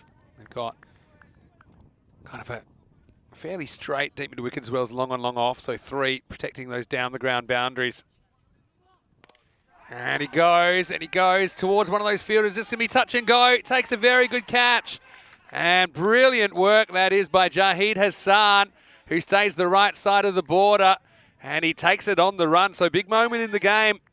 Kulvinder is a destructive hitter, but he doesn't quite get that out of the middle. It's off the outside half of the bat. So Aminul breaks through with a wicket. Let's see it on the replay. They want to confirm that he never touches the line, but you can see here he doesn't. He's right in front of us. He's got room to spare. So well done by Jahid Hassan. That's a big moment in the game because things were just creeping out of control for the Tigers, but they're back on the prowl. Kulvinder goes for 30 off just 11 balls, and the score is 77 for 2. What a bit of fielding that is. And Tamal Aminul takes a wicket with his very first ball. Geez, we've seen some very good catches, haven't we?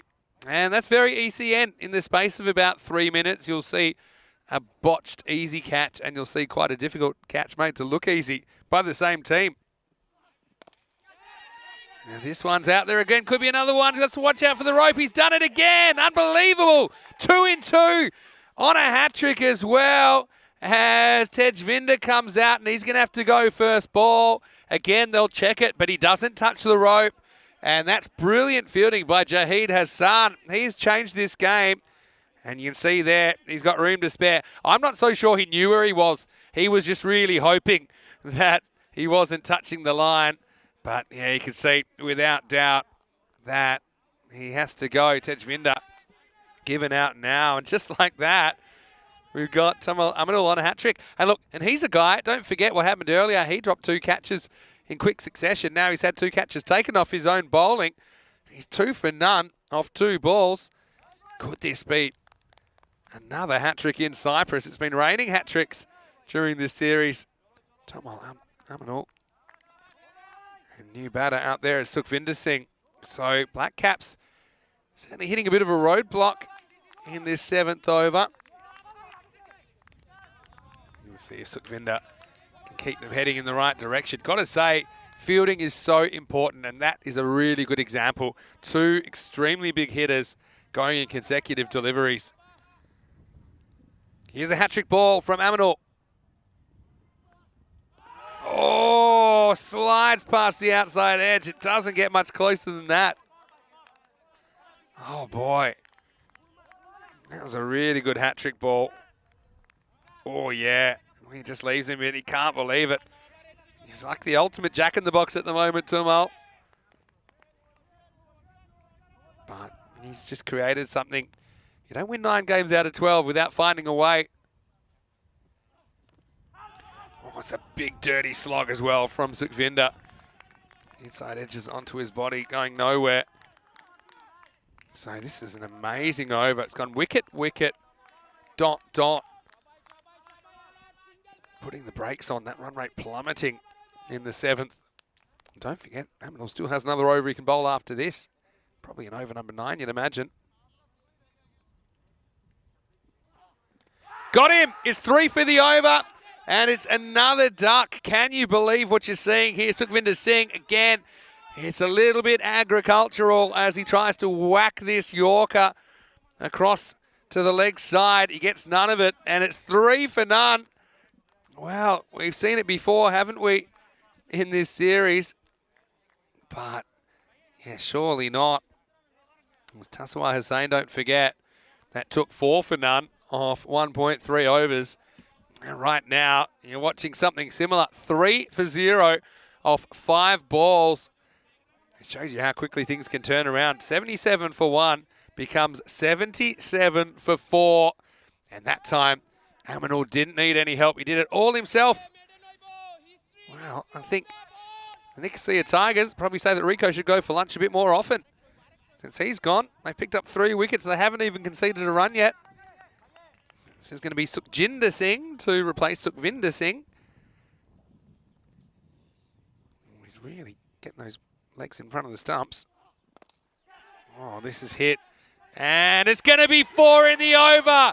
Can you believe it? Straight down the ground. Another brilliant catch is taken. Iftikhar Jaman that time. So it goes wicket, wicket, dot, dot, wicket, wicket. And that means that Tumal Amanul is on another hat trick for the second time. He'll have to wait this time because that's the end of the over. 77 for 5. And the ultra rare quadruple wicket maiden. I mean, that was all hands, wasn't it? Wasn't a bad shot from Sukhjinder. But, well, fire up Derek because he has been busy.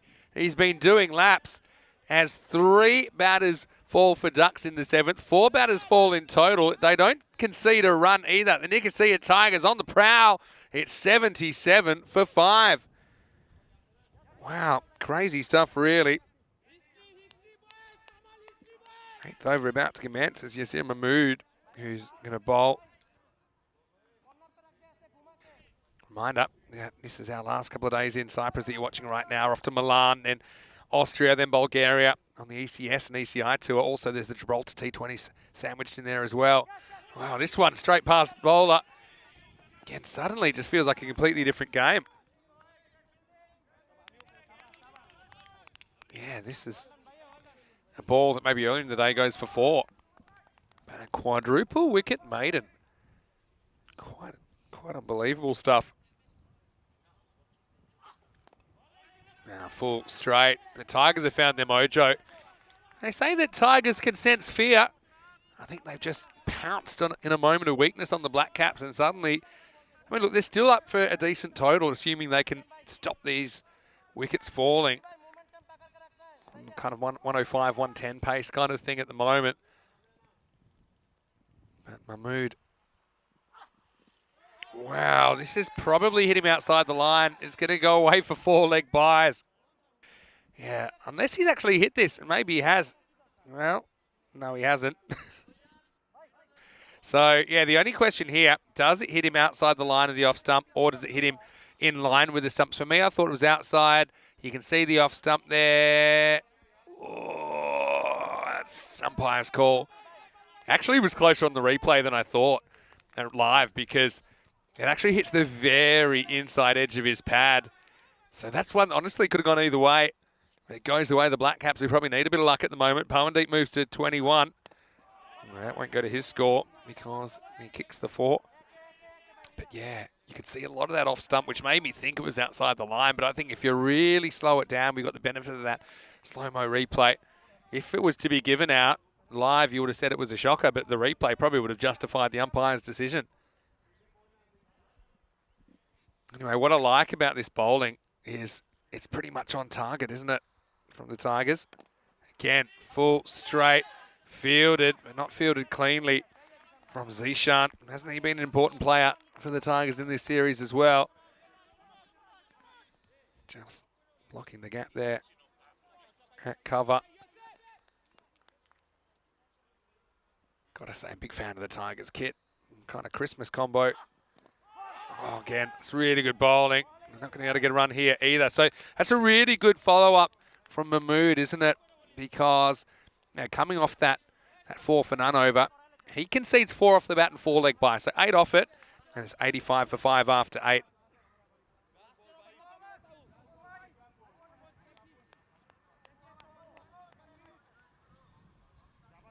So should be okay for time. 4 minutes to bowl this over. Now surely you've got to bring back Aminul, who give me on another hat trick. No, they're going to hold Aminul back for the last over. Okay, so they're going to go for Rashidul Hassan. I've got to say, though, the guy's just taken 4 for none. I wouldn't be waiting. And this is going to be a bit of a chase. It's going to be 4. I've got to say, for me, it's a bit of a tactical blunder. Because, okay, there's only the 9th and 10th to go. They might be saying, look, we'll bowl them in the 10th. But, I mean, if he took 4 wickets again, there might not even be much of a 10th. The way things are going. And Hassan, again, just misses the block hole, gets driven away over cover for 4 runs. Oh, look at this one. He tries to get out the way and he gets absolutely pounded by the ball. Have a look at this. It's outside the line of the leg stump, but he can't get out the way. It follows him. And he absolutely cops that on the pad. So, this is Lovedeep Singh. Not feeling the love there. He's completely covering his stumps with those pads, though. He drives straight. Should just be a single. Good pickup. Again, Tigers have just sprung to life. They're full of confidence now. You can just see it in their body language. Like I said, if you win 9 games out of 12, you've made it a habit. Hassan. Again, pretty on target. And this one almost gets through. They're going to take a second. Just having to go for the underarm back in down there. So that's pretty good running. And it's also pretty well bowled, I think, from Hassan. He's got the protection in that area. So I suppose maybe it doesn't matter too much, assuming that you are going back to Aminul. I'll be floored if he doesn't bowl the 10th over, though. This is a full toss. This is going to set a bit of a task for the fielder. He won't get there. So low full toss, just flicked away. Pawandeep's been there all the way along, hasn't he? Hasn't had a lot of the strike. But, yeah, low full toss. Again, on this field, if you get it away from the outfielder, then you're going to get value. You just don't have that lateral range on a field this fast. 96 for 5. Black Cat's been a fun innings, isn't it? But they're going to put something competitive on the board. It goes after this, and this is gone. Maximo! Yeah, Hassan's over ends up going for 17. And you just feel, okay, if they're going to bowl him, they were going to bowl him anyway in the 10th. His first over and he went for 5. So I can understand why you're going to bring him back. But you just feel they've kind of lost a bit of momentum in that over that they had when Aminul bowled that incredible over in over number 7, where he took 4 for 0. So it's 102 for 5 after 9. Now, we will see Aminul come back, and could he be hat-trick taker number 10 of the year? We've had 3 hat-tricks in April. 1 from Sheffield Islam for Team Tigers Portugal against Marlow. And we had Taswa Hussain and Zishan Ahmed with hat-tricks in matches 38 and 43 respectively. And here is a hat-trick ball for Tamal Aminul. Also, he's on a 5-fer. Oh, and he goes very close, and he still hasn't been scored of. Well, this really is shades of Taswa Hussain now, isn't it? From Marcourt. 4 for 0 off 1.1. Of course, Taswa had 4 for 0 off 1.3.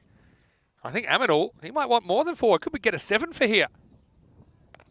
Well, in the air. Oh, it's away from the fielder. It's going to be 4. Well, I thought for a second that's a gap they've plugged pretty well in this 10 overs.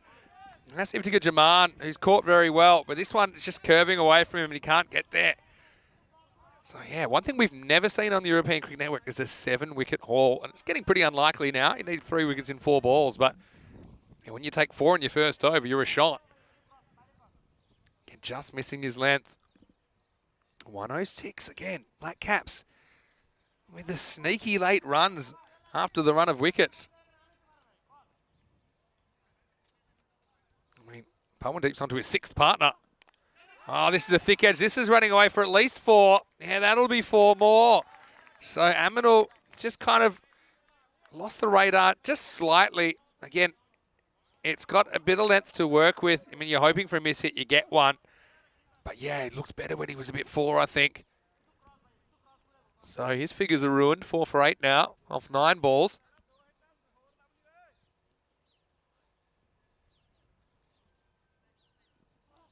Better. And well, it's a bit of a wrong one for the fielder. And luckily it's spinning on the spot, so it doesn't really get away from him. So, Aminul, 2 more balls to close this out.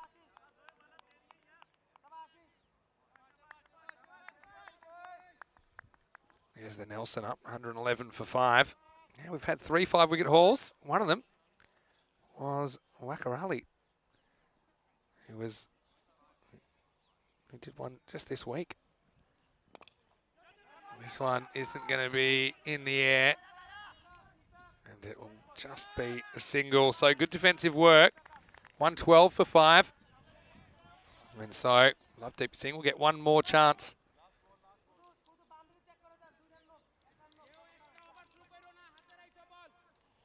So, again, Maximo here sets 119, which I think is about a par total.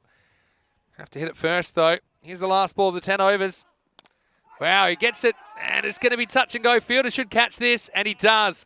Nice work from Jaman, and he makes sure there's no addition to the total. So it's a 5-wicket haul for Aminul, and he'll be the 4th player to take a 5th wicket in this year's ECN season. So congratulations to him. That last over, I mean, it's hardly a disaster, isn't it? He takes 1 for 10 in the 10th.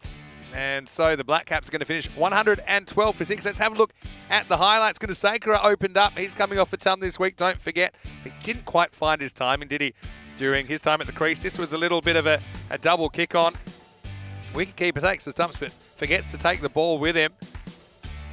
But it was a funny kind of an innings, wasn't it? It was fits and starts. Kulvinder looked like he was going to break out at one point. This was a real plan from Mazumdar to cramp Gunasakara for room. End up presenting a fairly simple catch. But then, yeah, Kulvinder looked dangerous, didn't he? And just showing that power, that reach. And that one out of the ground on the bounce. Rashidul Hassan couldn't quite get there. This one, I thought for all money, it was out actually live, but he just got his bat down.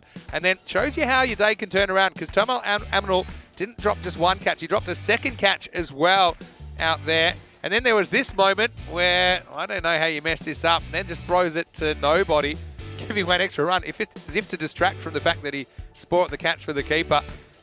This was a really, really good 7th over. Good fielding from Jahid Hassan. Back-to-back catches. That was 2 for none.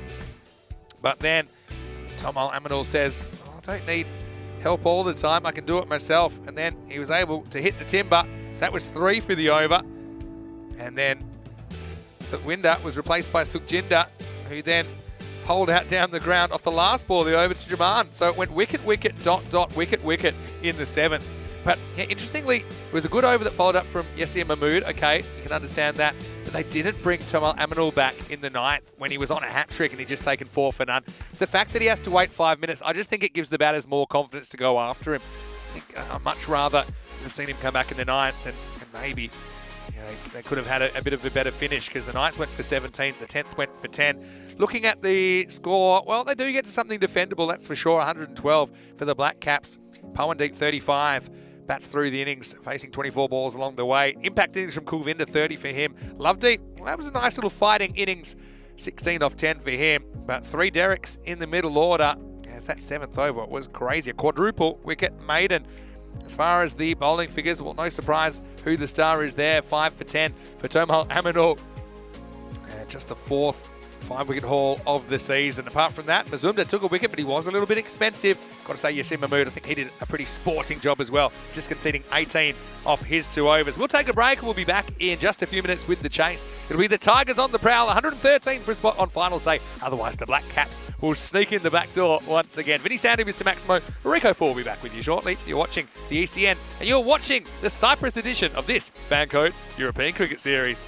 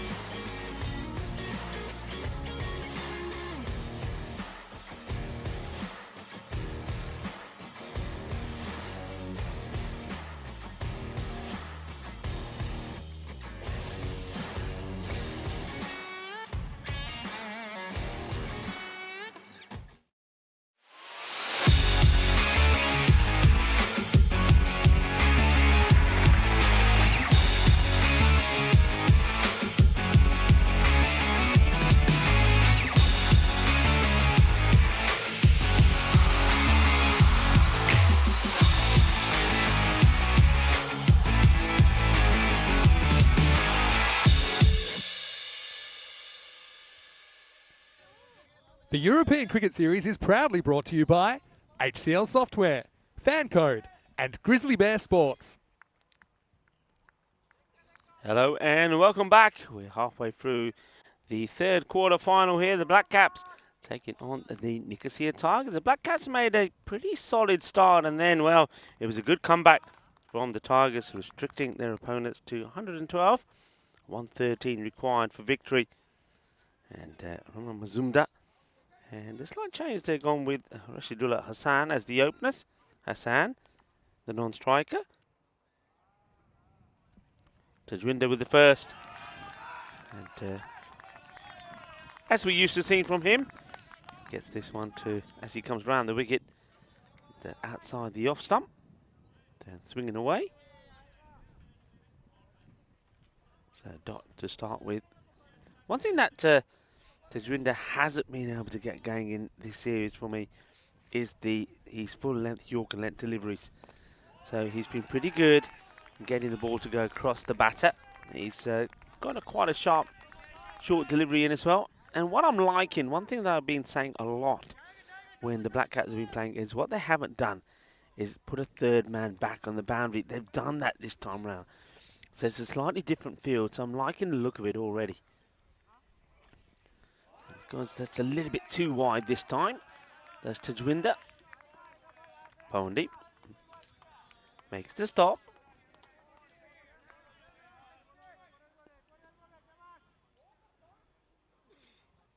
Of course, great effort it was in the field from the Tigers.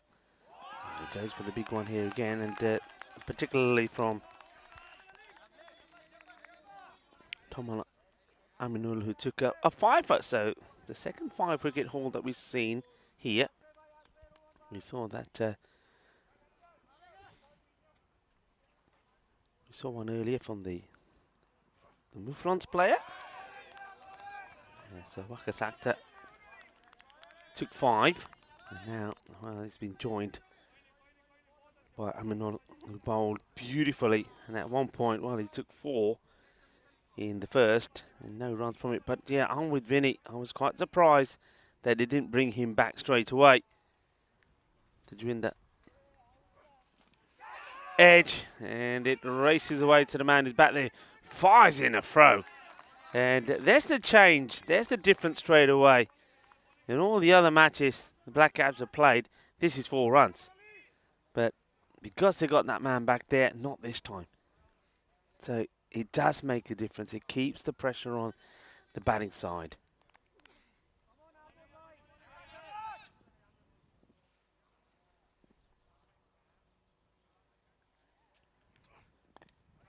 This gets worked out. It gets past the square leg and will go all the way to the boundary.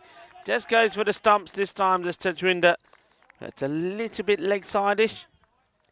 And he's onto it straight away. A nice shot played by Hassan. Remember, like the Black Caps, the Tigers have plenty of batters. And no doubt that Zishan Mahmood will be the next batter that comes out. You've also got the captain himself, and also a man that's been good all the way through, Yasser Mahmood. Slow delivery, well bowled. And a good finish to the over from Tajwinder. 7 come off it. There was that one boundary of the 5th delivery. 23 matches now since the golden ball that we saw. Of course, that golden ball was between Limsol Zalmi and the Nicosia Fighters. Scores were tied on 124, and it was Zalmi that went on to win it. And a direct hit was the end of the attempt by the Fighters to try and get the 2 that they needed. Second over, nice to see this man back. T10 Sharma, I think they missed him yesterday, did the Black Caps. So T10 Sharma comes into the side. They were a little bit light on the bowling front, and that's probably where they lost out. This one has been blasted back, and it's going to go to the boundary. And, well, I don't think T10 Sharma fancied this. Watch the bowlers, this is hit. Hit hard, and I think he says, "Hey, Rabah," as he ducks under it. And just like that, the ball races to the boundary, 4 runs. The big hard hit from Mazumda. Moving around in his crease, and this one just bowled straight. Chase is on. So well picked up, and Lovedeep does the fielding. So Lovedeep in the area where you'd normally see Kulwinder in the field, and that tells me that they've probably got Kulwinder Singh at the mid-wicket boundary. There, your good catches.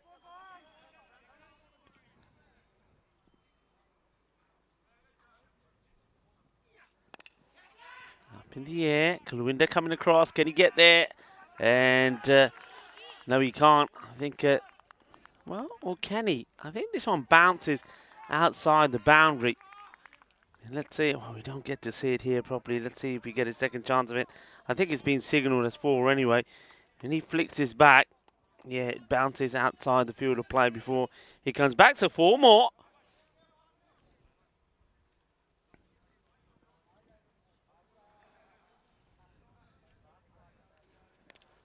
High up in the air, this is a chance. Somebody's got to put a name to it. Wicketkeeper says, leave it to me, and takes the catch, and that is the first wicket.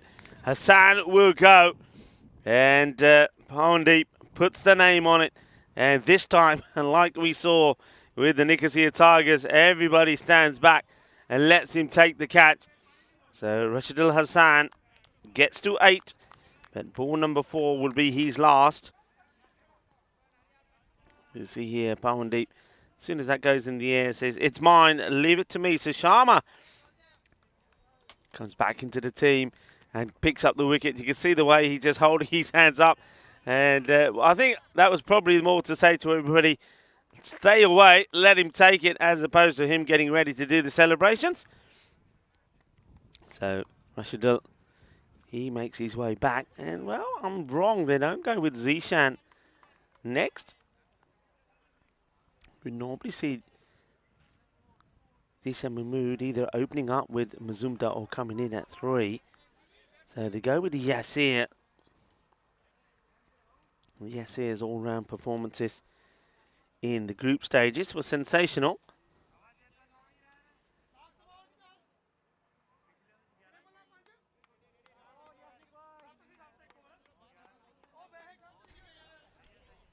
So, new batter comes in. It is Yasir Mahmood. He's got a couple of deliveries to face off Chetan Sharma.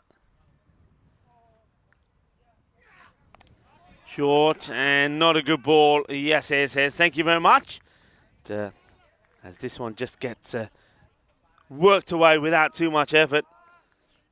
Tajwinder straight away to having a chat with Chetan Sharma there. You can see it just in the screens. Probably telling him about the line he probably should be bowling. Chetan will know that wasn't the best of deliveries to the new batter. 20 for 1. Ball to go in this. The second. And batter, and he's got his wicket. That is a biggie. That really is. Well, whatever Tajwinder said to the bowler worked. And you can see even Rajwinder Brar coming in and saying, "Dekhiya yaar, tenu kahi jande hain bowling ite karakar." That's Rajesh Kumar as well, saying that's where it needs to be. Well, yes, here wanted to go after it, gets the edge, and after hitting his first ball for 4, he edges this to the keeper. It goes pretty quickly, and you can see there that the bowler Chetan Sharma. Just watch this as the catch is taken just off your screen. He's well, just showing the batter which way he needs to go. So yes, here gets 4 of his first, but he gets an edge of his second. And Pawandeep takes the catch, and Sharma finishes the over well, 20 for 2. So Zishan will come out now. This is the 5 wickets hauled, of course. Tomina Anamul adds his name to it as well now. And we said Wakar Ali already has his name up there because he took 5 as well. So the Muflons player is up there. And Tomal Aminul, well done to him as well, as he picked up 5 wickets in this contest for the Tigers. So we've seen 2 bowlers that have taken 5 wickets, 2 batters that have scored 100. Of course, there's been 3 other players that have taken a hat-trick as well. And we've also seen a golden ball, so plenty of things, good things been happening in this contest. Sukhjinder Singh into the action and starts with a dot. Another man that was not available yesterday.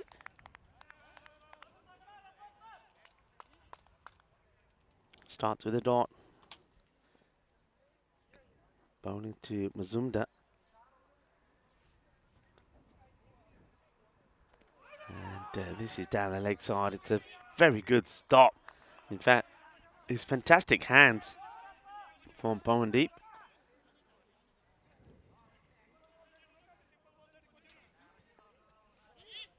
Going down the leg side, but just watch the work from the wicketkeeper here.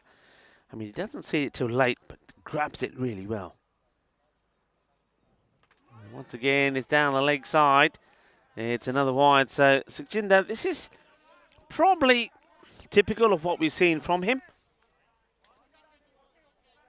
He's has and does bowl wicket-taking deliveries, but he also does sometimes just straight down the leg side. That's better. This drifts out onto the off, but it's better result from the batting side as well, as Mazumdar manages to negotiate this past the field. It's interesting that he comes on to bowl, though, inside the power play. I think he probably would have, best bet may have been to go with, if you didn't want to use Tajwinder straight away, just use one of the other bowlers, maybe even get Gurpreet in to get a ball in. Gunasakara also had to bowl yesterday. So high in the air and there's nobody there. And that's the thing. He's with the field that he's got set. He's got long off back and he's got protection out on the offside. But if he's going to be bowling that line, you're far better just having your 2 men straight. And now that's what they opt for. But it comes a little bit late because Mazumdar has already capitalised on it. But they still, I mean, I just don't think they're straight enough, if I'm honest. I think Kulwinder Singh and Lovedeep have to be straighter. Lovedeep now goes back wide. And this one gets worked away as well. And the chase is on, but it's going to be 4. So Sukhjinder is leaking runs here, valuable runs. Just drifting again down the leg side. The ball just naturally drifting away. And with these boundaries starting to flow, maybe this match is drifting away as well from the Black Caps. You can see the keeper saying, come on, this is where I need you to be. Outside the off. Sukhjinder, the better delivery. Gets blocked out this time by Mazumdar.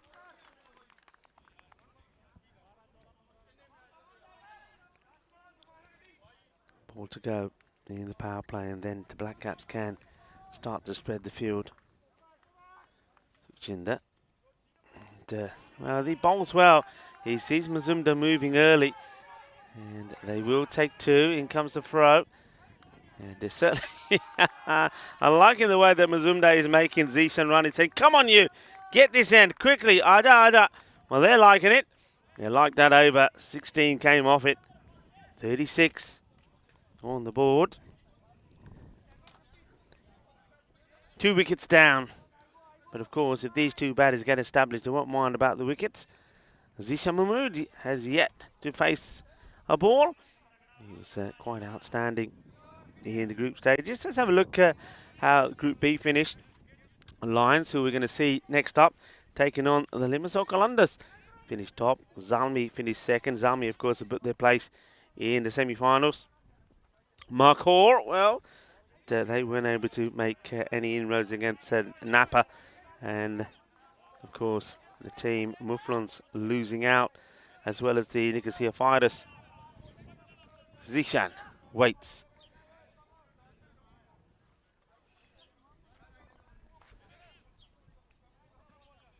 So it looks like Chetan Sharma will continue. I like that move. While Chetan is there, I think there's no point holding him back. You need wickets to win the contest. You might as well have your best wicket taker on to bowl. Bowls a short one to Zishan, who rocks back, plays it away towards the leg side. To get a single. The throw comes in.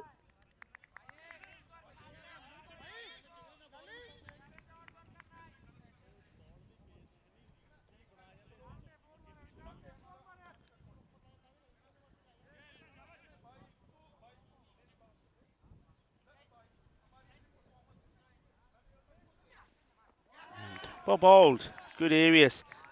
So just slightly short of a length. And sneaks it in outside the off stump. You see that Mazumdar wants to stay aggressive. Right idea.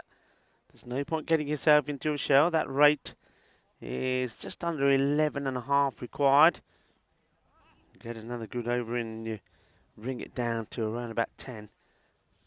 That's where they'll be looking for it to be. That's not a good delivery, but it's a, well, diving effort from the fielder. That would have been a sensational catch. It really would have been, as Gurpreet Singh, who's on that, on the 45 there.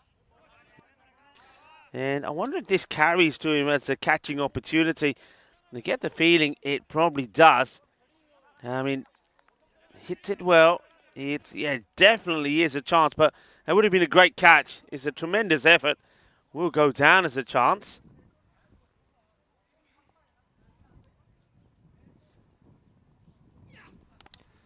Firmly hit, high on the offside. It's an opportunity.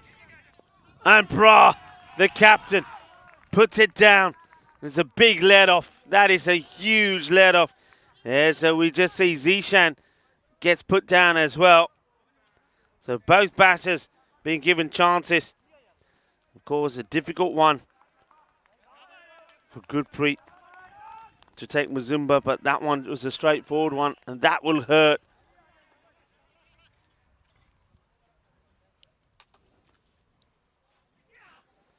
Slower delivery, no pace on it, well bowled. Oh, the disappointment from the fielder. You can see he's feeling it now. He knows that was a huge, huge opportunity to send back Zishan. Zishan Mahmood, he's not one that gives you too many opportunities. And Rajwinder Brar was the man that had that opportunity, the captain. Down went the chance. Firmly struck, and now he's got some work to do here, and he's not going to get to that either. It's going to be 4 more runs. It's a nice looking shot there, played by Mazumdar. Just carves this away. And despite the efforts of the captain, he can't get there. And 4 overs complete. And again, pretty nicely at the moment. I think this is all about stability now. And both batters having had chances when we will be looking now to go on and not the runs off. Just look where they are. They're just dropping behind the red line. The red line, of course, stay on that line. That's your path. That's the road to victory. Of course, you see where the stumble came for the Black Caps. Those 4 wickets all in 1 over. And, of course, in that over, no runs either.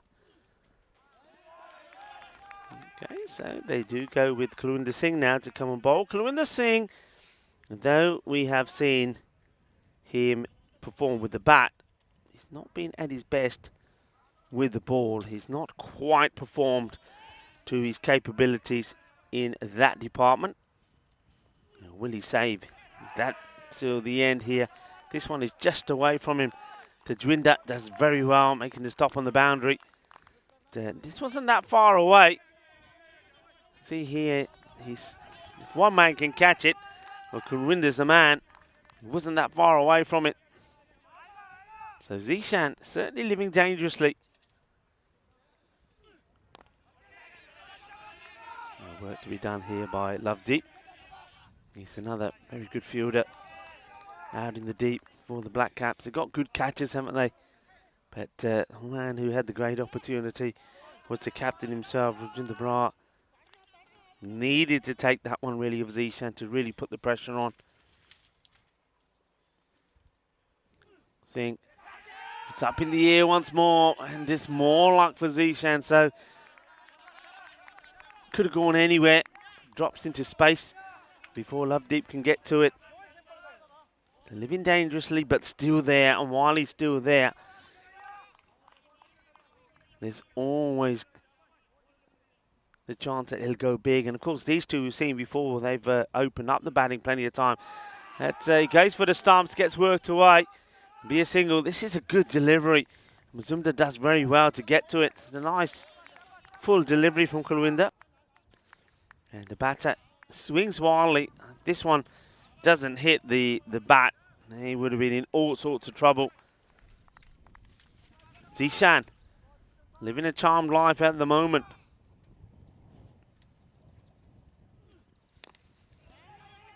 Goes slightly shorter, gets played out. Should be just a single, and they're taking him on. In comes the throw, and well, this is going to be very, very close. The bowler Kulwinder believes he's got his man. Well, let's take a look at this.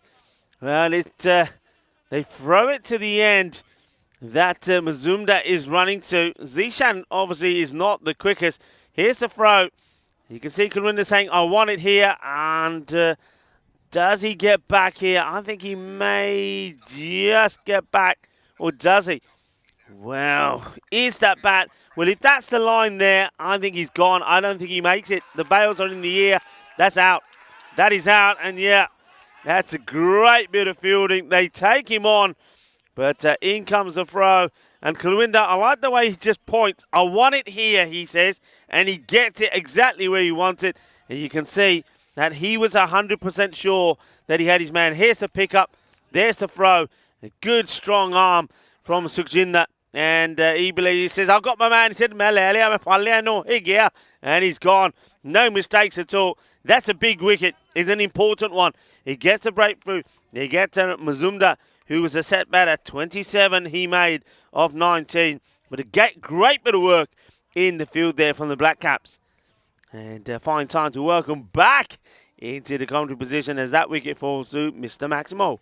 Yeah, it's a funny one. I don't really know why they took that on. I mean, it wasn't really there. Okay, the fielder that actually picked it up, Sukhjinder, had to kind of maneuver around another fielder. That was one thing, but any sort of decent throw was going to be trouble. And I actually thought it was going to be Zishan that was in trouble because he's kind of side on. It's a slightly longer throw to the keeper's end, but I think he would have been gone by metres. So a bit of a wasteful one. And look, they're behind the rate, aren't they, Tigers? Runs on the board. They need 13 and over from here. 65 required off the second half. And here's the man that just threw it. Sukhjinder is going to bowl over number 6. Good game on our hands. Yeah, he went for 16 of his first. And the man who comes out is Itifkat Jaman. This guy, well, he's, I've said before, he's just a highlight reel all by himself. Yeah. He's a passionate player. He plays with a lot of pride. And, well, he's one of those that if he stays out there for a handful of deliveries, he can make the difference. Yeah, he fielded very well as well. But you feel like they just need a big over to get back to 50-50, the Tigers. This is hitting pretty hard down the ground, and it's going to get through the fielder for 4. Well, that's the way it is down the ground. Tejvinder was the fielder, trying to get everything behind it. But, well, just like a microcosm of life, this outfield is unpredictable, and he couldn't quite make the stop. Yeah, I mean, he puts everything behind it, he thinks, does Tejvinder, and that ball still finds its way past him. So Zishan, he probably needed that. He's hit a few, but he's been lucky. He was dropped, of course, when he was on 1 by Rajwinder Brar. Now he's looking to get going. And, well, that's the foot past the line. I get the feeling he keeps it down. Yeah, that's what I thought. I'll probably have a look at it. He hits the ball so hard when he hits it. This isn't one of those times. Oh, I think he's just back. Let's have a look. Is there a shot where he's back? Yeah. Just gets back, I think. Yeah, that to me is, at worst, it's inconclusive. At best, it's comfortably home. Yeah, he gets a little slide back, doesn't he? So ends up on the line, then he slides back before the stumps are broken. You see it again here. It's a bit lucky just to get away with that, though. See, he slides it instead of trying to plonk it. And that's why it never loses contact with the ground. So I think not out will be the decision. Anyway, back to the action. Yeah, I was going to say, though, Mahmood, he really spanks the ball. That's one thing when you see him live. He is so powerful, especially down the ground. This time he gets a bit of angle in, and this is going to disappear through the leg side and over the rope. Maximo! Mahmood is still there, and as long as he is there, I think the Tigers will fancy their chances of chasing this down and remaining in the competition. But, yeah, the angle just working against the bowler there, right into the wheelhouse of Zishan. Yeah, you got two very powerful batters out there. Zishan Mahmood is starting to get going now. He played a nice shot down the ground.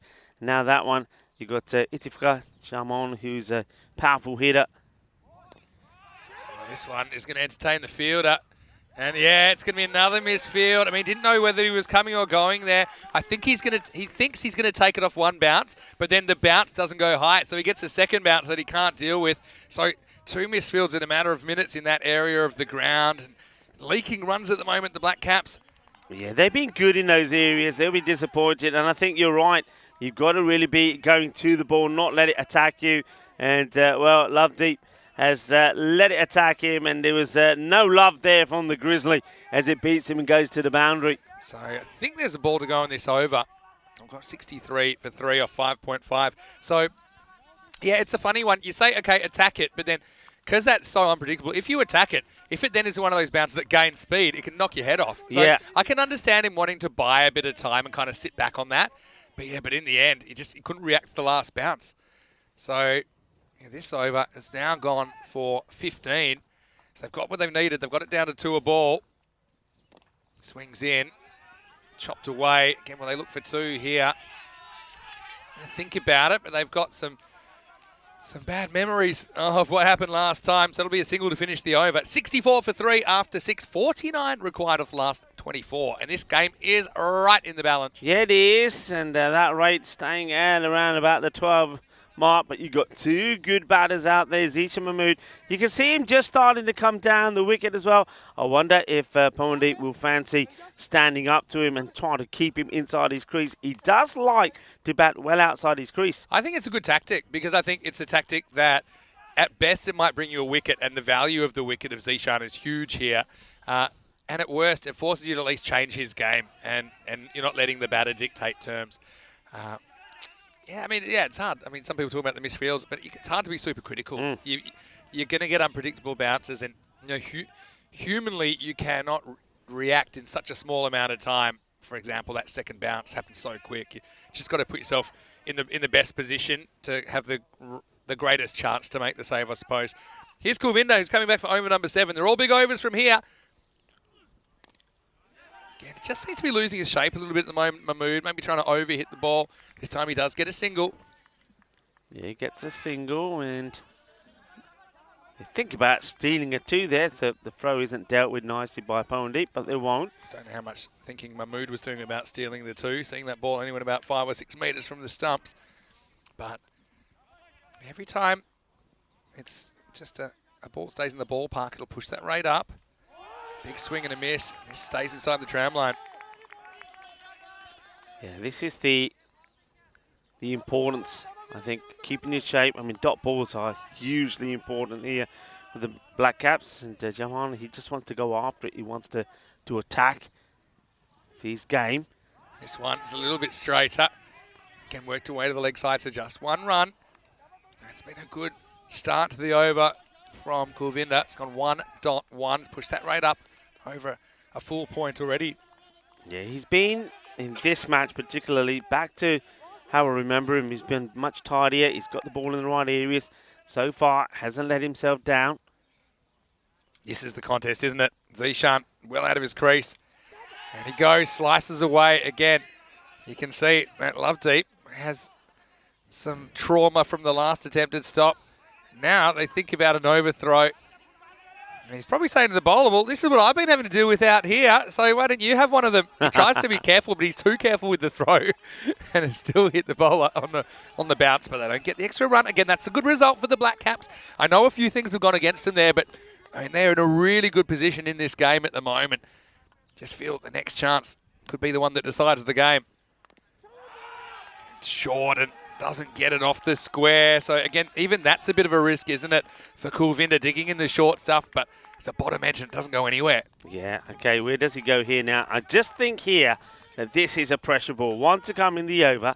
It's been a great spell. I think this is where he just tried to go full and straight. I reckon Joanne is going to try and give him all sorts of space to try and get this one away. Well, it's an edge and it's going to fly away for 4 runs. Well, luck's of fortune. It's still a very good over for Kulvinder. But they'll just be wondering, they'll say, hey, there's a guy there that's just meant to be there for that. Yeah. But it's just complete luck where it goes. And in the end, Gunasakara, like a statue, had no chance. So ended the 7th over at 71 for 3. 42 required off the last 3 overs. If you're enjoying quarterfinals action, well, good news, there's more to come with the 4th quarterfinal. Still to come, Sri Lankan Lions versus Limassol Calendars.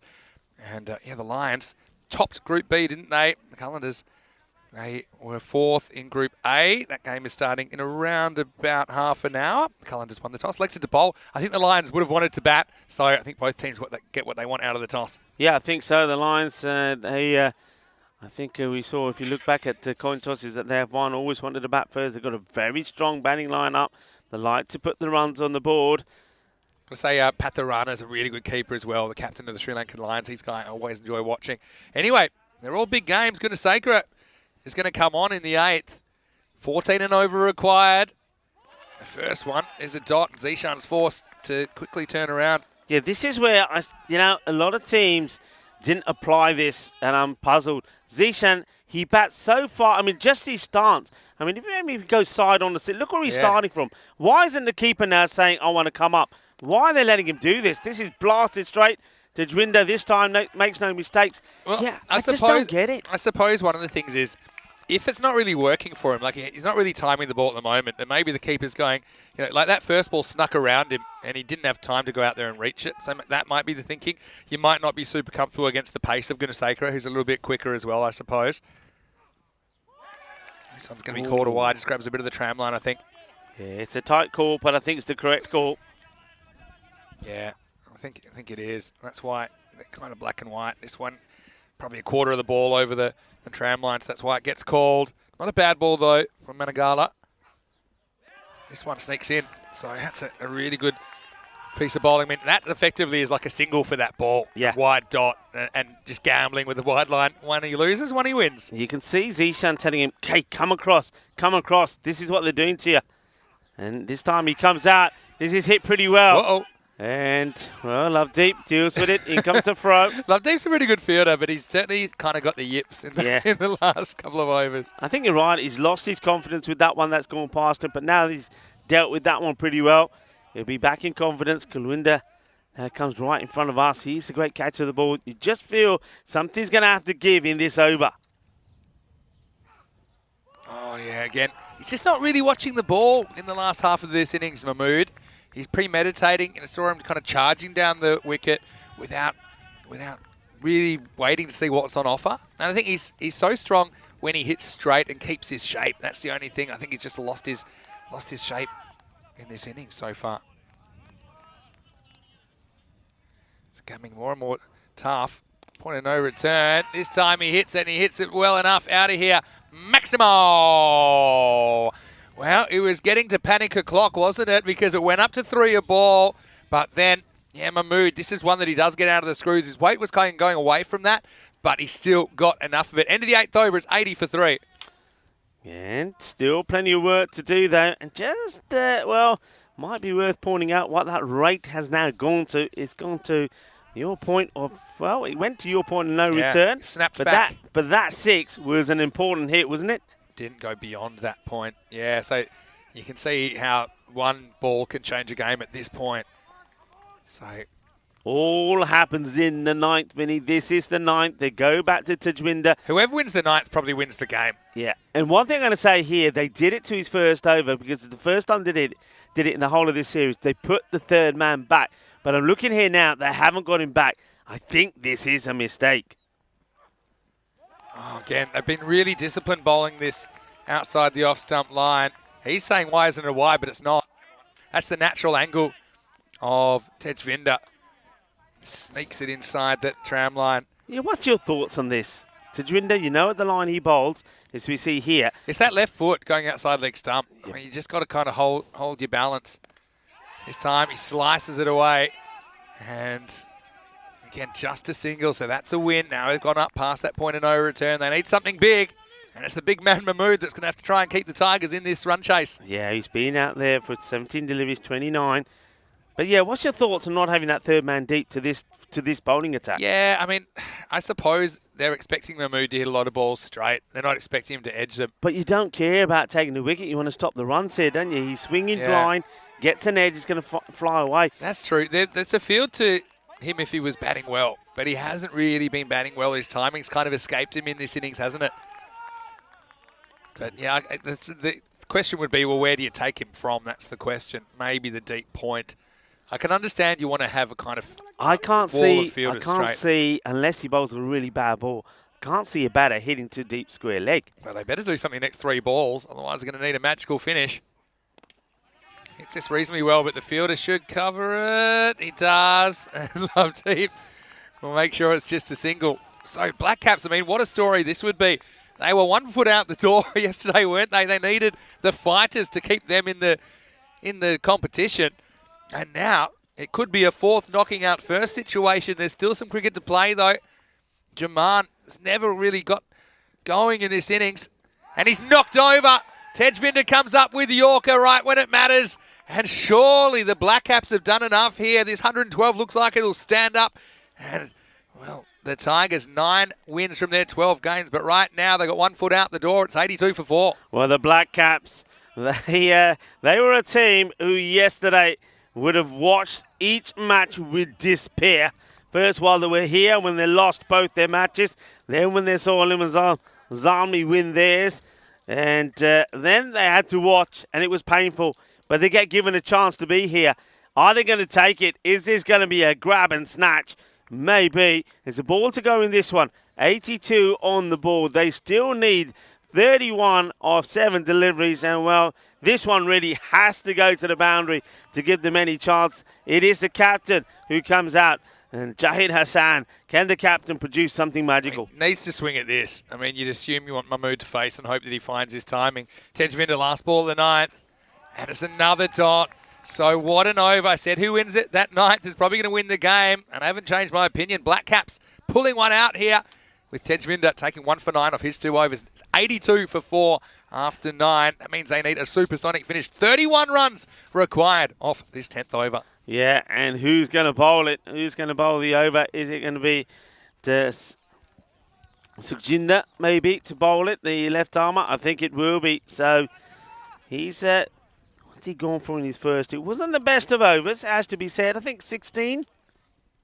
Yeah, I'll just go check my notes, but... No, it's going to Sakara who gets the bowl. Yeah, he bowled the 8th, and now he doesn't want to run. So now pretty much 5 sixes to tie. That's where we're at. What a good defence this is. I mean, Black Caps, they've always threatened this kind of performance. And, yeah, it's quite incredible. They were almost out of here. They wouldn't have even been in the top 8. And suddenly it looks like they'll be in the top 4. Maximo or bust. And he's gone. What a catch. Well, he needed a 6. Instead, he's going to have to go. Gunasakara catches a bullet, doesn't he? Mahmood.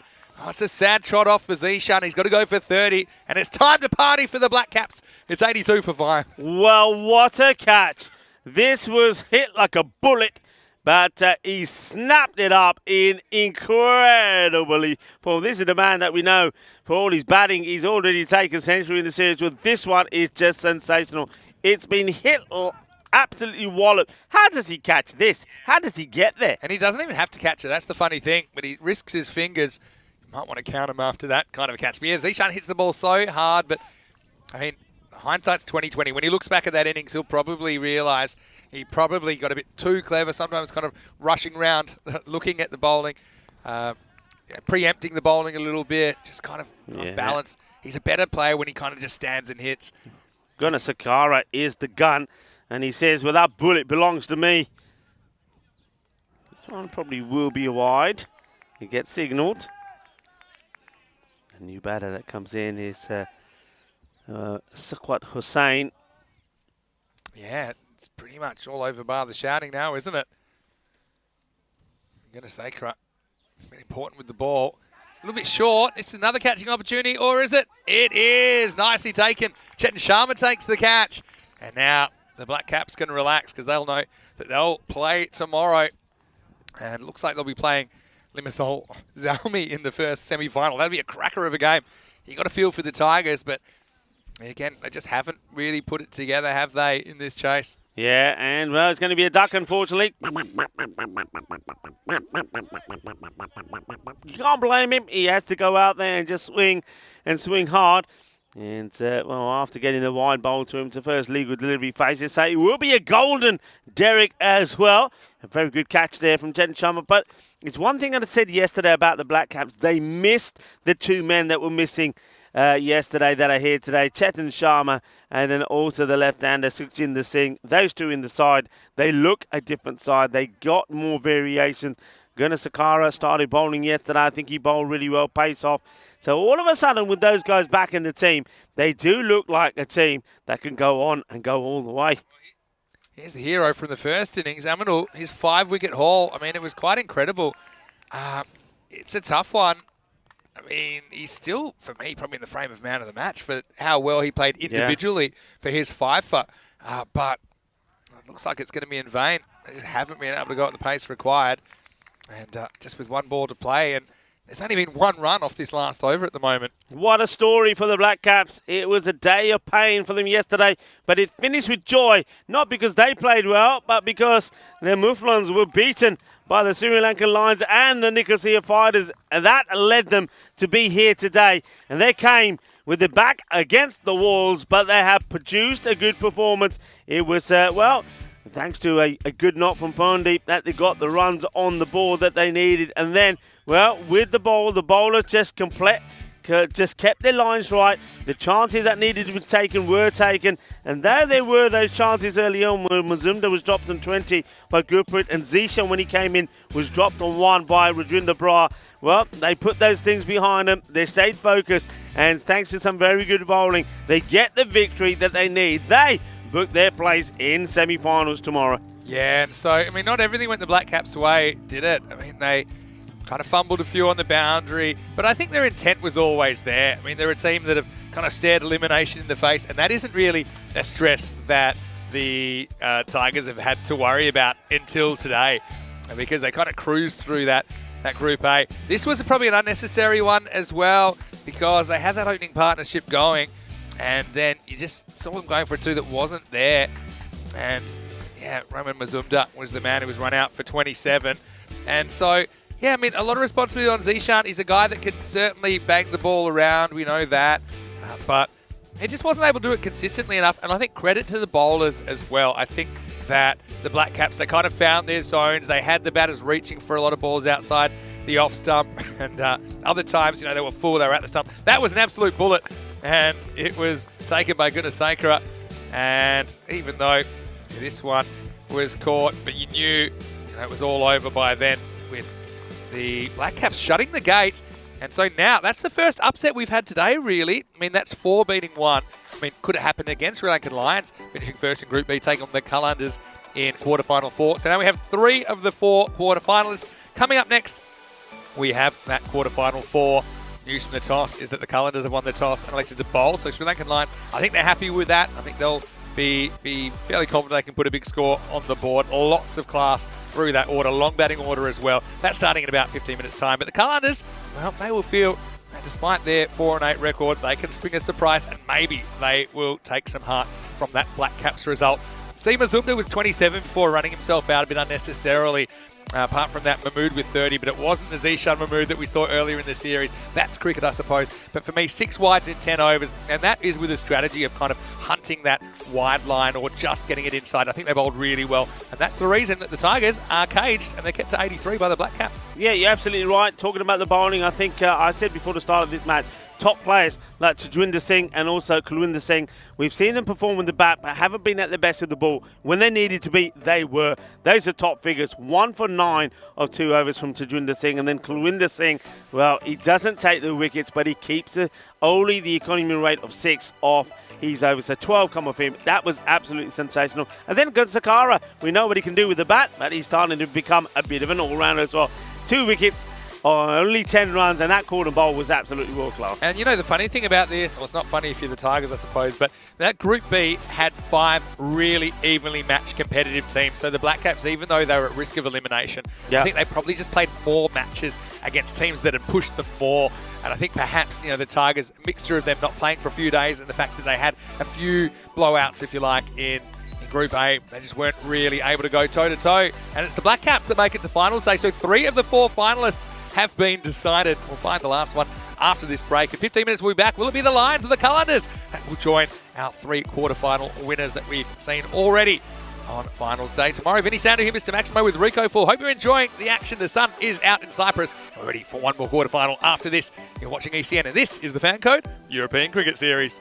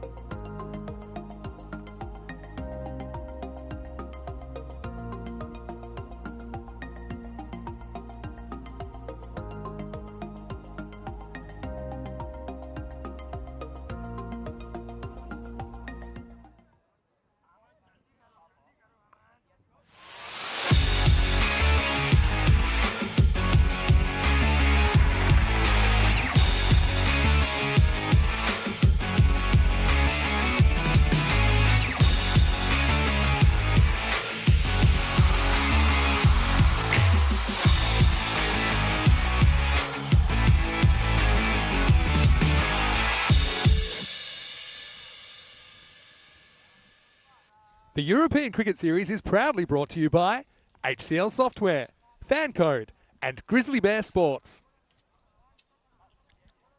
Hello, cricket lovers. Welcome back to the Ipsonis Cricket Ground right here on the beautiful island nation of Cyprus.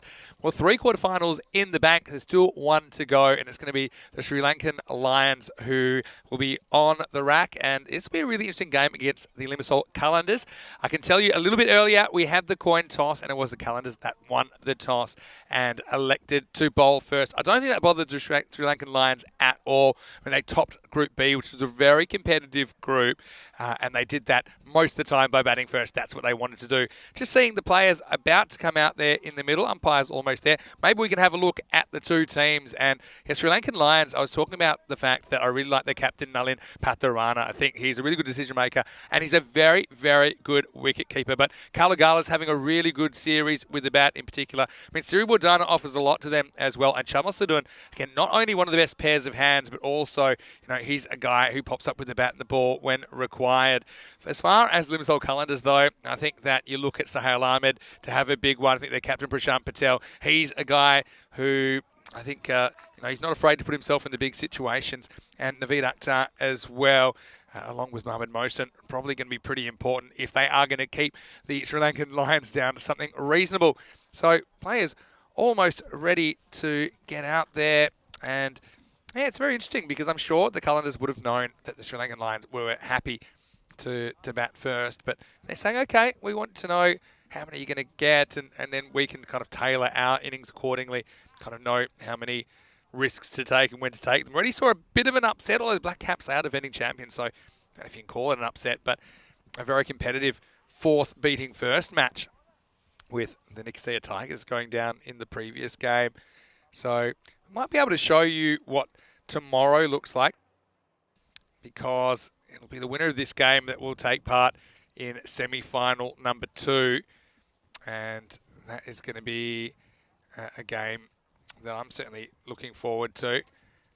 But I just think that first things first, we have to work out who that's going to be. So I know that a lot of people tuning in around the world. Of course, I'm back today. It's my first day back on the tour for a couple of weeks.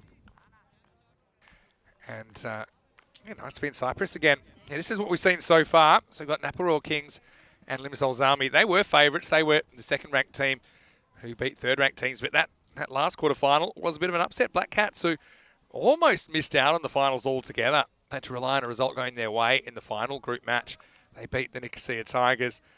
And yeah, this is what tomorrow looks like. So Black Caps versus Limassol Zalmi in semi-final number 1. And then the winner of this match will take on the Napa Royal Kings in semi-final 2. Of course, the winners go through to the final. The losers of the semi-finals will play for bronze. So it should be a really exciting conclusion to this tournament, which is run for 14 days. Okay, almost ready to go. And just scanning my eyes out there, I can see that is Kalagala, who's not facing. It's Saranga facing up to the first ball. Mohammad Mohsen, the left armour, right on the money first up. They won't get a run. So I suppose the Lions, they were pretty successful, weren't they? And a lot of that, like I said, was batting first. We'll get some of the scores they're able to rack up. I mean, they're averaging 120 with the bat, and that was kind of before it was cool as well. I mean, it seems like 120 is the par around now. Well, goes after this, but it's a miss hit. Fielder comes around, and he sticks out a hand of hope. It's Naveed Akhtar. Can't get there, and they'll get back for 2. So a bit of a lucky moment to Saranga, who gets off the mark. Yeah, so Sri Lankan Lions averaging 120 with the bat. Had a higher score of 151 against the Black Caps back in match 36. And with the ball, they're only conceding 102. So that's a reasonable effort. This one's lost down leg side by Mohsen. As far as the Calendars, well, they've kind of struggled a bit with the bat comparatively. They're only averaging 93 with the bat. And they're averaging on average, they're conceding, they're giving up 6 wickets in innings, which is quite a lot as well. And the thing is, in their series, their top score is actually 110. That was against Amdocs, and even then they didn't win that game.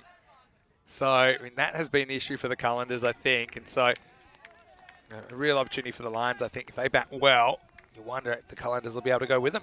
Vinny Sando here, Mr. Maximo, joining me for the last game of the day. Maybe time for a few random questions and a few food discussions as well. Rico Fall and Rico, Sri Lanka Lions, they have to be favourites, but still, we've already seen some surprises, and you expect some when it comes to the knockout stages. We certainly do, and a bit of a surprise also to see that Saranga is opening up here with Kalagala. They've made a few changes. We've seen Siri Wadana would normally be opening up with him, but they made a change to that yesterday. And also, someone like Chamal Sudan can also play that part well. So they've gone for Saranga, who's probably is up there because maybe he's a bit more of an aggressive player.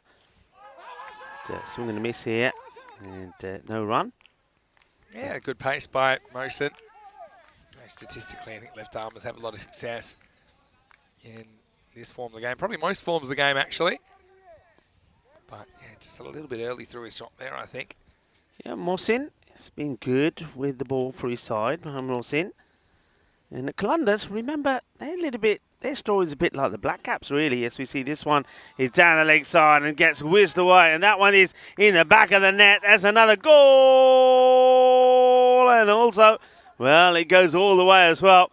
It's a Maximo goal. One bounce into the back of the net. Yeah, I mean, it's just the one that got away, isn't it, for the bowler? Mosen slides a bit too close to the left-hander, and he does the rest. So it's a very difficult ground to get away with bad balls. Yeah, Calendars, remember, in the Group A, they were a team that had to wait because Amdocs, if they were able to pick up a victory on the last day of Group A action, they would have actually gone through and the Calendars would have lost out. So they also had a long, hard, nervy day, a bit like the Black Caps yesterday, before they found out that they were going to be here.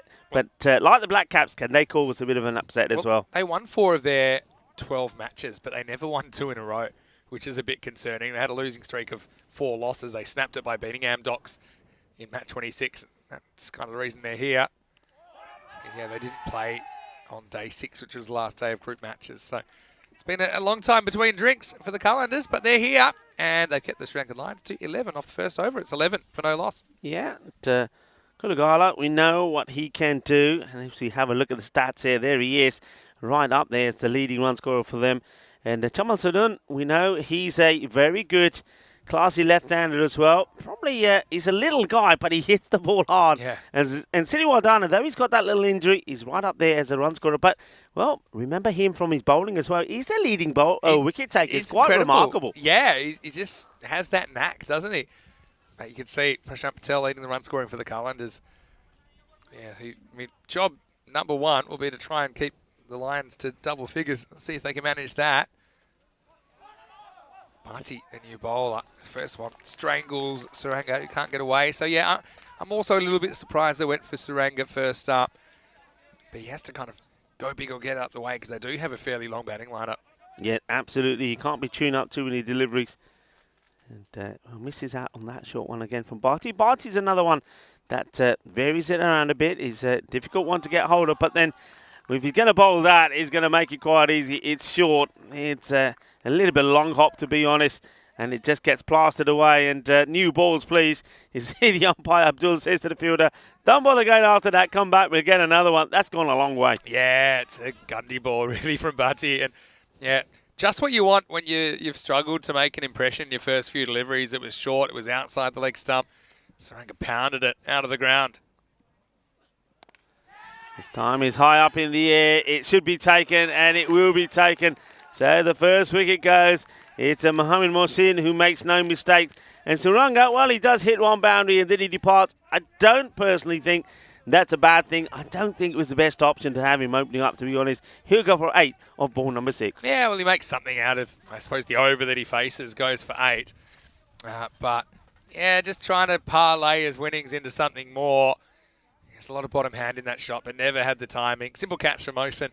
So the Saranga experiment doesn't really work, but it doesn't hurt them too much either as they lose the first wicket. And Sri Lankan Lions, they are 17 for 1. Yeah, and we're looking at the physique of the next batter coming in. It certainly does look like it's going to be Chamal Sudun. And as I said, he looks like a little man. And his bat, if it's the same bat he's using, sounds like it's busted. but he has a knack of scoring runs, and he does play some very delightful shots. Yeah, he sure does. And yeah, he's a guy, I think, that he's pretty reliable, whatever he does. And Seen a lot of him. just to remind you, just in case you're confused, his name is Sudun, not Sudan. Okay. Oh, I've got something to tell you. Okay.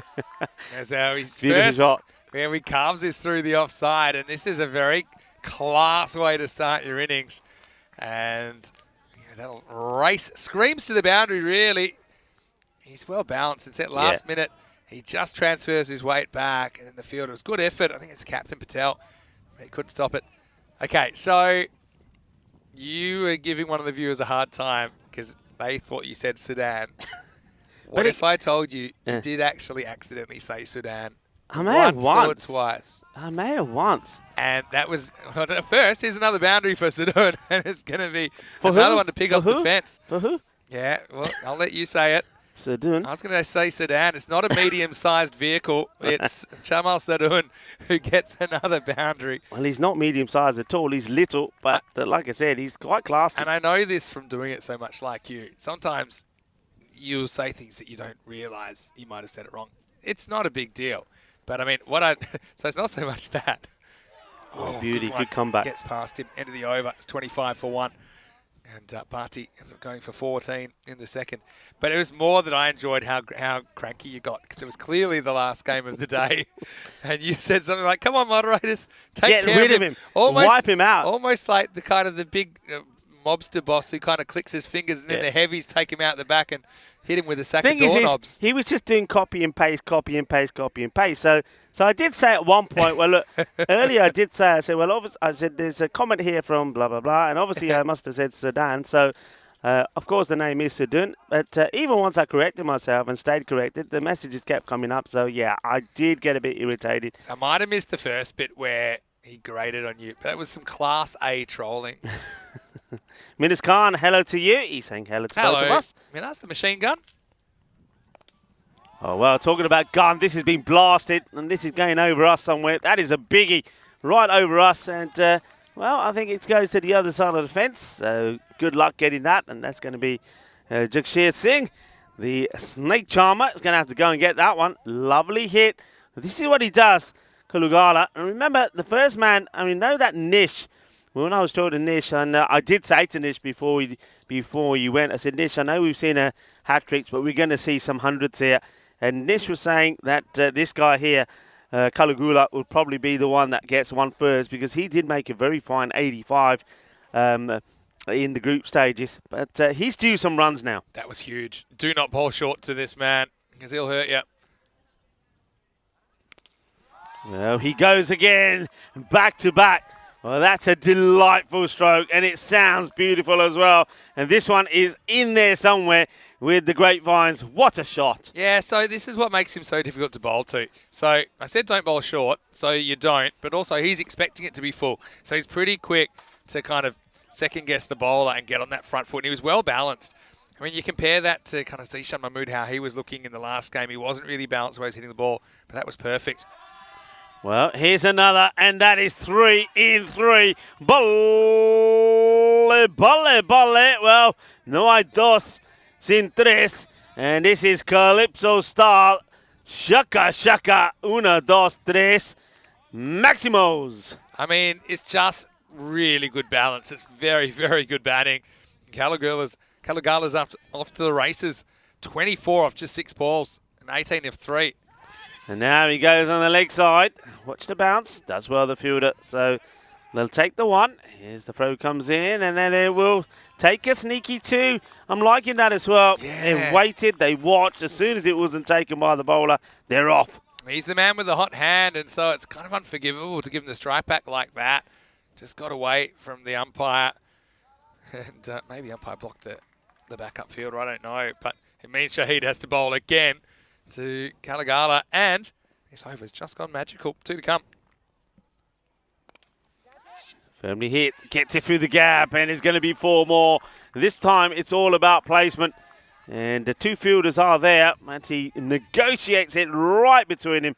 Cuatro más and 24, and who knows, one big hit, and we could have our first supersonic one of the day. Yeah, and look, it wasn't that far from the fielder. I think it's Mosen. But again, when it bounces for the first time about a metre in front of you, even if it's slightly to the side, you don't know, is it going to jump up? Is it going to shoot through? Whatever it's going to do it fast. And so this power play with 49 plus this.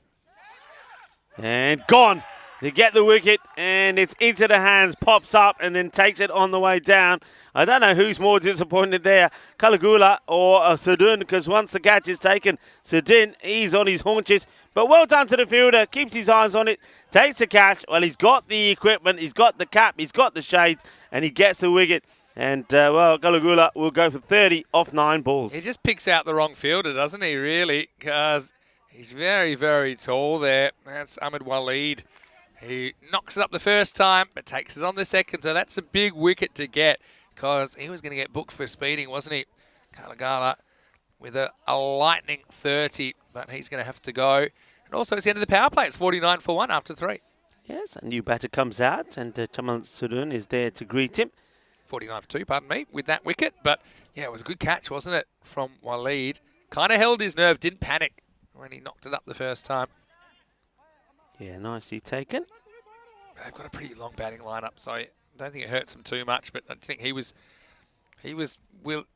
probably capable of playing that kind of Java Shah innings of a big 100 to make it real tough for the Calendars. As Bhatti comes in and loses this down the leg side, then runs straight down the middle of the pitch, which is one of our pet peeves. Chami Kumara is the batter that comes in next. So once again, a slight change to what we have been used to seeing. Now, I wonder if that's a decision that's made because there is still plenty of time, of course, to bat. Going over the wicket now. If I was a politician, I'd say I'm going to eliminate running in front of the umpire by 2035. I'd be making some big promises. I don't even know if that's an achievable goal. Anyway. Khalid is the bowler. How about some random questions? I mean, I'm back. It's my first day back for a couple of weeks. I know you're about to take a couple of weeks off as well. Rico? Maybe let us know what you're planning to get up to in a couple of weeks. I'm sure you'll enjoy maybe putting your feet up a little bit.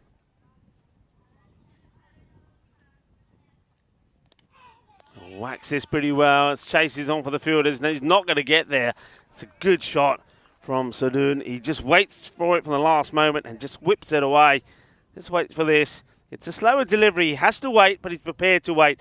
Then he executes it perfectly. I like how he's pretty still for most of when the ball's coming to him. That pitch is outside the leg stump, so he can literally use his pads as a second line of defence. He can't be LBW. He's not going to get bowled, and then it's just a matter of having a free swing at the ball. So they do have 5 outfielders now. That brought up the 50 for the Lions.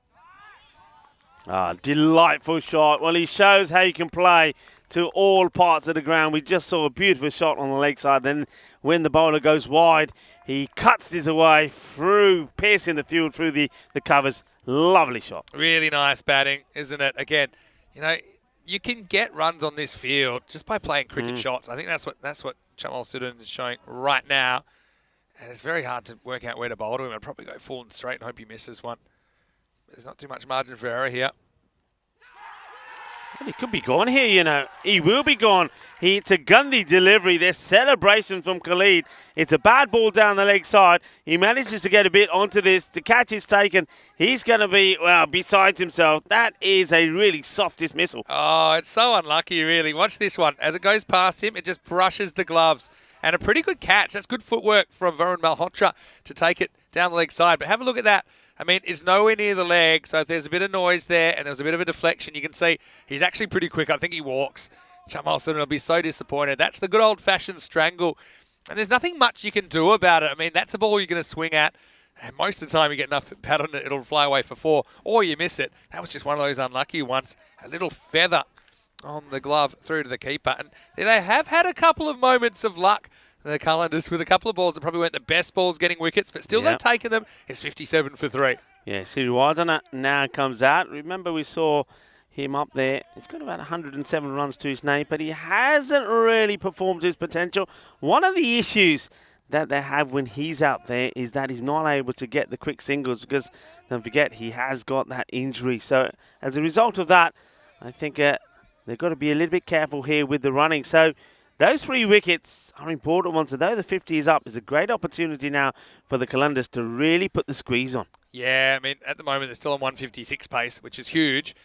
But you just got to tell yourself, okay, maybe we can keep taking wickets, turn this into a bit of a collapse.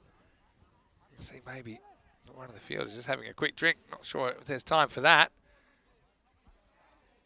I don't know what they're trying to say here. And I saw the umpire motioning something about a wide. Well, I don't think it's a wide. I don't think he's out. But maybe they're just waiting for the fielder to get some attention out there. Yeah, a bit of a delay, a bit of a chit-chat going on. Not sure what the issue here is. Looks like we're ready to go again now. And so I think they were just checking the first ball of the over was a wide. Right, so yeah, definitely that wasn't a wide because he's caught behind and he walked. Yeah. Anyway, that was what some of the confusion was about. Well, we've already seen one batter being brought back and revived. That was in the very first match. I don't think that Sudun is going to get that call to come back. I think he was definitely did edge it. He knew it as well because he walked off. I think they're just trying to sort something out here. Yeah, just making sure that's done correctly. Yeah, but that was a crazy start to the day. It was Zishan Ahmed and Waqas Akhtar were in an awful kind of mix-up where actually there was a race to the safe end in the end.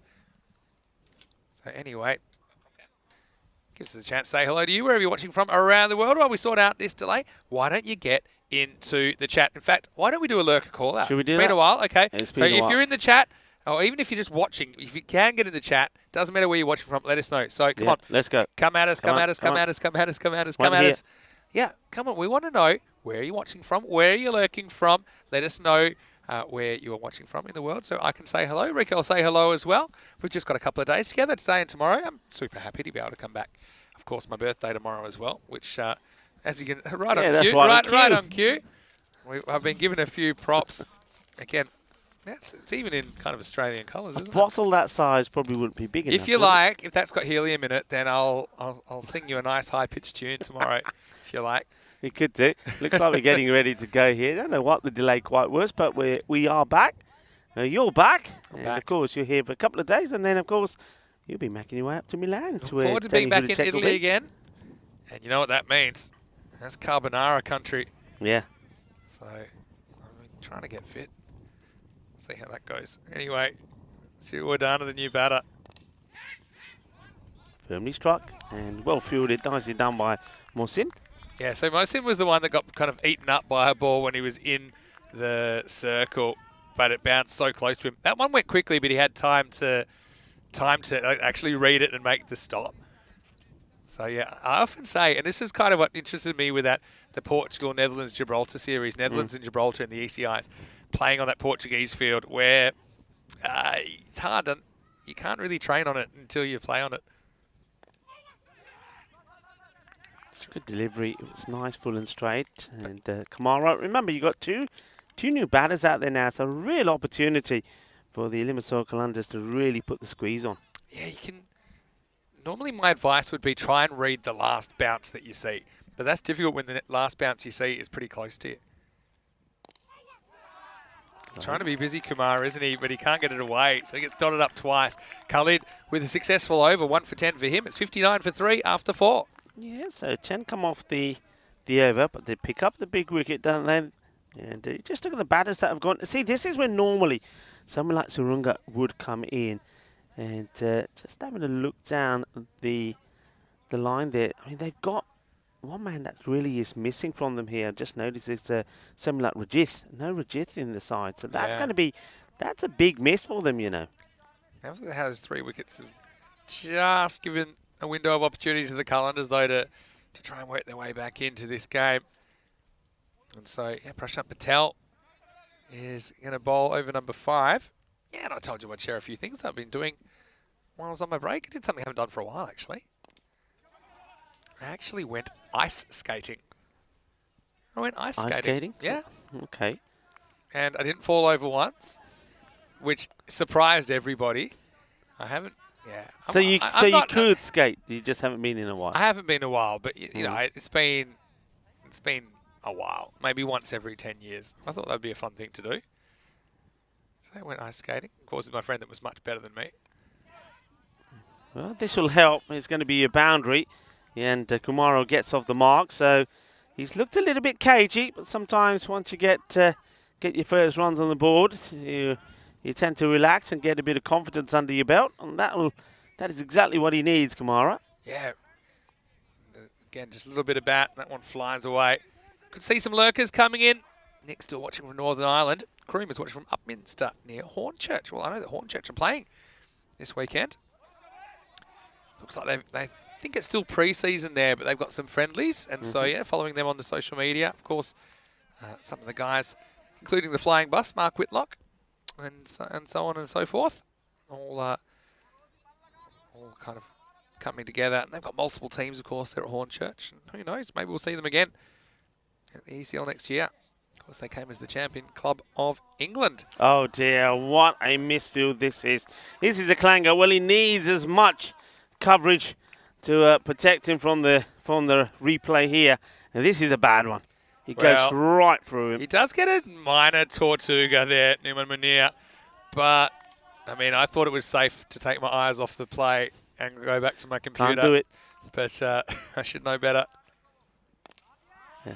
And then the next one is out of here. It's a biggie. Manos arriba, Vidro. Because that goes all the way. Well, that is sweeter than a bowl of rasmalai or a bowl of jalebis. And I'm told there is some rasmalai and jalebis in the fridge here. Glub jumbos, I heard. Hey, that's another goal. That's the fourth of the 5 goals, soccer goal or football goals around the ground that have had a ball hit into them. But you know what scares me? You know where the 5th one is? Yeah, I know. No. You need to be worried as well as this one. Well, it's going towards the other goal down the other side of the ground. It's not going to be a goal, but it's going to be 4. There's been a few that have come in here. I'm just letting you know that. And we have the same problem as always. Once the ball goes up in the air, because of the roof that we've got here, we have no idea where it is. Yeah. A couple have come in. Yeah, I gathered that. Anyway, it takes us to the end of the over. The score is 79 for 3. I want to say hello to all those lurkers that are out there. And who have you got while we're there? I've got Kai Bay lurking from Australia. Mario Patel is off. Great work with the stats as well. But I'll come back in the picture in a minute.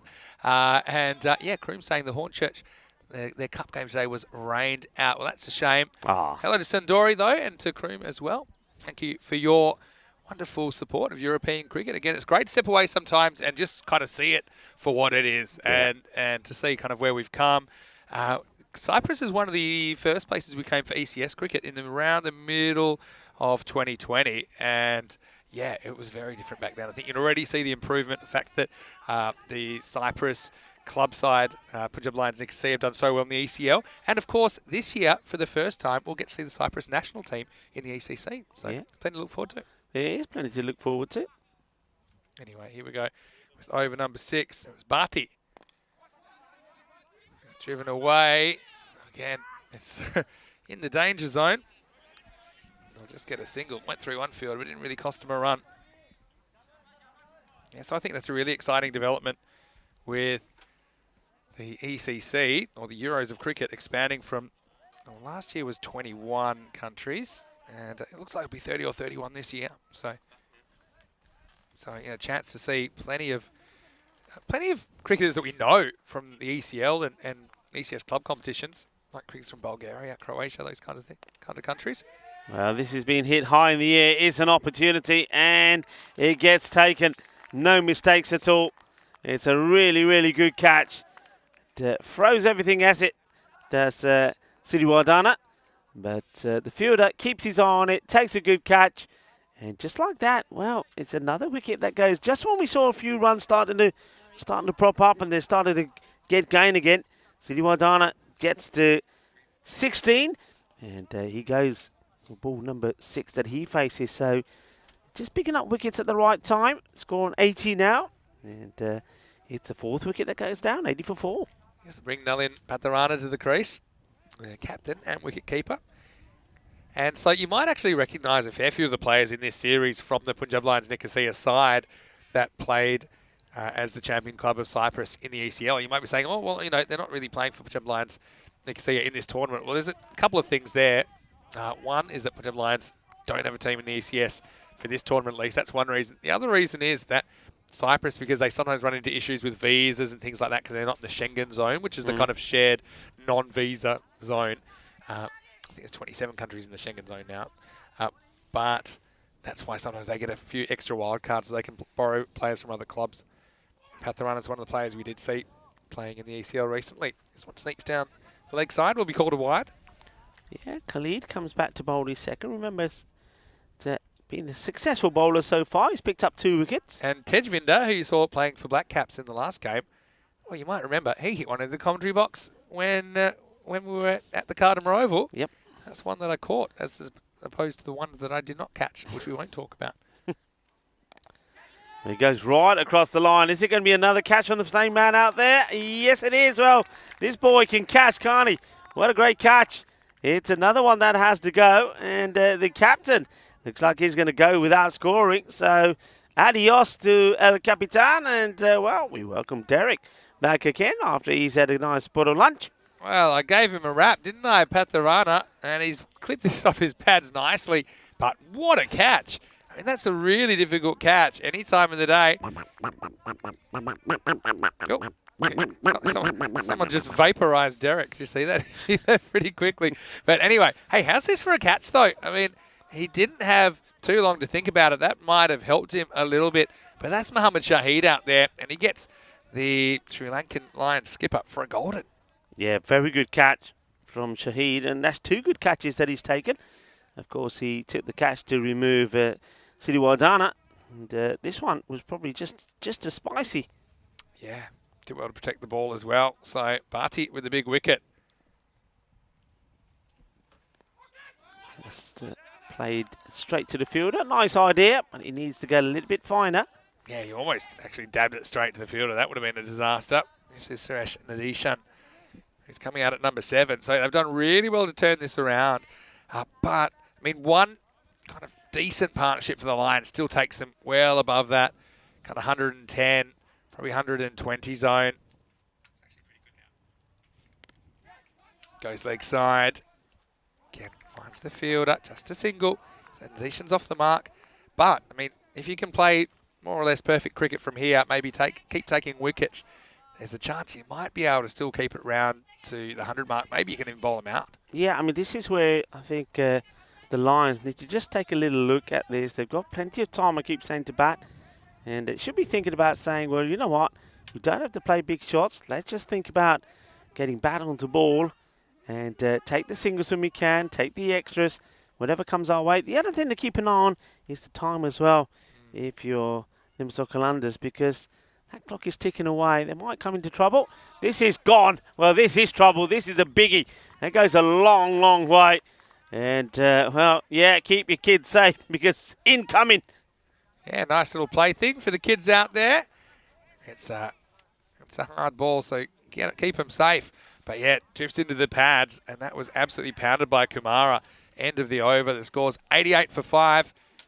And look at this scorecard. Galagala, good, didn't he? 30 off 9. He was up and going. Apart from that, Sadun with 16, Siriwardana with 16, Kumara with 12. Interestingly, 4 of those 7 batters faced exactly 6 balls, or have faced 6 balls on that scorecard. So you can kind of see what their kind of personal overs went for. Mm-hmm. And Kalagala got an over and a half, and he certainly made the most of it. So, look, the run rate's still really good, isn't it? 147 pace. It's just a matter of can they bat the overs out and bat them with guys that are hitting the ball well and scoring quickly. Got Mohsin coming back into the attack. Didn't bowl a bad first over. Went for 10. And a good one. He's a pretty good guy to be able to bring back at this stage. Yeah. They would have been tempted maybe to bowl him out. They went, instead of bowling Mohsin out in the 3rd, because his first over he went for 11, opening over of the game. They went to Mohammad Shahid, but then he went magical. 24 came off that over, but it did finish with a wicket, so that's something. This one, oh, he just gets it over the fielder. It's another one that goes in the goal. So he goes for 4. And, well, this is a perfect place to put a penalty, isn't it? Right in the bottom corner. There's been some good ones. It's just not a good ball, is it, from Mohsin, who bowled really well first ball and then just gets a bit too straight. You don't have to be too greedy. You don't even have to really even go at the stumps. I'd be trying to put it outside and saying, right, okay, what are you going to do with that? Yeah, making the most of the good start here, really, the Lions. Change of angle. I don't know about this angle either. No, he bowled that first ball so well, so I don't really know why he wants to go this way. That's down the legs as well. He's being well hit. It's going to be 4 more. That's the danger. And I think sometimes just because you bowl a bad ball doesn't mean that it's going to come good if you come the other way. This is drifting down the leg side. It's a full bunger, really, on the legs, and it deserved to be put away. I just think he's changed angle because he bowled a bad ball. I mean, I think the plan was correct. He just didn't execute. The first ball of the over showed what he can do. Since then, we've had back-to-back boundaries, and Adishan's woken up. He's 9. Pumps this down the ground as well. Should be fielded. Most left-handers will tell you they love this angle. Probably the exception is if a guy can angle it in and then kind of move it away or straighten it down the line. But I'm not really seeing Mosen rolling his fingers on too many and trying to change the angle of the ball. Anyway, left-hander back on strike. Let's see if he stays over the wicket. No, he won't. Once he sees the left-hander, he says, okay, I'm going to go around. So again, yeah, same issue. Bowling right arm around, or left arm over to the left-hander. He hits this high. He's going to be... well, they still can't pick it up. They do eventually. And the reason I'm laughing is we've got a gentle breeze that's blowing. And we know that when you're hitting into this breeze with that ball, it's moving around all over the place. He thinks he's got it, then he says, not here, not here, here. And then look here, he bounces off the deck. He still can't get there. Well, he's lucky that doesn't get him on the way up. I mean, that shows you how hard this ground is. Yeah, I said good luck for a reason because I didn't see him getting a hand on it, and he didn't. That's good bowling, though. That's right up in the block hole, full and straight. It's the end of the over. So Mosen goes for 21, but he goes wicketless, 7 overs down. It is 99 for 5. But well, for those of you who have been enjoying this series, good news is we'll be back tomorrow with finals day. Straight semi-finals format. So Black Caps against Limassol Zalmi. They won their quarterfinals earlier today. Whoever wins this match will host the Napa Royal Kings in semi-final number 2. Winners through to match 70, which is the final. The other teams will play for bronze. So 4 matches to finish our Cyprus and Venture. Join us same time, nice and early, 5:30 a.m. GMT, which is 7:30 in Central Europe and 11 a.m. in India. It's going to be an absolute cracker. I mean, that first semi-final, Black Caps at Limassol Zalmi, and if memory serves me right, that's 1-1 at the moment. So it's going to be the decider. And whoever wins that decider goes all the way through to the final. Remember, we do have the bronze final there as well. But, of course, it's the final that teams are wanting to go into. This one is a wide as Patel comes back in to the frame. Prashant Patel is going to be the key player for the Qalandars in this match. He has been really all the way through. His performances have literally got them here. He's always found a way to perform. This is hit well, and it's going to be a spicy stop. It's really well done by the fielder. And this is when you really are saying, you know what, I'm doing this for my team. And Junaid Bhatti does it for his team. He gets in line. He gets in the line of fire, really. He really does. Good stop. Yeah, excellent stop. Again, it's hard to believe, but they're still on 141 pace. That's really good going. And they need a bit of a partnership to develop. You feel like it kind of has. Hasn't been breakneck pace from these guys, but certainly setting themselves up for a big finish. Yeah, Patel just making some changes in the field. And, well, he's lofted this. This is a biggie. Well,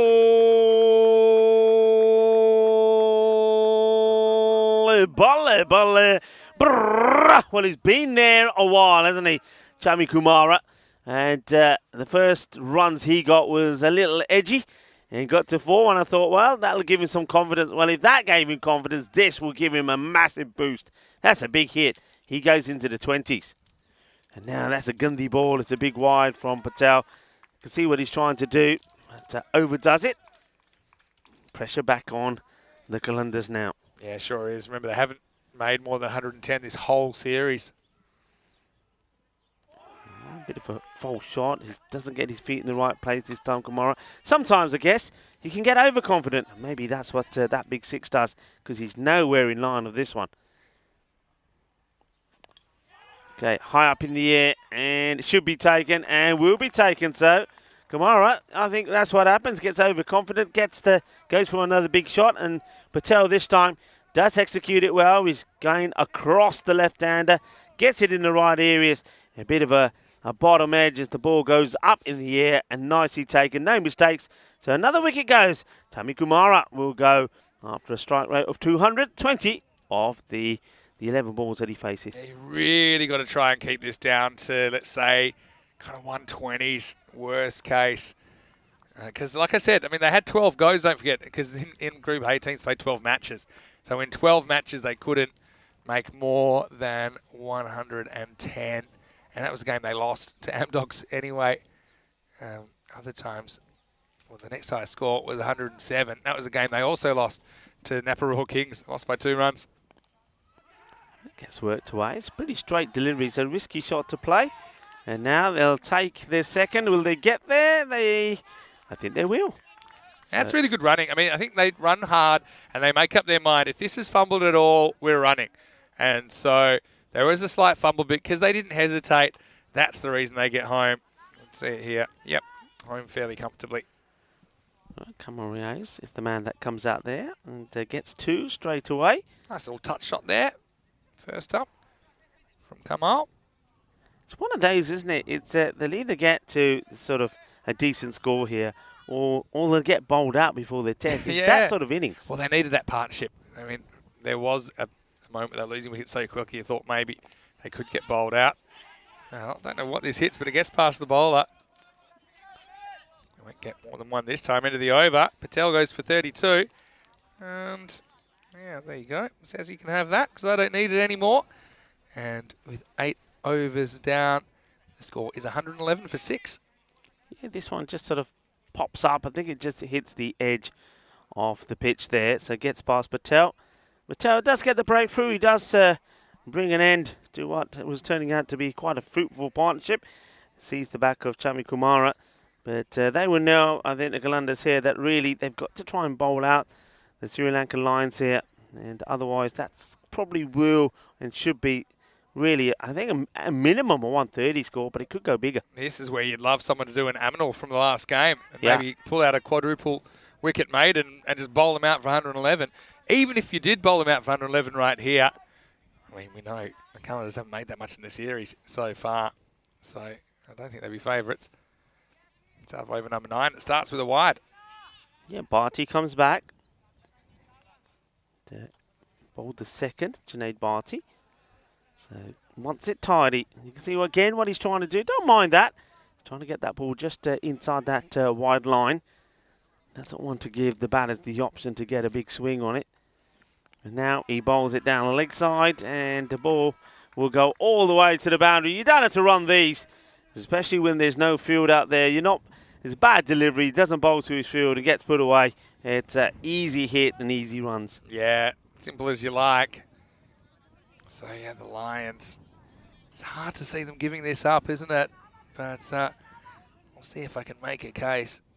I just think at the moment they're just kind of outgunning their opponents. I mean, by contrast, they've hit more than that 110. 1, 2, 3, 4, 5, 6 times 7. This is the 8th time in 11 games they've hit more than 110. So they certainly haven't had trouble scoring runs.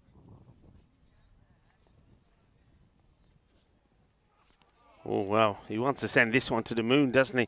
Goes for the big one, misses out on it. That's Camarias. It's a nice shot to try, but I think he just needs to get a little shuffle across over to the offside. Other thing about the Lions, and I'm just going to confirm this, but they've been taking a bunch of wickets when they've been bowling and fielding as well. This is hit out to the leg side. A couple of bounces before the man who's taken some really good catches out there. Shahid does the fielding. Yeah, so the Lions, on average, they're taking 7.3 wickets per 10 overs. And that's kind of off the charts. The average is about 5. So this shows you that they must be holding their catches. They must be bowling pretty good areas. The average is 5.4 wickets per 10 overs. And they're taking an extra 2 wickets compared to the average team. Great shot. And that sounded good as well. Yeah, you're absolutely right as you see that one go to the boundary. I mean, yesterday, I think in that performance from them, it was all about their catches. In fact, both the teams, they got the victories over the Muflons. Of course, that was what meant the Muflons lost out today. The Nicosia Fighters and the Sri Lankan Lions. It was all the fielding. The fielding was superb.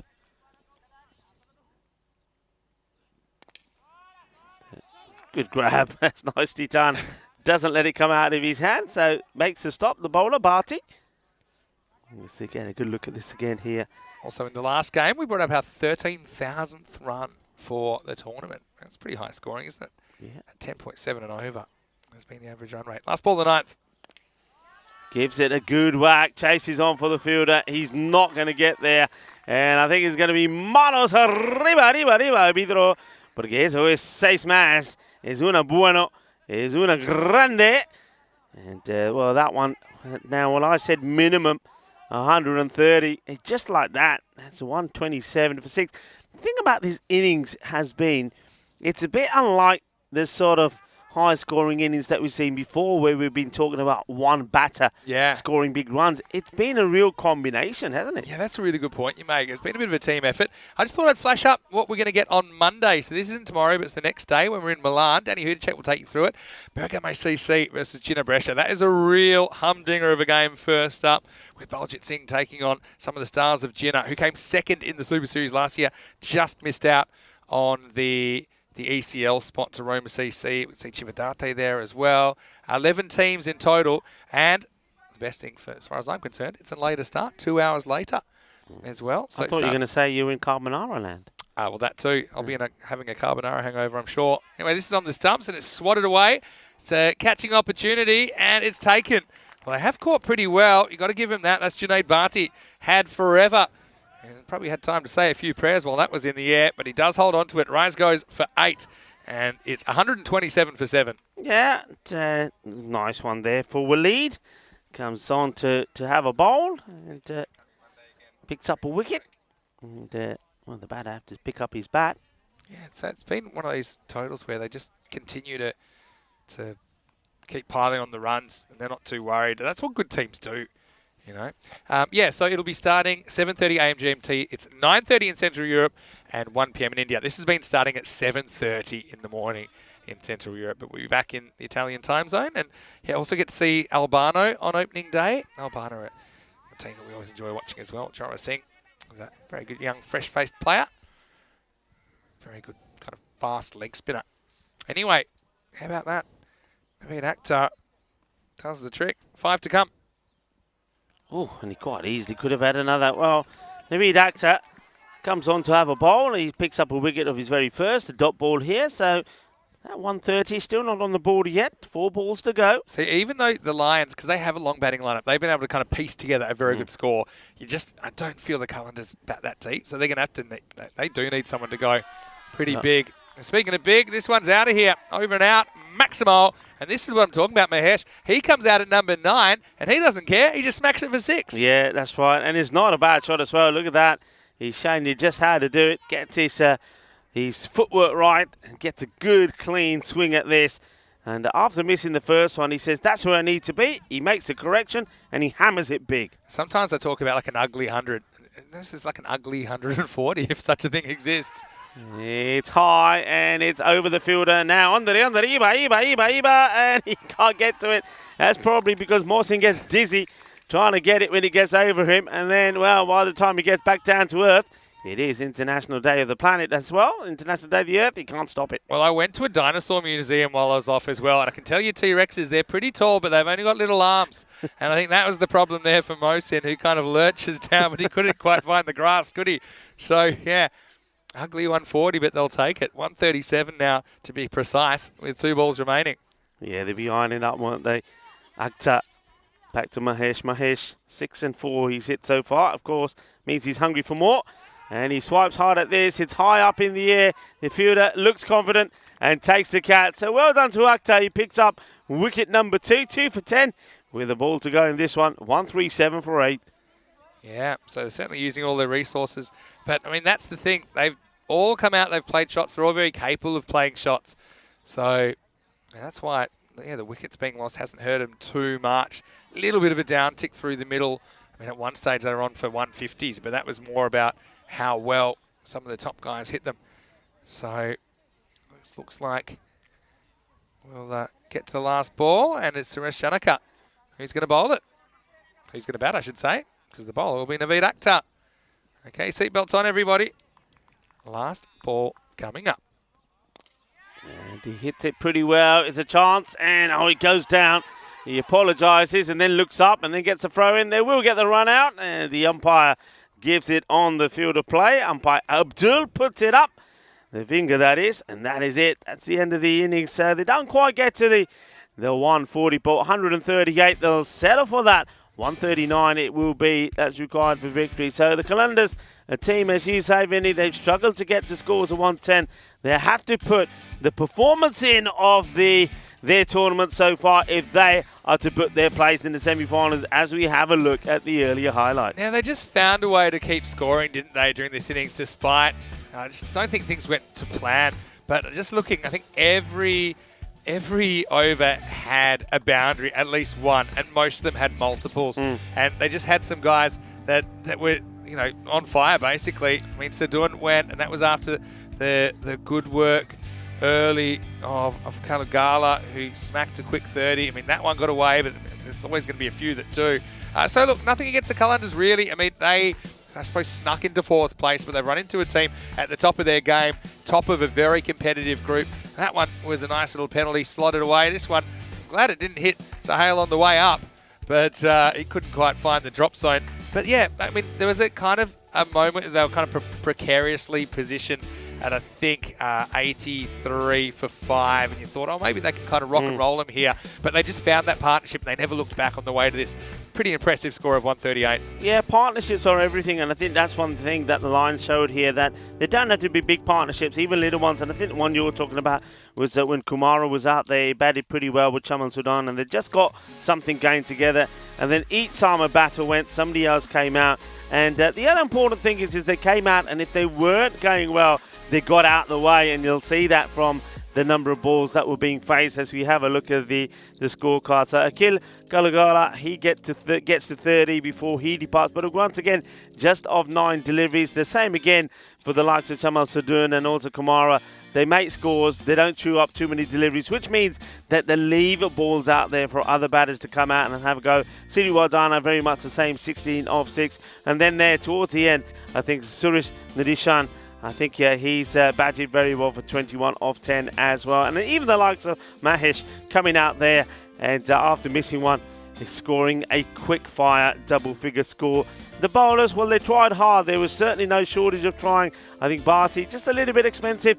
And likewise, Prashant Patel on this occasion, both men going over the 30 mark, though they picked up some wickets. But Naveed Akhtar there towards the end, a good highlight for him, 2 for 11. But of course, it was Shah Khalid, I think that was on song. He got a little bit lucky, didn't he, with one of those wickets, that one of Chaman Sudan, where he just managed to get a little bit of glove on, and he was caught down the leg side. But still, take nothing away from that.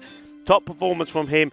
He takes 3 for 19. But the Sri Lankan Lions still do get to a good score. It's a above par score of 138 for 9. So 139 will be required for victory. One of these two teams are going to take up the last vacant space in the semi-final tomorrow. Who will it be? The Sri Lankan Lions will believe that they are favourites in this one after putting the runs on the board. But the Qalandars, well, maybe they can be a team that surprises again and cause another upset on quarter-finals Saturday. Join me, Rico Full and Mr. Maximo, when we return in around about 10 minutes' time for the conclusion of the final match of the day, quarter-final number 4.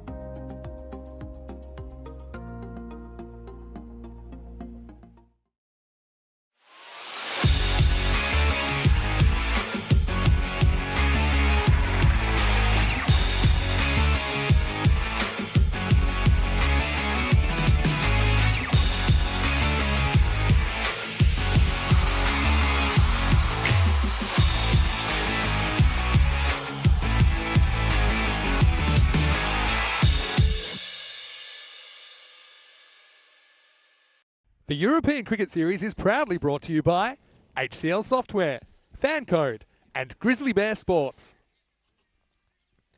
Hello and welcome back. You're watching the FanCode European Cricket Series. We are here in Limassol in Cyprus, and it's the conclusion of the very last quarter-final. Well, we know of 3 teams that have booked their place in tomorrow's semi-final, and we'll wait to see who will join them. And will it be the Sri Lankan Lions who've got the runs on the board, or Limassol Qalandars? Will they get to the 139 required for victory? If they are to do it, they're to score more runs than they have done in this tournament so far for them. Looks like the bowler who they're going to be up against first up is going to be Baduka Mehesh. And Mehesh came in and scored some valuable runs for his side as well towards the end. And I think the Lions will just be looking to just keep this nice and tidy and hope that the Qalandars make the mistakes. And as we get ready to start, looks like Varun Malhotra is going to be opening up with Ahmed. Here's the first ball in the reply. Oh, this is plumb. This is out. Yeah, there's no way you can survive this. It's such a good delivery. It's full, it's straight, it starts to swing in, it's knocking out middle stump. What a start this is from the bowler Mehesh. And unfortunately, Malhotra is going to have to go. He gets done by an absolute beauty. So it's a disastrous start for the Qalandars. And Varun Malhotra, adios, you've been done by a good one. Here comes Derek.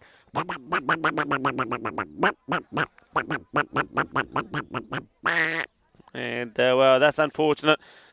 The batter says, "Oi, take your bat. Take your stuff here. Pick this up while you're at it. If you didn't do anything while you're out there, you might as well get your penny's worth over here." Oh, that's such a shame. But you got to say, it's a really good delivery from Mehesh. We haven't seen too much of that, have we? We haven't seen too many deliveries that are right up there that give the batter nothing. And we haven't seen batters that come out to the middle and have had to really be wary of the first ball that they get. I tell you what, Khalid, he's going to have to be wary of the first that he gets after seeing what Malhotra got. To Mehesh, can he repeat it? Well, that's what he's looking to do because he's batting well outside the leg stick. And he does repeat it, but this time it's a little bit too short. And it swings too much, hits him on the pads. But you can see what he's trying to do here, Mehesh. I get the feeling there's going to be a few more here because he's got the line and the length perfectly right. Walks back to his mark. To Khalid, of course. Played a big part with the ball. He picked up 3 wickets. This time's a little bit shorter, and that cuts him in half. But once again, he's getting that movement. But the thing is, you know the movement is coming.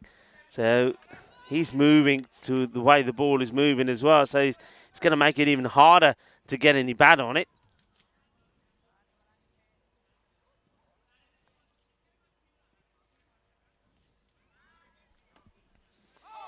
Oh, there's that swing again. He's just... the thing is with these deliveries, when you see this, I mean, a smart batter is moving the other way. If you're moving the other way, these are wides. Because they're missing leg stick of another set of stumps that's next to there. So he's going the wrong way. He's got to learn that the ball is swinging into him. So if he goes the other way and look to clip it away, it's a far better bet. And now, well... he's lucky. If this is full, it would have been curtains. They take the run. And, well, this goes through the keeper. They think of taking another, but they won't. It's well backed up by the fielder. Comes across. So Khalid does get off the mark. Gets to the safe end. And now it's Sohail Ahmed who's got to deal with Mehesh.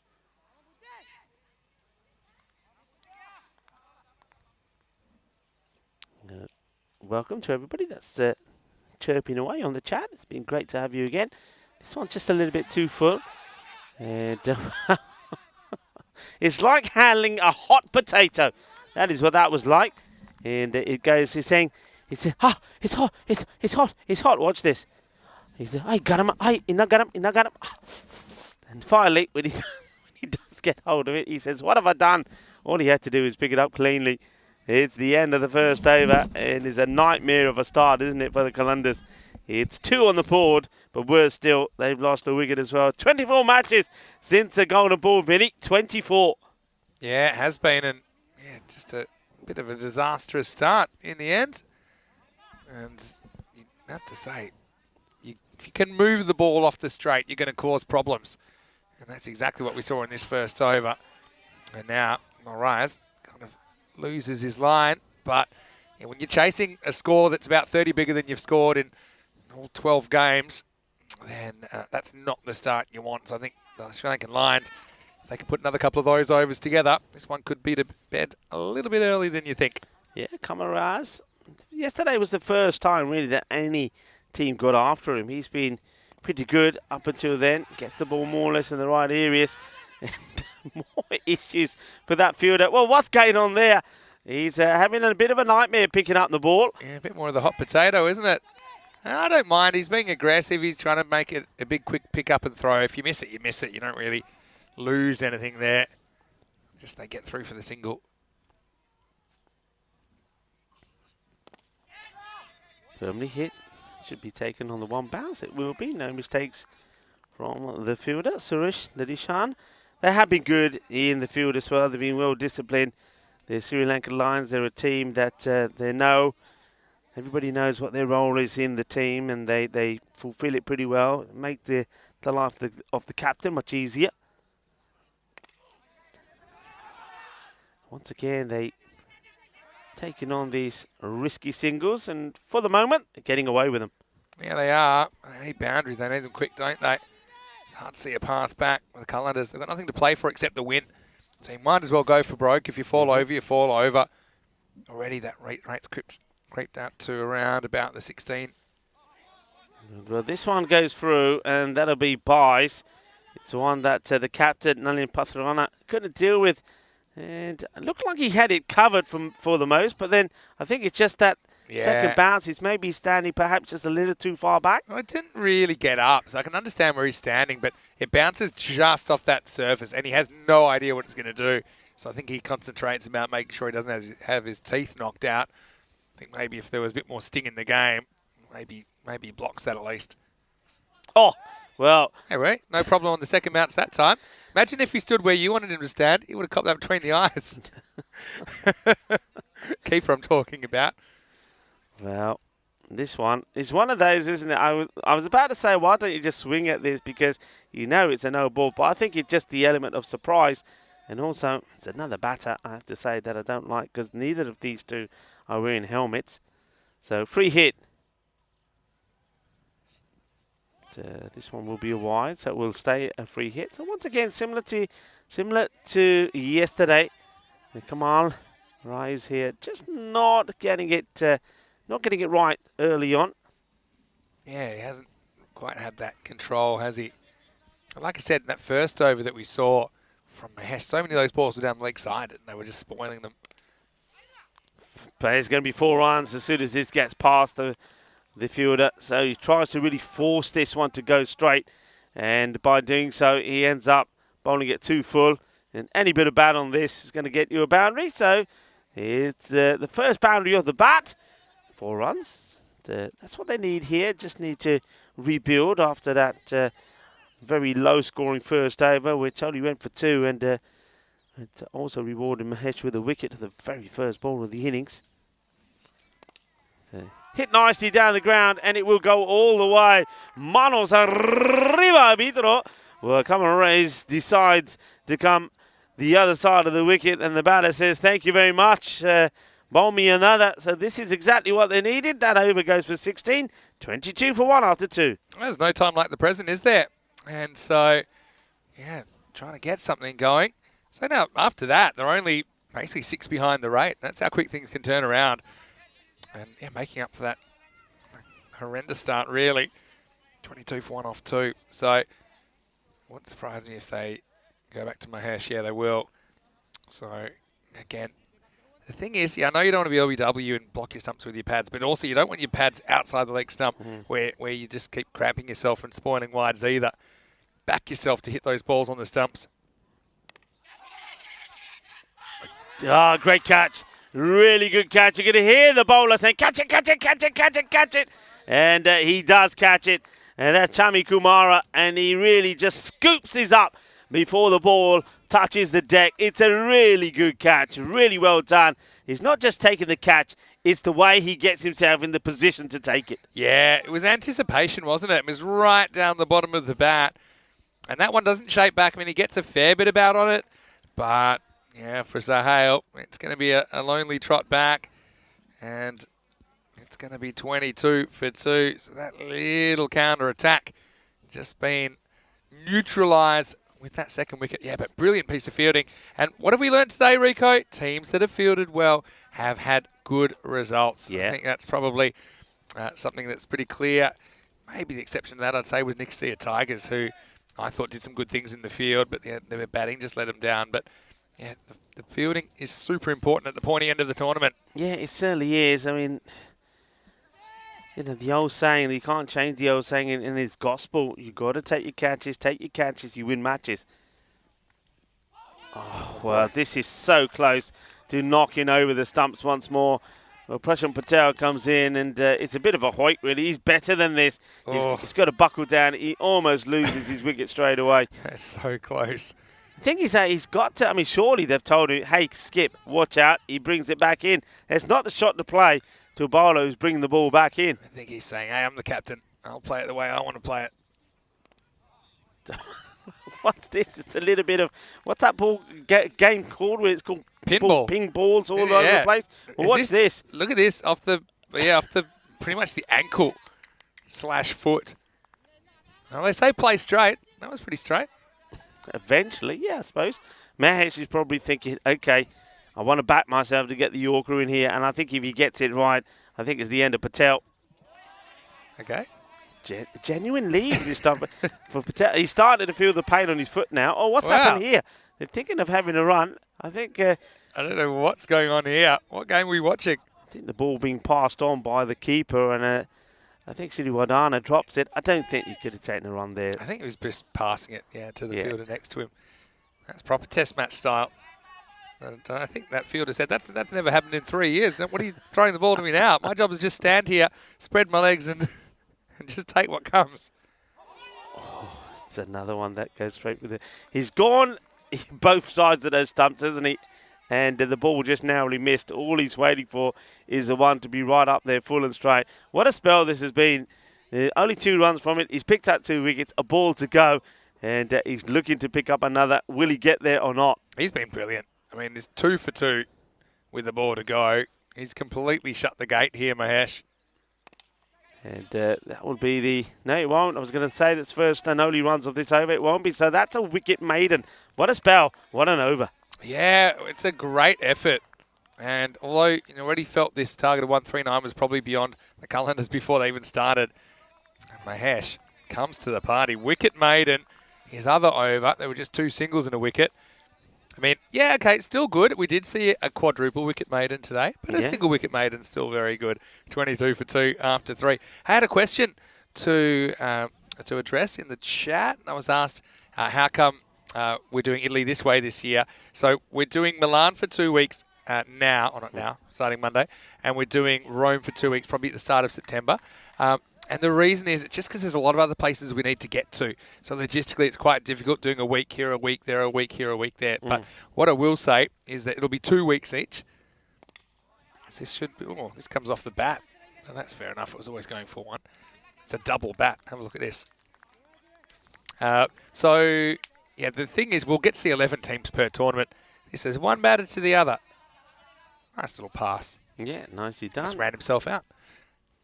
So that's the reason. So we'll still see 22 teams in Italy, which will be similar to what we normally see when we do the Super Series, which we always love that as well. But you got to realise also, the bigger we're getting and the more logistics, the more people involved, it's difficult to... we're not really going to places for 1 week in European Cricket Series this year. Because if we're going to set everything up, we're going to stay there at least 2 weeks. So it's a little bit short and gets away from the fielder. He'll be picking this one off the fence. So... Patel's taken a while to get going, hasn't he? But he does get a boundary. And the Culliners, every time you feel like this has drifted completely out of sight, they seem to find a few runs. Yeah, they do. Well, you're absolutely right, Patel. He's played out a maiden, if you like, which he literally has Yeah. before he finally gets runs off his bat. That's the boundary. That's 4. And sometimes that's all it takes. And then you get moving. He has been their key player. Let's see if he can put a good performance in here. Hits this pretty well. That should be dealt with by the fielder. It has been. Say a big hello to John Gray as well, who's welcoming me back, and also saying hello to you, Rico. Hello, John. Great to be. Yeah, the other thing I'll say to that, don't forget that a lot of these places in Europe, we've got to try and get there at the time when we know the weather is good as well. Yeah, that's true as well. But, I mean, looking forward to all the places we're going this year. Nice to be back in Cyprus, of course. They had a lot of cricket late in 2021. Had a fairly extended night series and then the ECS. Shot, and I think this goes all the way. It will. Balle kinna sona shaka lagya Shakalit. He had 6 more to his. He moves on to 19 now. Nice hit, clean, sweet, out of the middle. Yeah, just a perfect swing of the bat. Not a lot of footwork, but he timed it perfectly. And this one is a catching chance, and it's been taken. There's an easy catch for the guy out there. He doesn't drop any. He's had quite a few Saranga that comes his way, and he just takes them all in his stride. He's taken a few good ones in that slip area as well, but gets a little bit greedy, goes for the big shot, head goes up in the air, hence does the ball, and tidied up nicely by Saranga. Slightly awkward one with the sun as well. You can see the shadows, but he took it pretty easily. And you can see that's just disciplined bowling, isn't it? Okay, yeah, got pounded for 1-6, but it's going to be hard for the Cullen to do that consistently. So 3 wickets falling in the first 4 overs, 34 for 3. Yeah, Janaka gets a wicket. And, well, that's nice for him. Sure as Janaka, of course, he's got his son and his daughter watching. And I think Christo will be shouting the name of his father once more. Go, Dad, go, Dad. And Christo, well, the lovely young man, and he's got a good arm as well. And he's here supporting his father and, of course, supporting the Lions. The Lions, they get good support, and it's a family affair. The sky ball, but it's dropped. Oh, and he drops it right in front of Diana Ora as well. That's going to be on the social media. Unlucky for the fielder because Diana's got you. Watch this. She's snapping away. Click, click, click, click, click. And, well, Kamal, you're going to be in the pictures for a drop catch. Caught in the act, wasn't he? It's Certainly kind of was. it's a casual kind of approach. I was going to say, you'd rather be shouting your dad's name in support and rather having your dad shout your name, because that normally meant that you've done something wrong. And he's after you. But, yeah, no, it's nice to see so many families down here. And, yeah, it's a little bit of a well-kept secret, this ground in Ipsonis.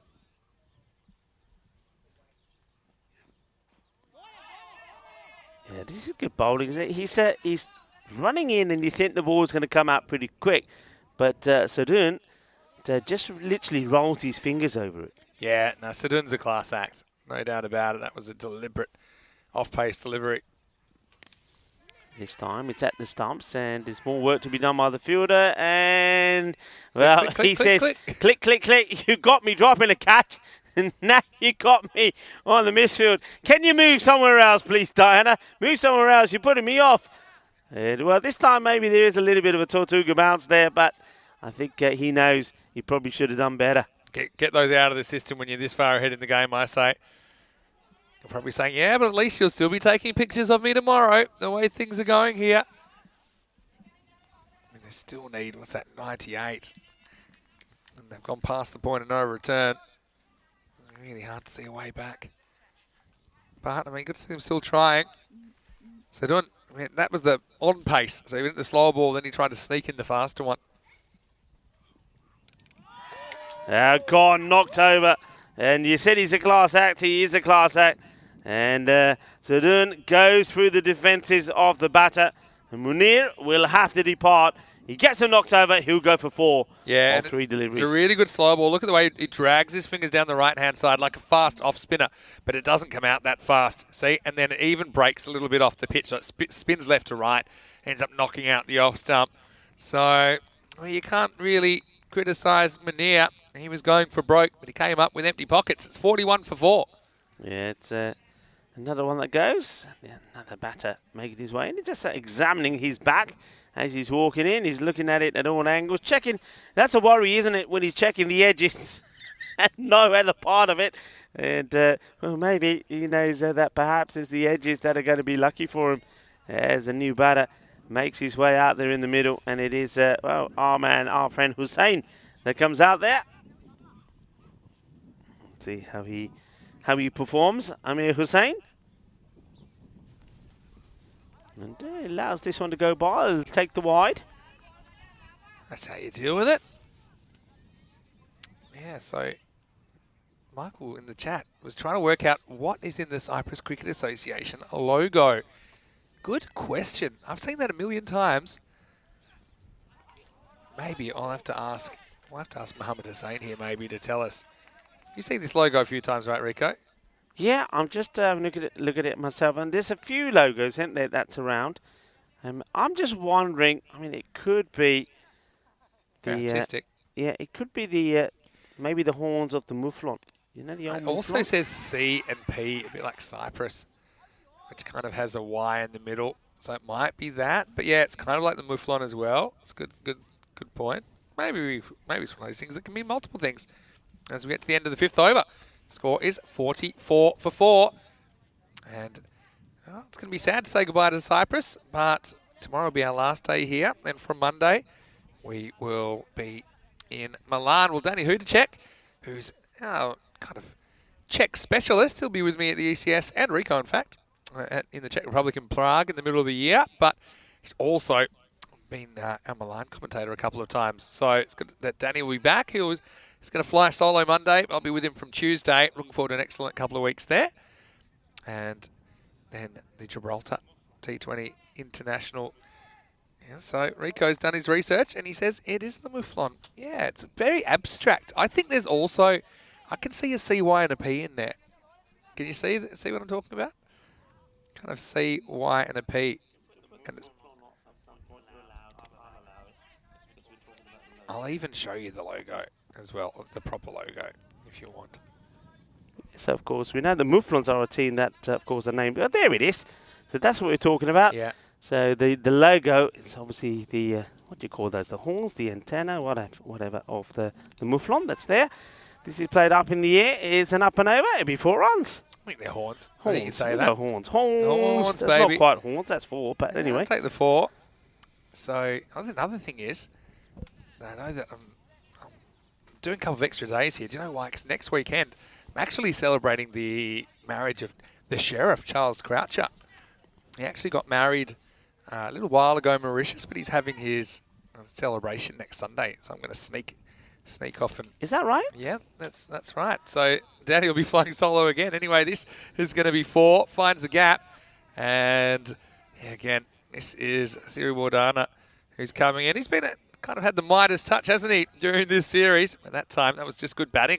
He finds the gap and finds 4. Yeah, Siri Wardana normally would be running in. And as he told me when I spoke to him, because of the injury he's got to his ankle, he's just bowling these little seamers, and he's been pretty effective, I have to say. And when I was talking to him, I said, well, look, stick to it, because it seems to be, for me, on this wicket particularly, that the bowlers sort of off pace have been pretty effective.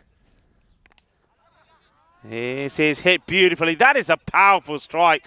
I mean, hits his off the back foot, does Patel, and this is what he can do.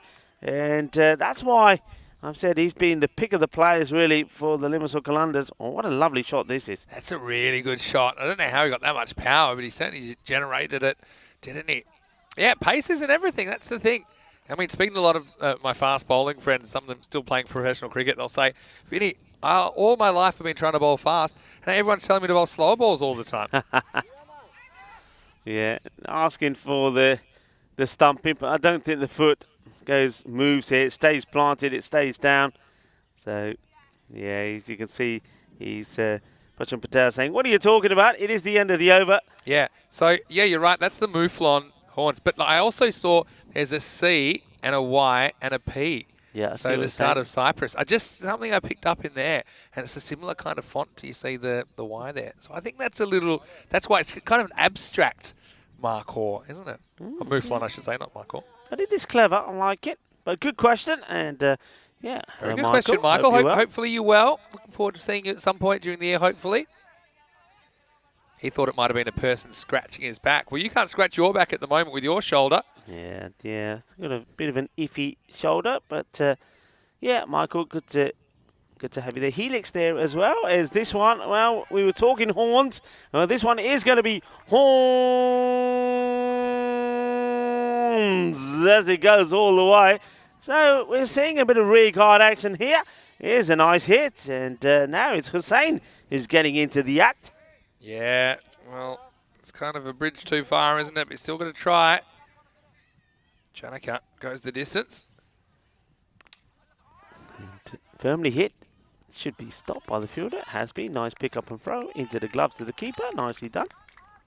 Yeah, Hussein, he's played some nice shots while he's been out there. Yeah, so tomorrow, I wonder what we're going to see. Again, we've got 4 teams. Only one of them will win 2 matches. This is in the air. Should be caught by the bowler. He skates around and he drops it. And now they're going to take 2 with 0 respect. And we could Where's see the keeper? Well, the keeper, I think, was going to celebrate with him. I'm so surprised this doesn't go for 4 overthrows. I mean, he's absolutely horned that. Speaking of horns. Why doesn't he go to the... Look, the keeper's run to the bowler's end. Why doesn't he go to the keeper? Do you mean the keeper or the bowler keeper? The keeper. And he fries it in and maybe he doesn't realise the keeper's at that That was end. so close to a non-Maximo 6. Because as soon as he threw that, I saw the keeper who was standing next to him. I said, well, this could be a bad result, but in the end, let's just call it a 2 and get on with it. It was a great stop, actually, well backed up. I tell you what, I'm glad I weren't in the fine line of that. I ain't touching it. It was absolutely lasered back. I think whoever had to stop that was probably saying to the keeper, hey, if you're going to go, can you leave your gloves behind? Because I might need them. Can you imagine? Hey, what if that happened? Would that be okay? No, it's actually happened in a first-class game. If any other fielder uses the keeper's gloves, and it was done like as a joke Yeah. in a game, it's 5 penalty runs. It's illegal fielding. You know who did it? Labuschagne. Labuschagne, I think. Oh, did he? When he's playing for Queensland, I'm pretty sure. And it's kind of one of those things. It's just like, the keeper ran after the ball, so he picked up the glove, and even though it was, the play was pretty much dead, the umpire's like, 5 runs. 5 runs. Okay. Yeah, rough stuff. 70 for 4 after 7. Coming up tomorrow, more cricket. It's our final 4 games from Cyprus, and I think we can pretty much lock in Sri Lankan Lions to take on the Napa Royal Kings in semi-final 2. But first up, it'll be a high-octane clash between the Black Caps and Limassol Zalmi, 2 teams that have hit form at just the right time, Rico. So, join us for the finals date, 5:30 a.m. GMT, 7:30 in the morning in Central Europe, 11 a.m. in India. Yeah, and to give you a taste of what was coming, remember the last time they met, Limassol Zalmi 149 for 5. Jawad Shah made 97 of those. And then the Black Caps, though they finished 23 runs short with 1-2-6 for 2, remember at the halfway point they were on 90. Yeah. So, I spoke to Rajinder Brar after their victory today, and he touched on that. And they were flying. We'll talk about flying. This one has flown out of here as well. So they're putting on a bit of a fight here. Hussein now goes big. Wasn't the best of deliveries once again from Kamal. He's just seems to have lost his way a bit. Remember when we first saw him earlier on, he was picking up wickets for fun. He picked up 3 for in both the matches when we first saw him, and he was then quite regularly taking wickets. But now just seems to have gone off the ball a little bit, and maybe he needs to go back to what he was doing right before. This is launched into again. Maybe he gets a wicket, and he will. So the catcher does not let him down. A nice catch by Mehesh. Well, he's certainly been a great introduction into their side today. And takes the catch. It really does give this a good old whack. But neat little catch taken. So there is a wicket there for Kamal. Though it wasn't the best of deliveries from him. But Amir Hussain, I like his effort. Yeah. He gets to 16. He didn't want to hang around. He thought there's no point just hanging around and just plodding along. Let's just have a go. And he and his captain, Prashant Patel, put a good partnership on together before Amir. He'll get caught in the deep. 16 of 8 deliveries. Yeah, I mean, he tried his best, didn't he? It was a bit of a hopeless cause. Well, lead, he took a good catch earlier.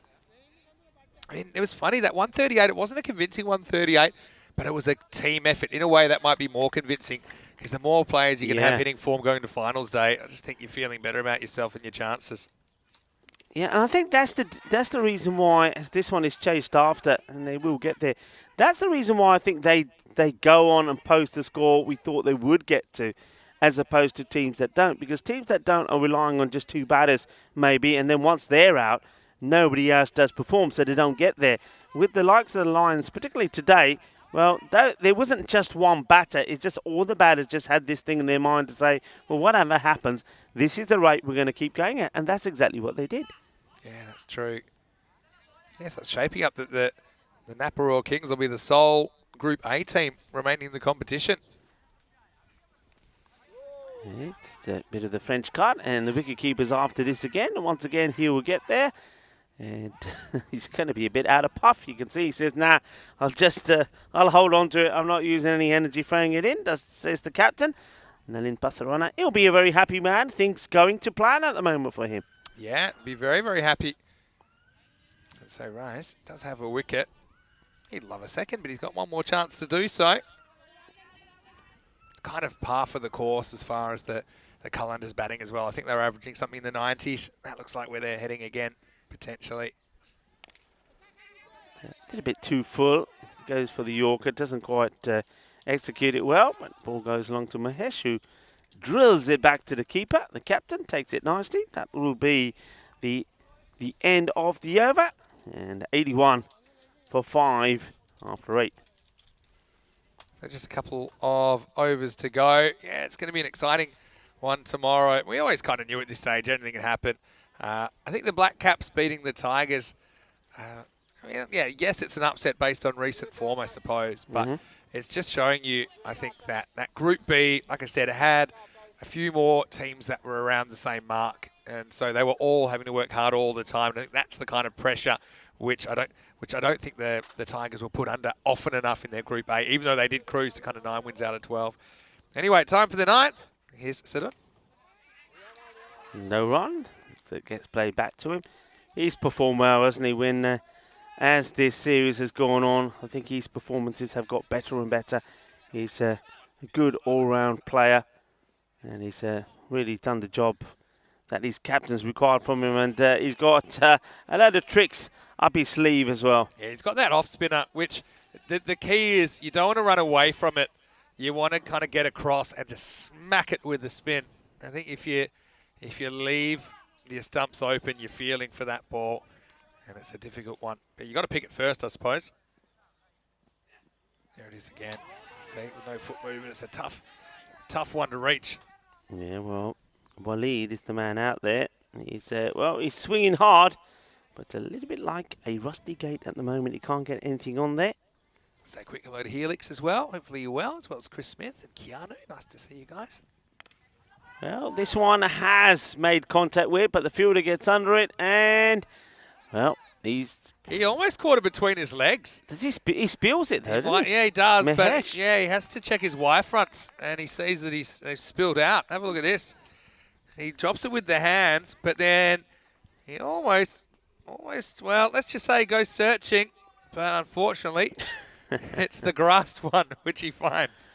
It's like one of those where you have to put the euro coin in and you turn the knob and something pops out. That looked a bit like that. Well, this time he has no issues. Certainly hope he wasn't doing that time after putting in the €1 coin. Anyway, again, if you're going to drop catches, now's a pretty good time to do it. You don't want to drop them tomorrow when it's on the line. Yeah, so an all-Group B clash to start the day in semi-final number 1. And this one, oh, well, how does he drop that? And it could be run out. It's not even run out. Well, this is just, well, we've just seen 2 catches drop there. First, Mahesh, who he made catching look easy before. Then one man, Prasad Surunga, who's caught everything that's come his way. This is just, I think, a lack of concentration, well, isn't it now? Hopefully Sidun isn't hungover from all the drinks that they're going to have to buy him tonight for dropping catches off his bowling. That was an absolute sitter. Anyway, 84 for 5 off 9 as we head into the last over of quarterfinals Saturday. I've got to say, I don't think we've ever had a quarterfinals Saturday before. It doesn't quite have the same ring as quarterfinals Friday. But I've enjoyed it nonetheless. It's always an exciting day, isn't it? you lose half of the remaining active teams in the competition. There's the logo in the background as well, if you wonder what we're talking about. The Mouflon. I also think, yeah, it's got the CYP look to it as well. All right, Cyril Wardana to bowl. Goes here. Okay, it could be another chance. And it's been dropped now by the man, Chamal Sudun. Yeah. Well, if he was aggravated of them dropping him off him, well, he says, well, if you're not catching mine, I'm not catching yours. He said it's like for like, he says. What goes around comes around. He says, if you're not going to take any catches, this is how it feels. And he just chests it back like a big man. That's bounced a long way off his chest. It's not a huge chest either. Well, how does this miss? Right over middle stump. Sili Wardana says, hey, but you've got a wicket. I haven't. You should have taken it. This is so close, isn't it? Really didn't miss by much. And another chance. And this time it has been swallowed up. So Sili Wardana will get a wicket. And Nadishan is taking the catch. And to the applause of the supporters for the Sri Lankan Lions.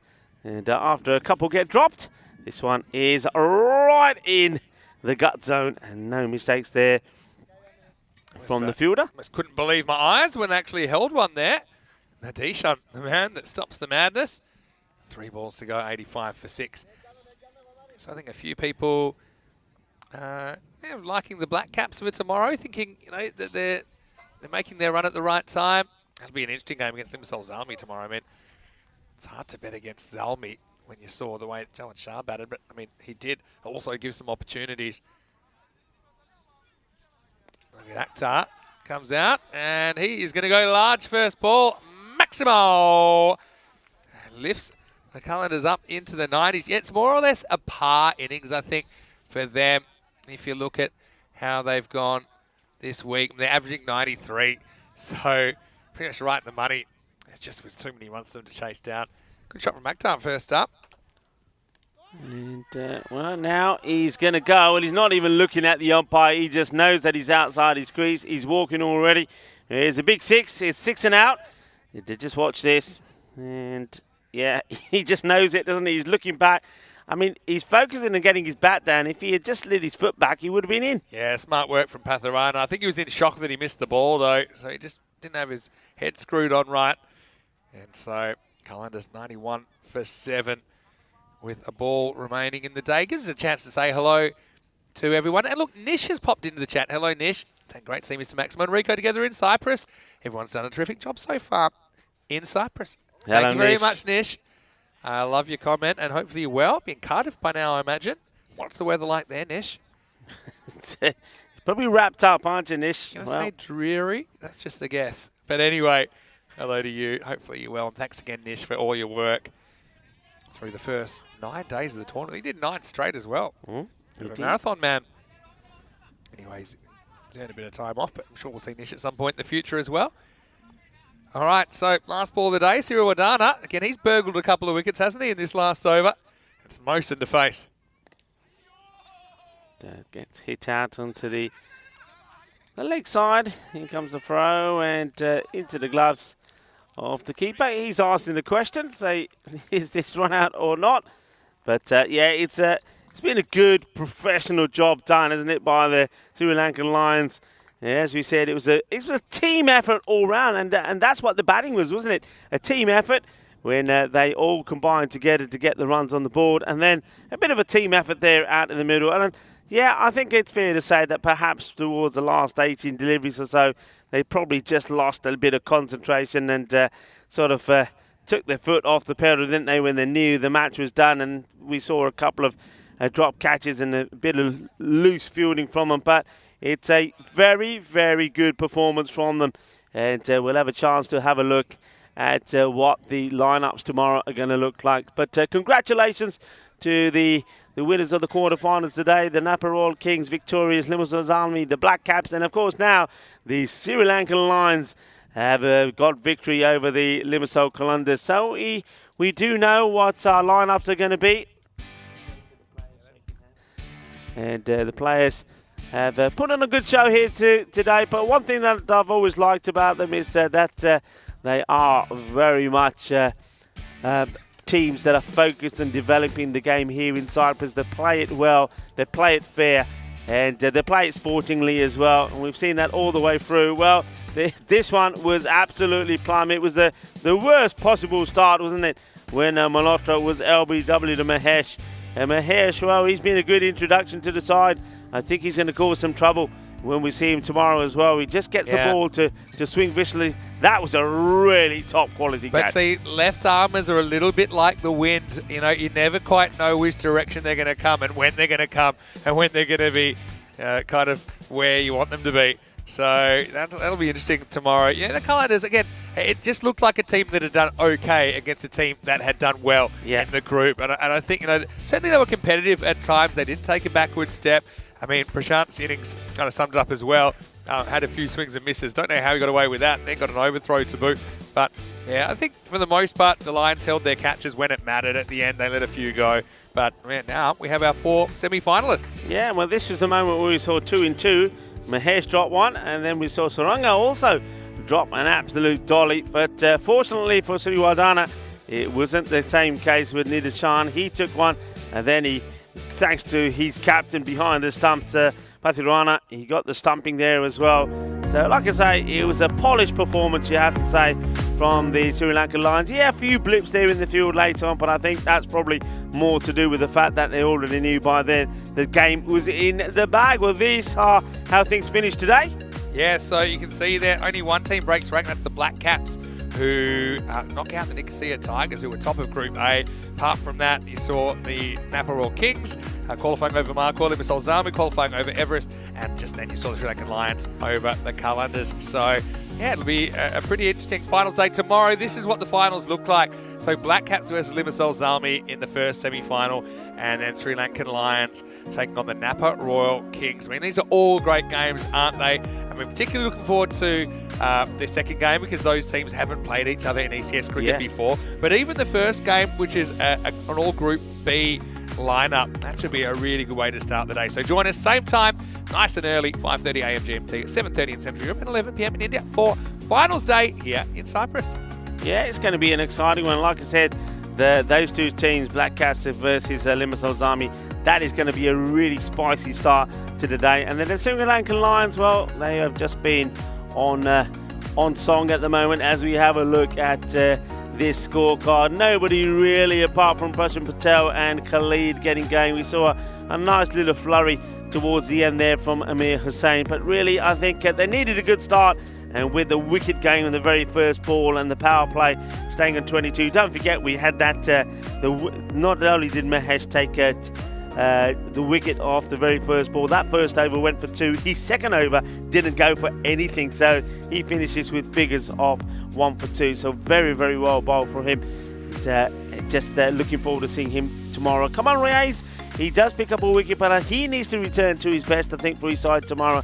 But Chamal Sudun, he is just getting better and better every time that he plays. And that is the summary there. The Sri Lankan Lions, they got a very comfortable victory against the Limassol Calendars. The Calendars, they did well, didn't they, to qualify through their group. It was a long, sort of challenging and nail-biting day for them when they were watching the Amdocs. The Amdocs couldn't get the victory that they needed to get through. So Calendars did get through. They put a bit of a fight together, but up against the top team in Group B, it was always going to be hard work. And really, you could see the gap that there was between the team finishing at the top of the table and the team just making it through.